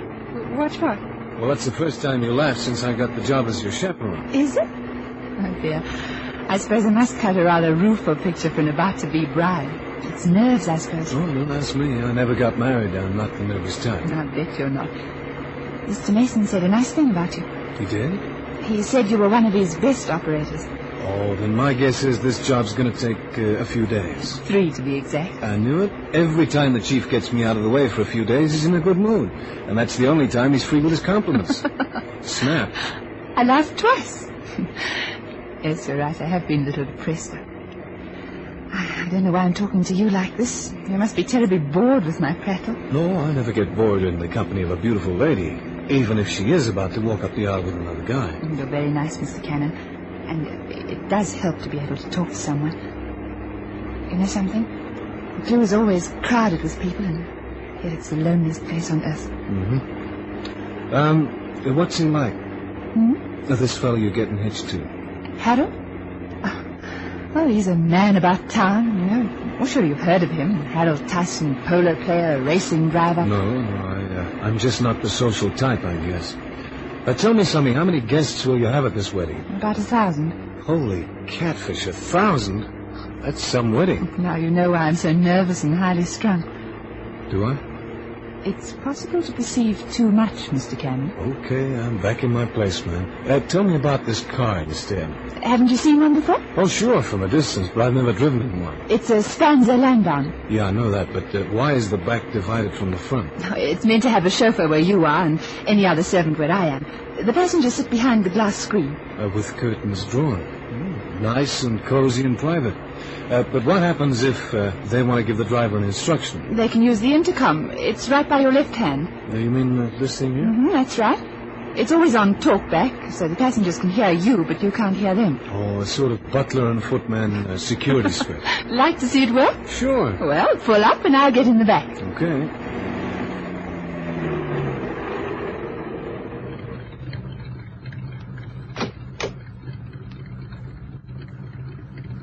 Don't drive. I'll rejoin you in the front after I've talked to you on the intercom. I get claustrophobia shut up in there. Hang on. Cannon, take me for a drive to Fortnum and Mason. Yes, my lady, but could we make it just Fortnum? Mason is my boss's name, and if he saw me now, I'd get fired.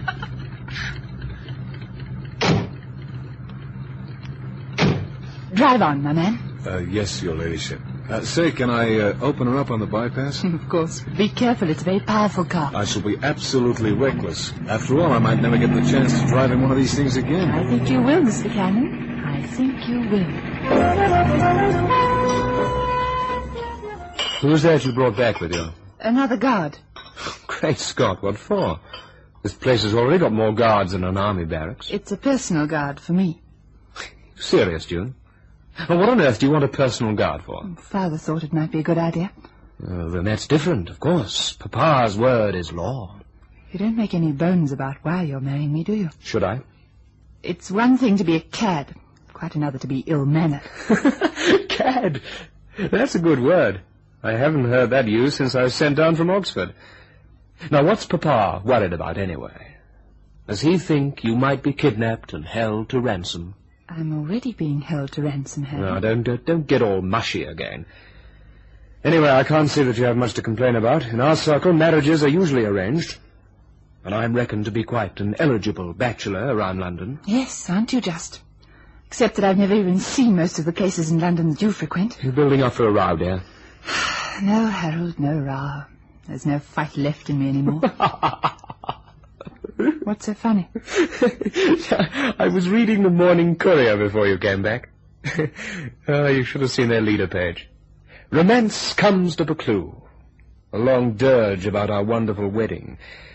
You know, it occurred to me that that writer would have a fit if he saw us now. You should go into the advertising business. You're certainly a great one for publicity. Oh, do you really think so? Well, don't worry too much about it, June, dear. With all the boodle I'll have in 3 days' time, I intend to buy myself a regatta special and race it at Le Mans. It's a very fast car, and I could easily write myself off. So you see, there's every chance that you might be a widow before you're hardly married. You're a sadistic beast. If you'll excuse me, I have a chore to do. There's nothing left to do. I've checked all the wedding presents and had a conference with the reception organizers. I have to show the new guard his duties. Mrs. Willingmead will have given him his quarters by now. I'd like to show him the grounds. Mind if I come along? I'd rather you didn't. He has a great sense of perception, and he's an outsider. I'd hate anyone to get the idea into their heads that there's no romance at all in our blessed union. The face of an angel and the tongue of a viper. Very well, my dear. If those are your sentiments, I'll adjourn to the billiards room. Your father has a footman with a penchant for snooker. Not quite as good as me. In fact, I've already taken 30 bob off him. You're gambling with the servants now. Oh, well, I might have known. I'll see you for a cocktail before dinner. And what's the name of this private eye of yours? Cannon. Mr. Cannon.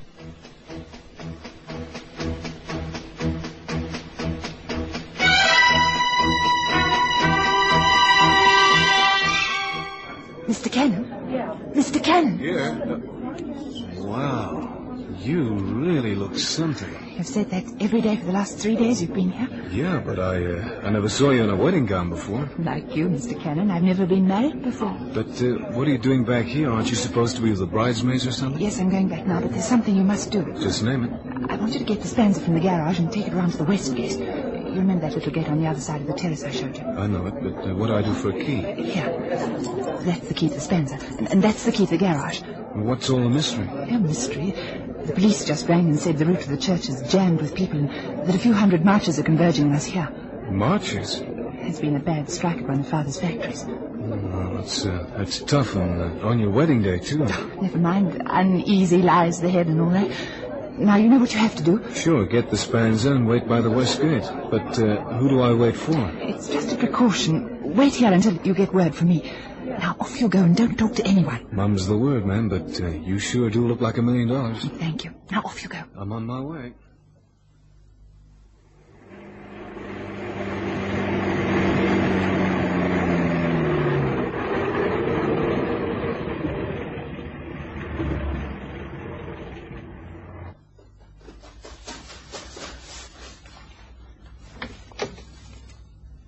Hey, Miss Brayton, what gives? Why are you here? I'll explain. Just let me get in the back behind the curtains.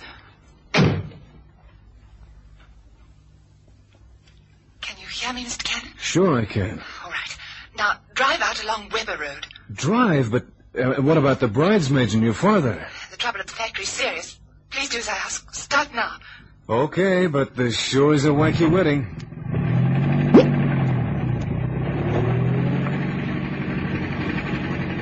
You okay in the back there? Yes. Now you must drive along Weber Road until you come to Smith Street. There you turn right. I'll show you the route when you've got that far. Please, hurry, Mr. Cannon. Whatever you say, but that's not the route to the church. I noticed. We're all converging from different points. It'll be all right once we're at the church. Don't you think I should stop and buy some silk ribbon? No jokes now, Mr. Cannon. It's just here that you turn.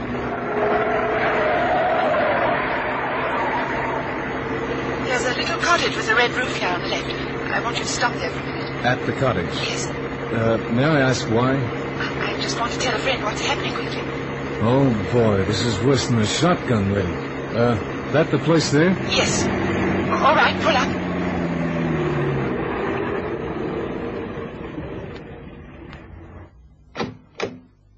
How long will it... Say, what happened to your wedding gown? What goes on? I had a bag packed in the back of the car ready. Please don't ask any questions, Mr. Cannon. What I told you about Father's factory wasn't true. Not a word of it.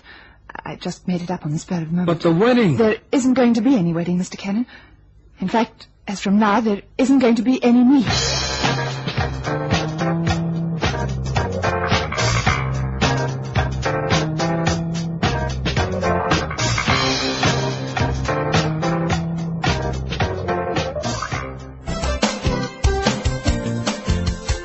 Looking for space to hang and dry your washing?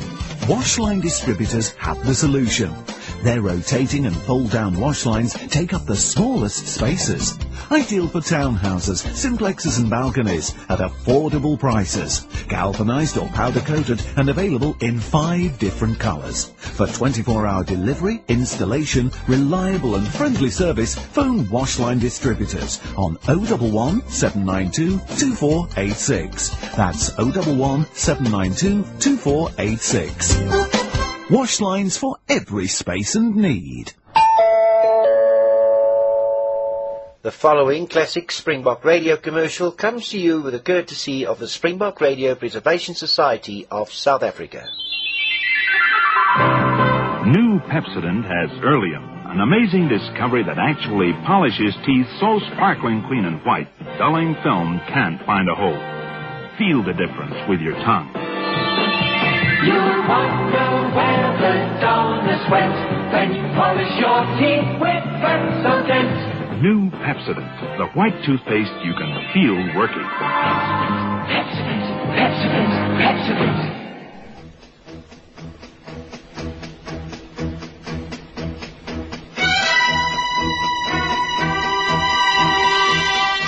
Cannon watched June Peyton run through the cottage garden and disappear round the back. Then, his wits returned, he leapt from the spanzer and chased after her. But Miss Peyton had planned her escape carefully. A parallel road ran along the back of the cottage, and Cannon had barely reached the front gate when a powerful engine burst into life, and a green sports car swung out and roared away along the black ribbon of road. June Peyton at the wheel. Cannon returned to McClue to pandemonium.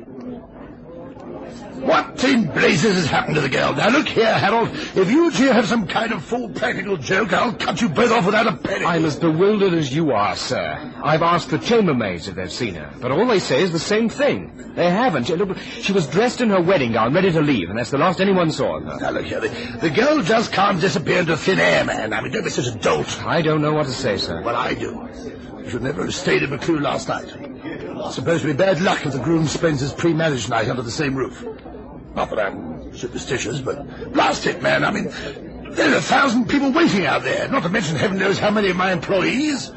Why didn't you spend the night in the local tavern? The footman's luck changed. What's that? Well, I didn't bring my checkbook, sir. Checkbook? Oh, what fat lot of use your checkbook would be, even if you brought it. I'll take the riding crop to that girl when I find her. Steady on, sir. Now, don't you argue with me, young fellow. I'll horsewhip you, too. Look, a bodyguard. What's that? That's a personal bodyguard coming across the lawn. What the blazes are you talking about, sir? The personal bodyguard you organised for us, sir. I organised? Personal bodyguard? Have you taken leave of your senses? That man crossing the lawn, sir, his name's Cannon. June told me that you had engaged his services as a personal bodyguard to her. I did no such thing. You didn't? I said so, didn't I? Then why did... Excuse me, sir. Cannon? Cannon, over here. I have a nasty feeling that we're about to get to the bottom of this mystery, sir. Mr. Tyson? Where's Miss Peyton? She's gone. Gone? Where? Well, search me. What is this fellow talking about, This Harold? is Mr. Jeremy Peyton, the bride's father. Well, how do you do, sir? Who are you? Well, the name's Cannon of Assignments Unlimited. I was engaged as a personal bodyguard to Miss Peyton. Oh, you were, were you? And who engaged you, may I ask? Miss Peyton herself. Harold, get the police. Have this man locked up. Just a moment, sir. Do you mind if I have a word with Cannon in private? What for? Well, I think it might be better for all concerned. I might be able to clear this up with him and even find June. Look, then hurry up, young man, and be quick. And if I've been made a fool of, you'll rue the day, all of you. Over here, Cannon. All right. What happened? Well, Miss Peyton asked me to bring the Spanzer round to the west gate. I did, and she arrived in her wedding gown alone. She told me some cock and bull story about a strike in her father's factory and how everybody was going to the church from different directions because the workers were in an ugly mood. Well, I saw no reason to disbelieve her. I'm employed by her anyway. So we drove off to a cottage off Smith Street. Red roof? Yeah. Then what happened? Well, she traveled in the back with the curtains drawn. When we got to the cottage, she changed into day clothes. She ran through the cottage garden and drove off in a sports car. What color sports car? Green. Oh, it's hers. So the bride ran out on me. Well, here's one for the books. I just can't wait to see old Peyton's face when he finds out. 1,000 guests. You're not concerned about the young lady? Of course I'm concerned. That'd be impertinent. Well, don't you either. I'm not in your employ, buddy, and from what I've seen since I've been walking on the lawns of Buccleuch, I'd just as soon punch you on the nose as look at you. Fair enough. I might take you up on that one day, but not now. Look, Cannon, I'll go and break the news to the old man, and when he's recovered from his apoplexy, I'll join you in the billiard room for a drink. Why? Well, the girl ran out on me. I want to know why. Conceit seems to be your strong point. I don't mean that, you fool. If she didn't want to marry me, why didn't she say so in the first place? Why go to all this trouble and then run out on me on the last minute? And she didn't do it on the spur of the moment in a fit of nerves. She planned it. She planned it very carefully. Do you know that she told me her father had engaged you as a bodyguard? You don't say. I do say. Can you imagine what this will mean? The old man will cut her off without a penny. He'll be fit to do murder. Well, she must have known, so that she's deliberately committed economic suicide. Well, it sounds crazy to me, too, Tyson, but this is where I came in, and this is where I moved right out. No, it's not. You failed in your duty. I did no such thing. You did. You were engaged as her bodyguard. All right. Where's the body? I'll tell you where. Flown. And you're going to help me find her. And bring her back. After what she's done to that money-grabbing, miserly old pompous skinflint of a father of hers, she won't ever dare show her face in here again. Now, will you help me find her, Cannon? But, what use is she to you without a penny in the world? No, it's you who's asking for a punch on the nose. Touché. Well, I don't understand it, but I'll do it. Okay, Tyson, I'll help you to find her. But finding Miss Peyton was easier said than done. She disappeared into thin air. Cannon began by trying to trace the whereabouts of her green sports car, only to find that she'd made arrangements for its sale days before. She'd left the car with the dealer, signed the documents, and walked out into the wide world without so much as a backward glance. Harold Tyson became more and more agitated as the days passed, without a sign of his ex-fiancée, and he suggested that we contact the police. They were loath to cooperate, since Well, Miss Peyton had passed her 21st birthday since her sudden disappearance, and her father, Jeremy Peyton, refused to request the services of the law. As far as he was concerned, his daughter was as good as dead. He certainly never wished to set eyes on her again. Cannon got his first break one day whilst pacing the office floor. Assignments Unlimited. Is that Grosvenor 5995? Yep, it is. A personal call has been booked for a Mr. Cannon at this number from a Miss June Peyton. The time is for 3 o'clock. Can Mr. Cannon take the call then? Yeah, June Peyton, yeah, sure I can take it then. 1 hour and 20 minutes, sir. Thank you. Hey, wait. Oh, too late, confound it. Who was it, Cannon?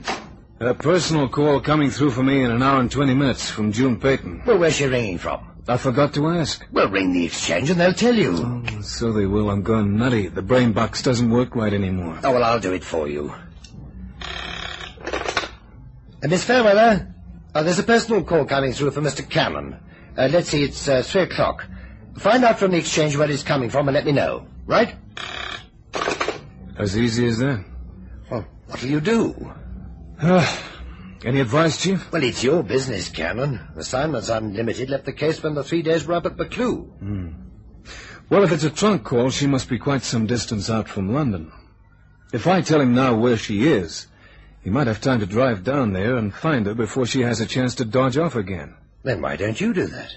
The exchange will have the answer to your query in a few minutes. But how do I know she wants to see him? Well, from what you've told me, Harold Tyson is the last man on earth she wants to see right now.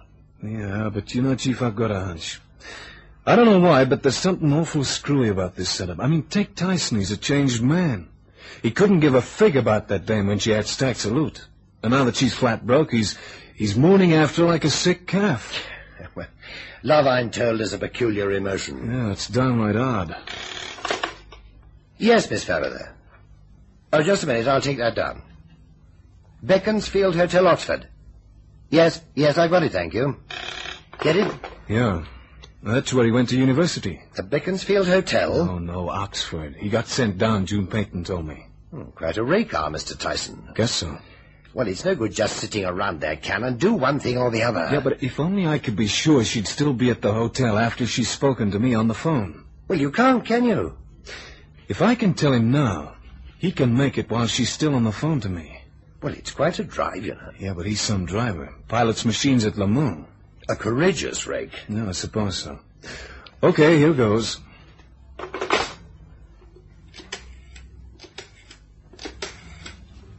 One, 2, 3, 6.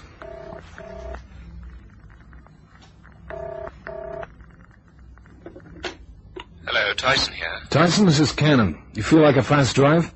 Where to? On your own to the Beaconsfield Hotel, Oxford. Can you make it in under an hour? With wings. Then sew on some feathers, Sonny. That's where June Peyton is. Assignments Unlimited. Is that Grosvenor 5995? Yep, Cannon speaking. Your call to Oxford. Speak up, please. Thank you. Hello? Mr. Cannon? Hi. Where have you been all my life? I just had to ring you to explain. I felt it was rather a dirty trick running out on you like that.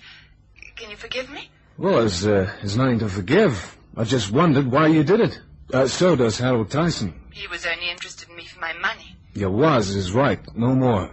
Now that you're broke, he's only interested in you for you. How can you be sure? Well, take a look behind you.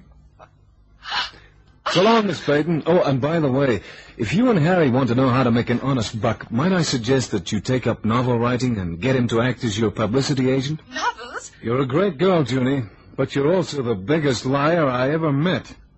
You see, June Peyton was in love with Harold Tyson all the time, and he with her. The barrier between them was the fabulous wealth of her father. June knew that she could never be happy with Harold under the shadow of an arranged marriage, so she decided to test him under the severe conditions of poverty. She planned everything to the smallest detail, and her gamble came off. Oh, she didn't have to write novels for a living. Oh, Jeremy Peyton got lonely in that great rambling house, and so he forgave them both. His daughter's plan brought out the best in him, too.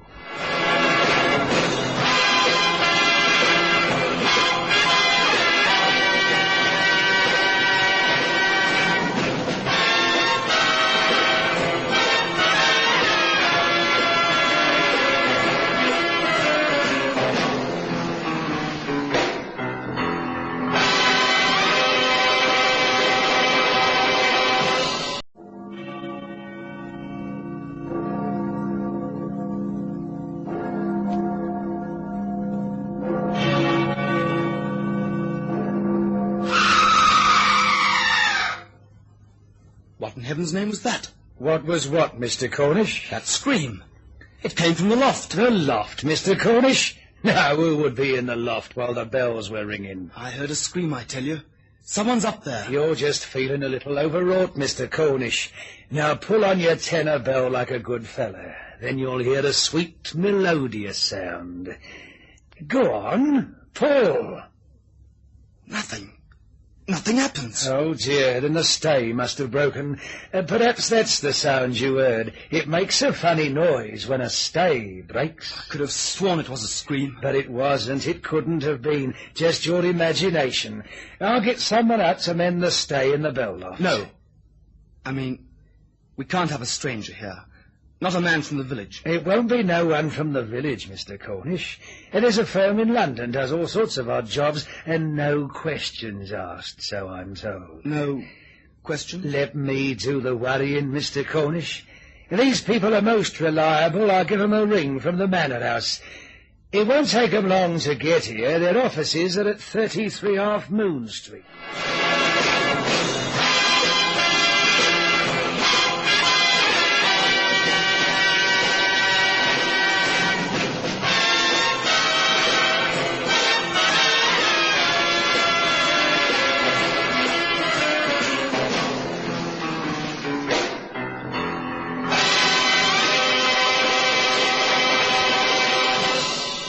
From a country house to the north of London set the wheels in motion. The name of the caller suggested him to be an ecclesiastic, but his intonation belied this calling, and, well, it left me wondering. I couldn't imagine the voice emanating from a pulpit, and yet the man's problem seemed normal for assignments unlimited. The name's Purley, Mr. Mason, Parson Purley. I'm well known in Potter's Bar, and I have a problem with the tenor bell stay in the loft. I don't know if you're acquainted with bell ringing. Not technically, I'm afraid. What exactly is wrong? The stay on the tenor bell is broken. It's really quite easy to replace, but the climb up to it's rather dangerous. I can't get a man from the village, unfortunately. The old hands are too old, and the young ones... Well, I don't have to tell you what the modern-day youth is like, do I? Well, I can't say that I see anything wrong with them. However, if you can't find a local man, you can't, and we'll be pleased to send someone. How do we find you? The job will require 2 men, actually, Mr. Mason. I can explain how they go about replacing the stay in a few minutes, but it will definitely require 2 pairs of hands. And you can't help yourself? My arthritis precludes me from any physical labour, I'm sad to say. All right, then. 2 it is. Where are you ringing from? Well, actually, I'm telephoning from the Squire's house. Cornish Manor House, it's known as. One of the showpieces in this part of the world. I'm very friendly with the Squire. So my men are to report to the Cornish Manor House? No, Mr. Mason. If they could report to the village inn, the Gun and Magpie, it's called. I'll meet them there. The Gun and Magpie. I see. Tell me something. These are church bells you're talking about? What else, Mr. Mason? What else? Yes. Yes, of course. When do you want them down there? This afternoon, if you can manage it. I'll book them into the village inn so they can stay over if they're not finished by this evening. You see, there is some urgency, Mr. Mason. We have a campanology lecture tomorrow evening, and I'd like the tenor bell back working by then. Oh, I understand. Very well. I'll have them report to the Gun and Magpie after lunch. Thank you very much, Mr. Mason. Goodbye to you. Goodbye. Odd-sounding fellow. Who was that, Chief? A man with a bug in his belfry. Don't you mean a bee in his bonnet? I mean exactly what I say, Canon. Parson Purley. What an odd name. Canon? Oh, yes, Chief? Do you know anything about ringing church bells? No, but I'm good at fixing alarm clocks. Oh, ask a silly question.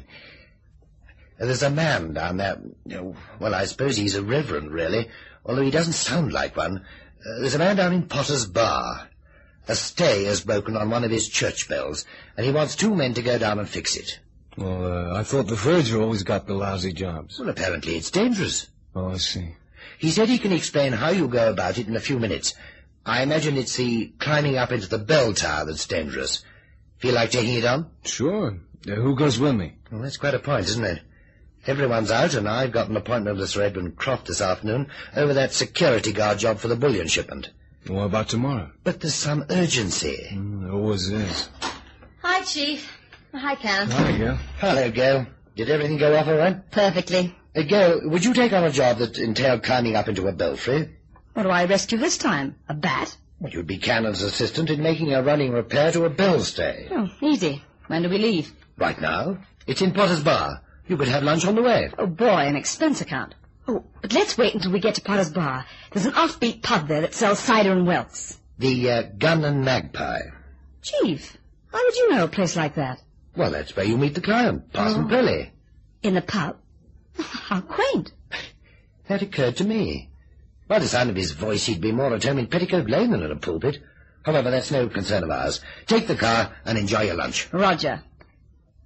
What are you looking so sour about, Cannon? The first time in 3 weeks we get an expense account, and you have to pick a pub that sells cider and whelks. Here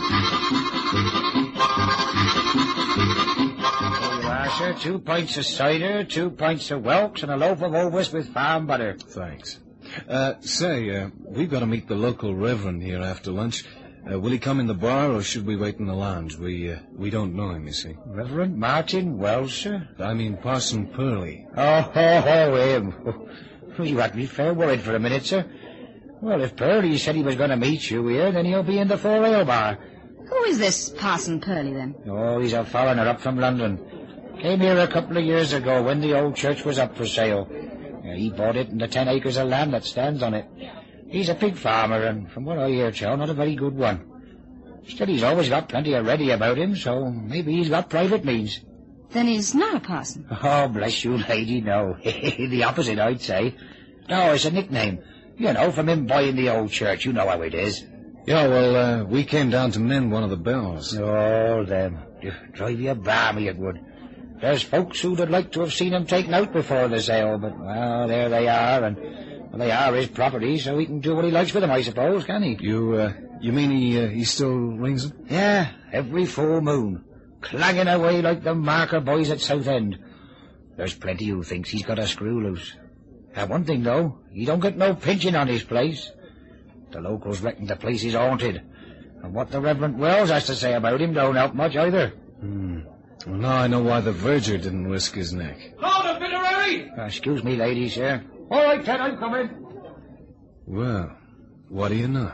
The chief's got second sight. A deserted church, haunted at full moon. If you're trying to get a rise out of me, Cannon, you're wasting your time. We mend the bell in the daylight, with any luck this afternoon. Excuse me. The barman said that you're the man from London who's come to fix my tenor bell. I'm Purley. Oh, hi, Mr. Purley. Mr. Purley? Well, the bartender said the parson was on your nickname, and we're taught to be polite. The barman's a fool. However, let's not dwell on that.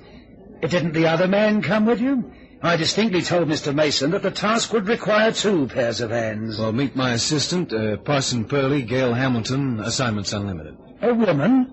Don't worry about her, Mr. Purley. She's as good as any 2 ordinary men. It's not that, it's,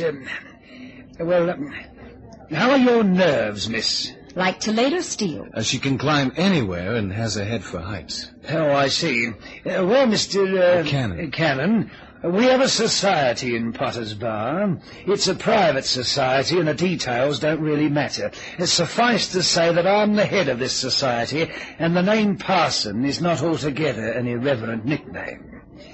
I did hope to have the tenor bell repaired this afternoon, but at a hastily convened meeting it was decided that no work could be carried out in the old church in daylight. Oh, I see. High jinks under the high moon. That was not terribly funny. Oh, don't worry about me, Parson. I'm the 5th wheel to the wagon. Whatever you want, we'll do it. Anywhere, anytime, remember? It was because you have to work at night that I was thinking about the young lady. There are certain scurrilous rumours about the old rectory. The locals in Potter's Bar are notorious gossips. And they say the joint is haunted. Gail here will take it all in the right spirit. That's right. Oh, then if I may be permitted to show you the ropes... Yes, show you the ropes, both literally and metaphorically. You see, it's in the ropes that the danger lies. If you don't do it right, you can hang yourself better than the public executioner could.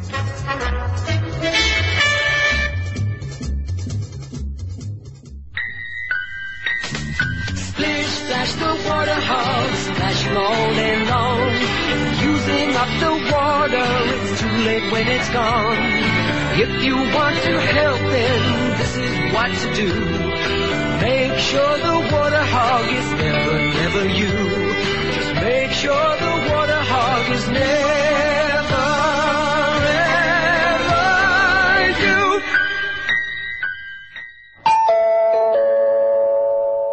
The following classic Springbok Radio commercial comes to you with the courtesy of the Springbok Radio Preservation Society of South Africa. Hot rice pancakes. There's something to sing about. Tastic rice pancakes, of course, because Tastic rice is wonderful in all sorts of recipes. And Tastic rice is rich in the vital B group vitamins, and it's so economical. So insist on perfect cooking Tastic rice. Fantastic, fantastic, tasty, fantastic, tastic rice. Tastic rice cooks perfectly every time. Fantastic, fantastic, tasty, fantastic, tastic rice. There's a lovely Tastic rice recipe book in full color and absolutely free, waiting for you right now. Send 10 empty Tastic rice bags or facsimiles to Box 20, Industria Transvaal for your copy of that wonderful Tastic rice recipe book.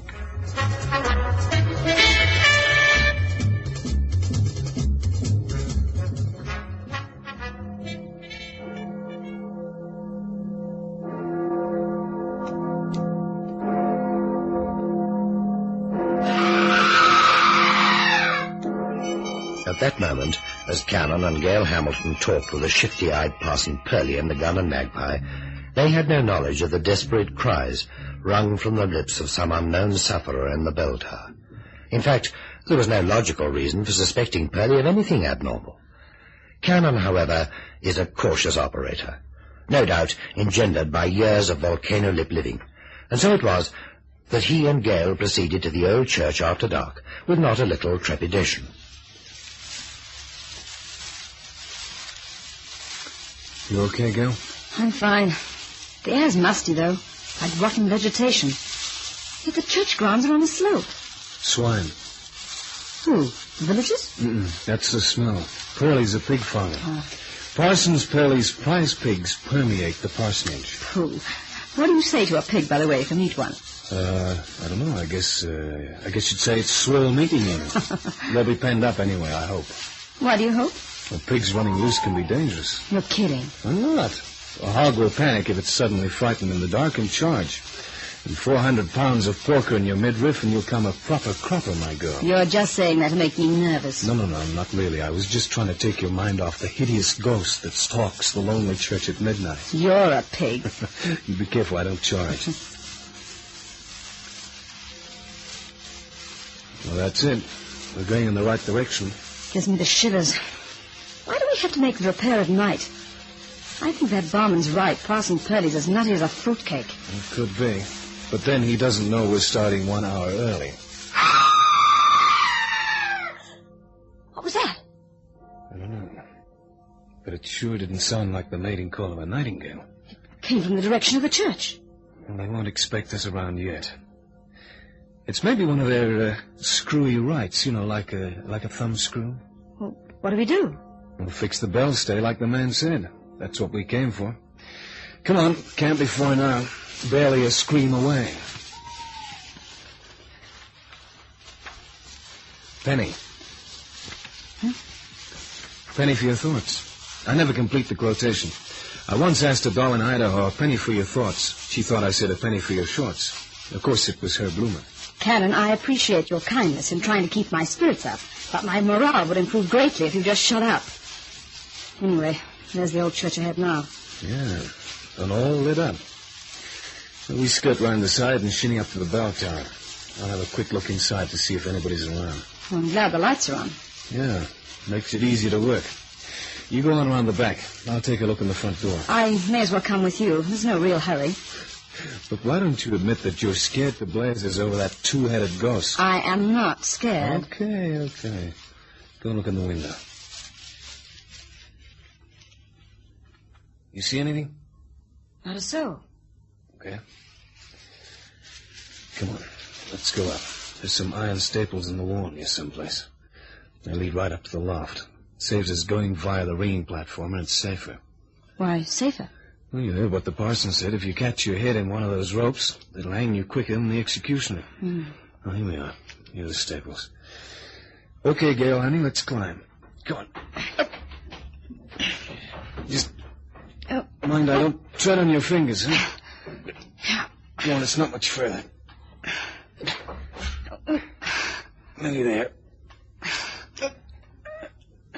Yeah, that's me. Now you come up. Go on.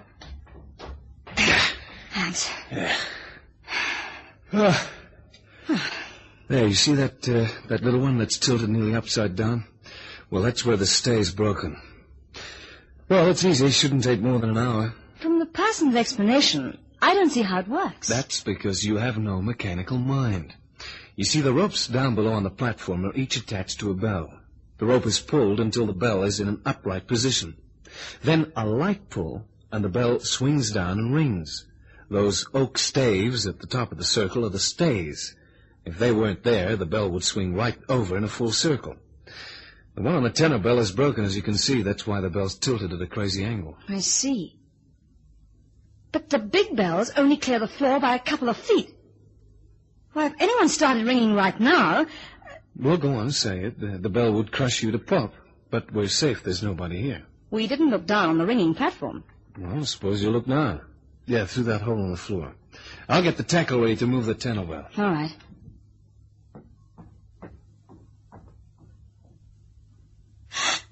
Hey, what's with you?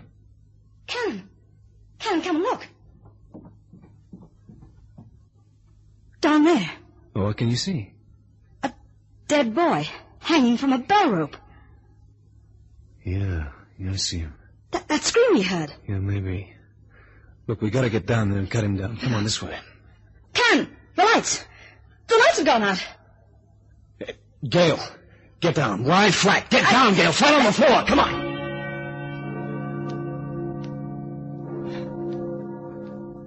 Look, if you keep flat, you'll be all right. Who's ringing them? There's nobody there except a dead boy hanging from a rope. Look, I'm going to crawl over to the center hole. You stay here and keep flat. If you try and stand, you'll distribute your brains around the bell tower. What are you going to do? You can only be a ghost, and I brought my ghost cure outfit. Now, you stay where you are.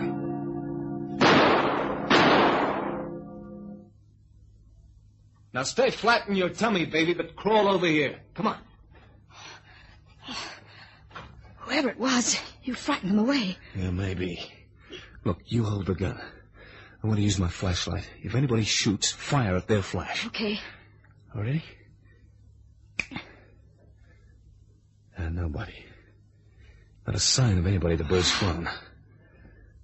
Cannon! The body, it's gone. So it has.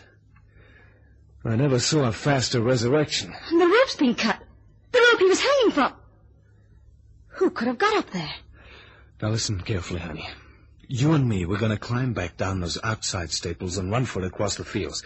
I want you to play act that you're awful scared, okay? Who says I need to play act? My knees are knocking anyway. No, well, with the price of nylons today, that's vandalism. Come on, let's go. All right. Now, don't fall whatever you do. You okay? Yeah, fine. We're nearly done. There. Hello? Sorry, did I startle you?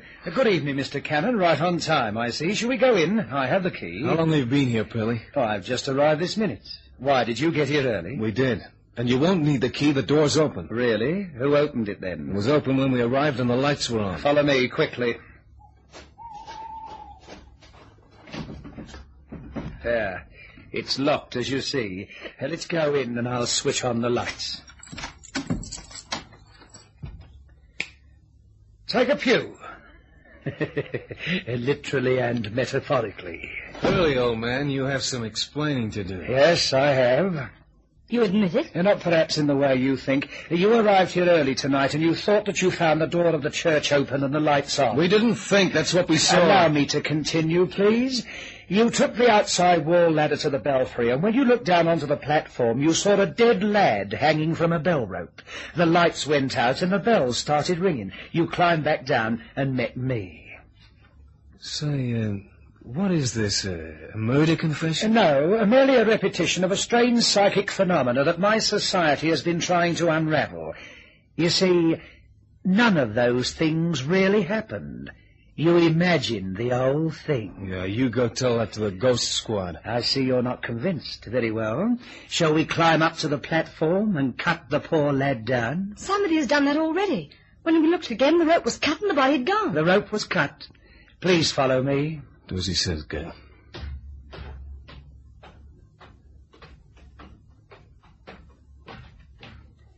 Well, here we are. Now, Miss Hamilton, which rope was cut? Cannon, it's all in one piece again. I know it's frightening, but no harm can come to you. It's a sad tale. The boy who was accidentally hanged by the bell rope. You mean there was a boy hanging there? Yes, a tragedy. But it happened nearly 100 years ago. Now, if I stay with you, do you think you might mend the stay? Sure, but that only requires one man to fix it. While I'm up there, Gale stays down here with a gun. A gun, Mr. Cannon? Yeah. You see, I'm allergic to bats. Do you think we should tell the chief about the psychic phenomenon, Cannon? Sure, but only after we've laid that pesky poltergeist. Laid the ghost? You think we're going back to London? Well, we're not. This road leads around the back of that old church, and we're paying the phony parson a fleeting visit. But why? Mainly because I think all that psychic phenomenon is bunk. Then again, it's maybe I don't like some cheap chiseler trying to murder me. And don't give me all this, all-in-the-mind jazz. If we'd been 10 seconds longer dropping to the floor, Mr. Aubrey Mason would be advertising for 2 new operators.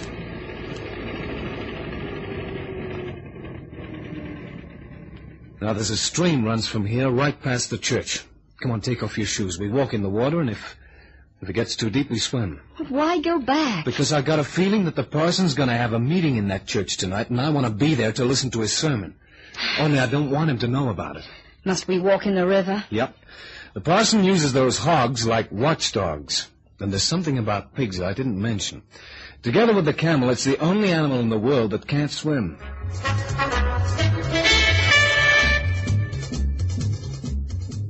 Parson, I didn't mean to kill him. It must have been an accident. Of course it was an accident, my dear Timothy. Pardon me for using your Christian name, Mr. Cornish, but we've become very close over the past few days, and you can treat me as a true friend. Will the police believe it was an accident? And you, a wizard of the black magic circle, Mr. Cornish? I'm afraid they won't be easily convinced. But the lad's body has been neatly disposed of. Pigs are omnivorous animals, you know. Of course, I shall need a little more cash, say £5,000. Parson, that's blackmail. An ugly word, Mr. Cornish. You're like your mug, Parson. Huh? Don't do that. This gun has a reputation for being consistently accurate. Who are you? The guy who nearly bought a pig in a poke. The game's up, Parson, and you, whoever you are, don't have to worry about that kid. He's alive and kicking. It was just a stunt. Where is he? Where I found him. In the vestry. And is being guarded by a very, very tough baby. Yeah, he's in the vestry. I knew all along that the dirty jobs went to the Virgin.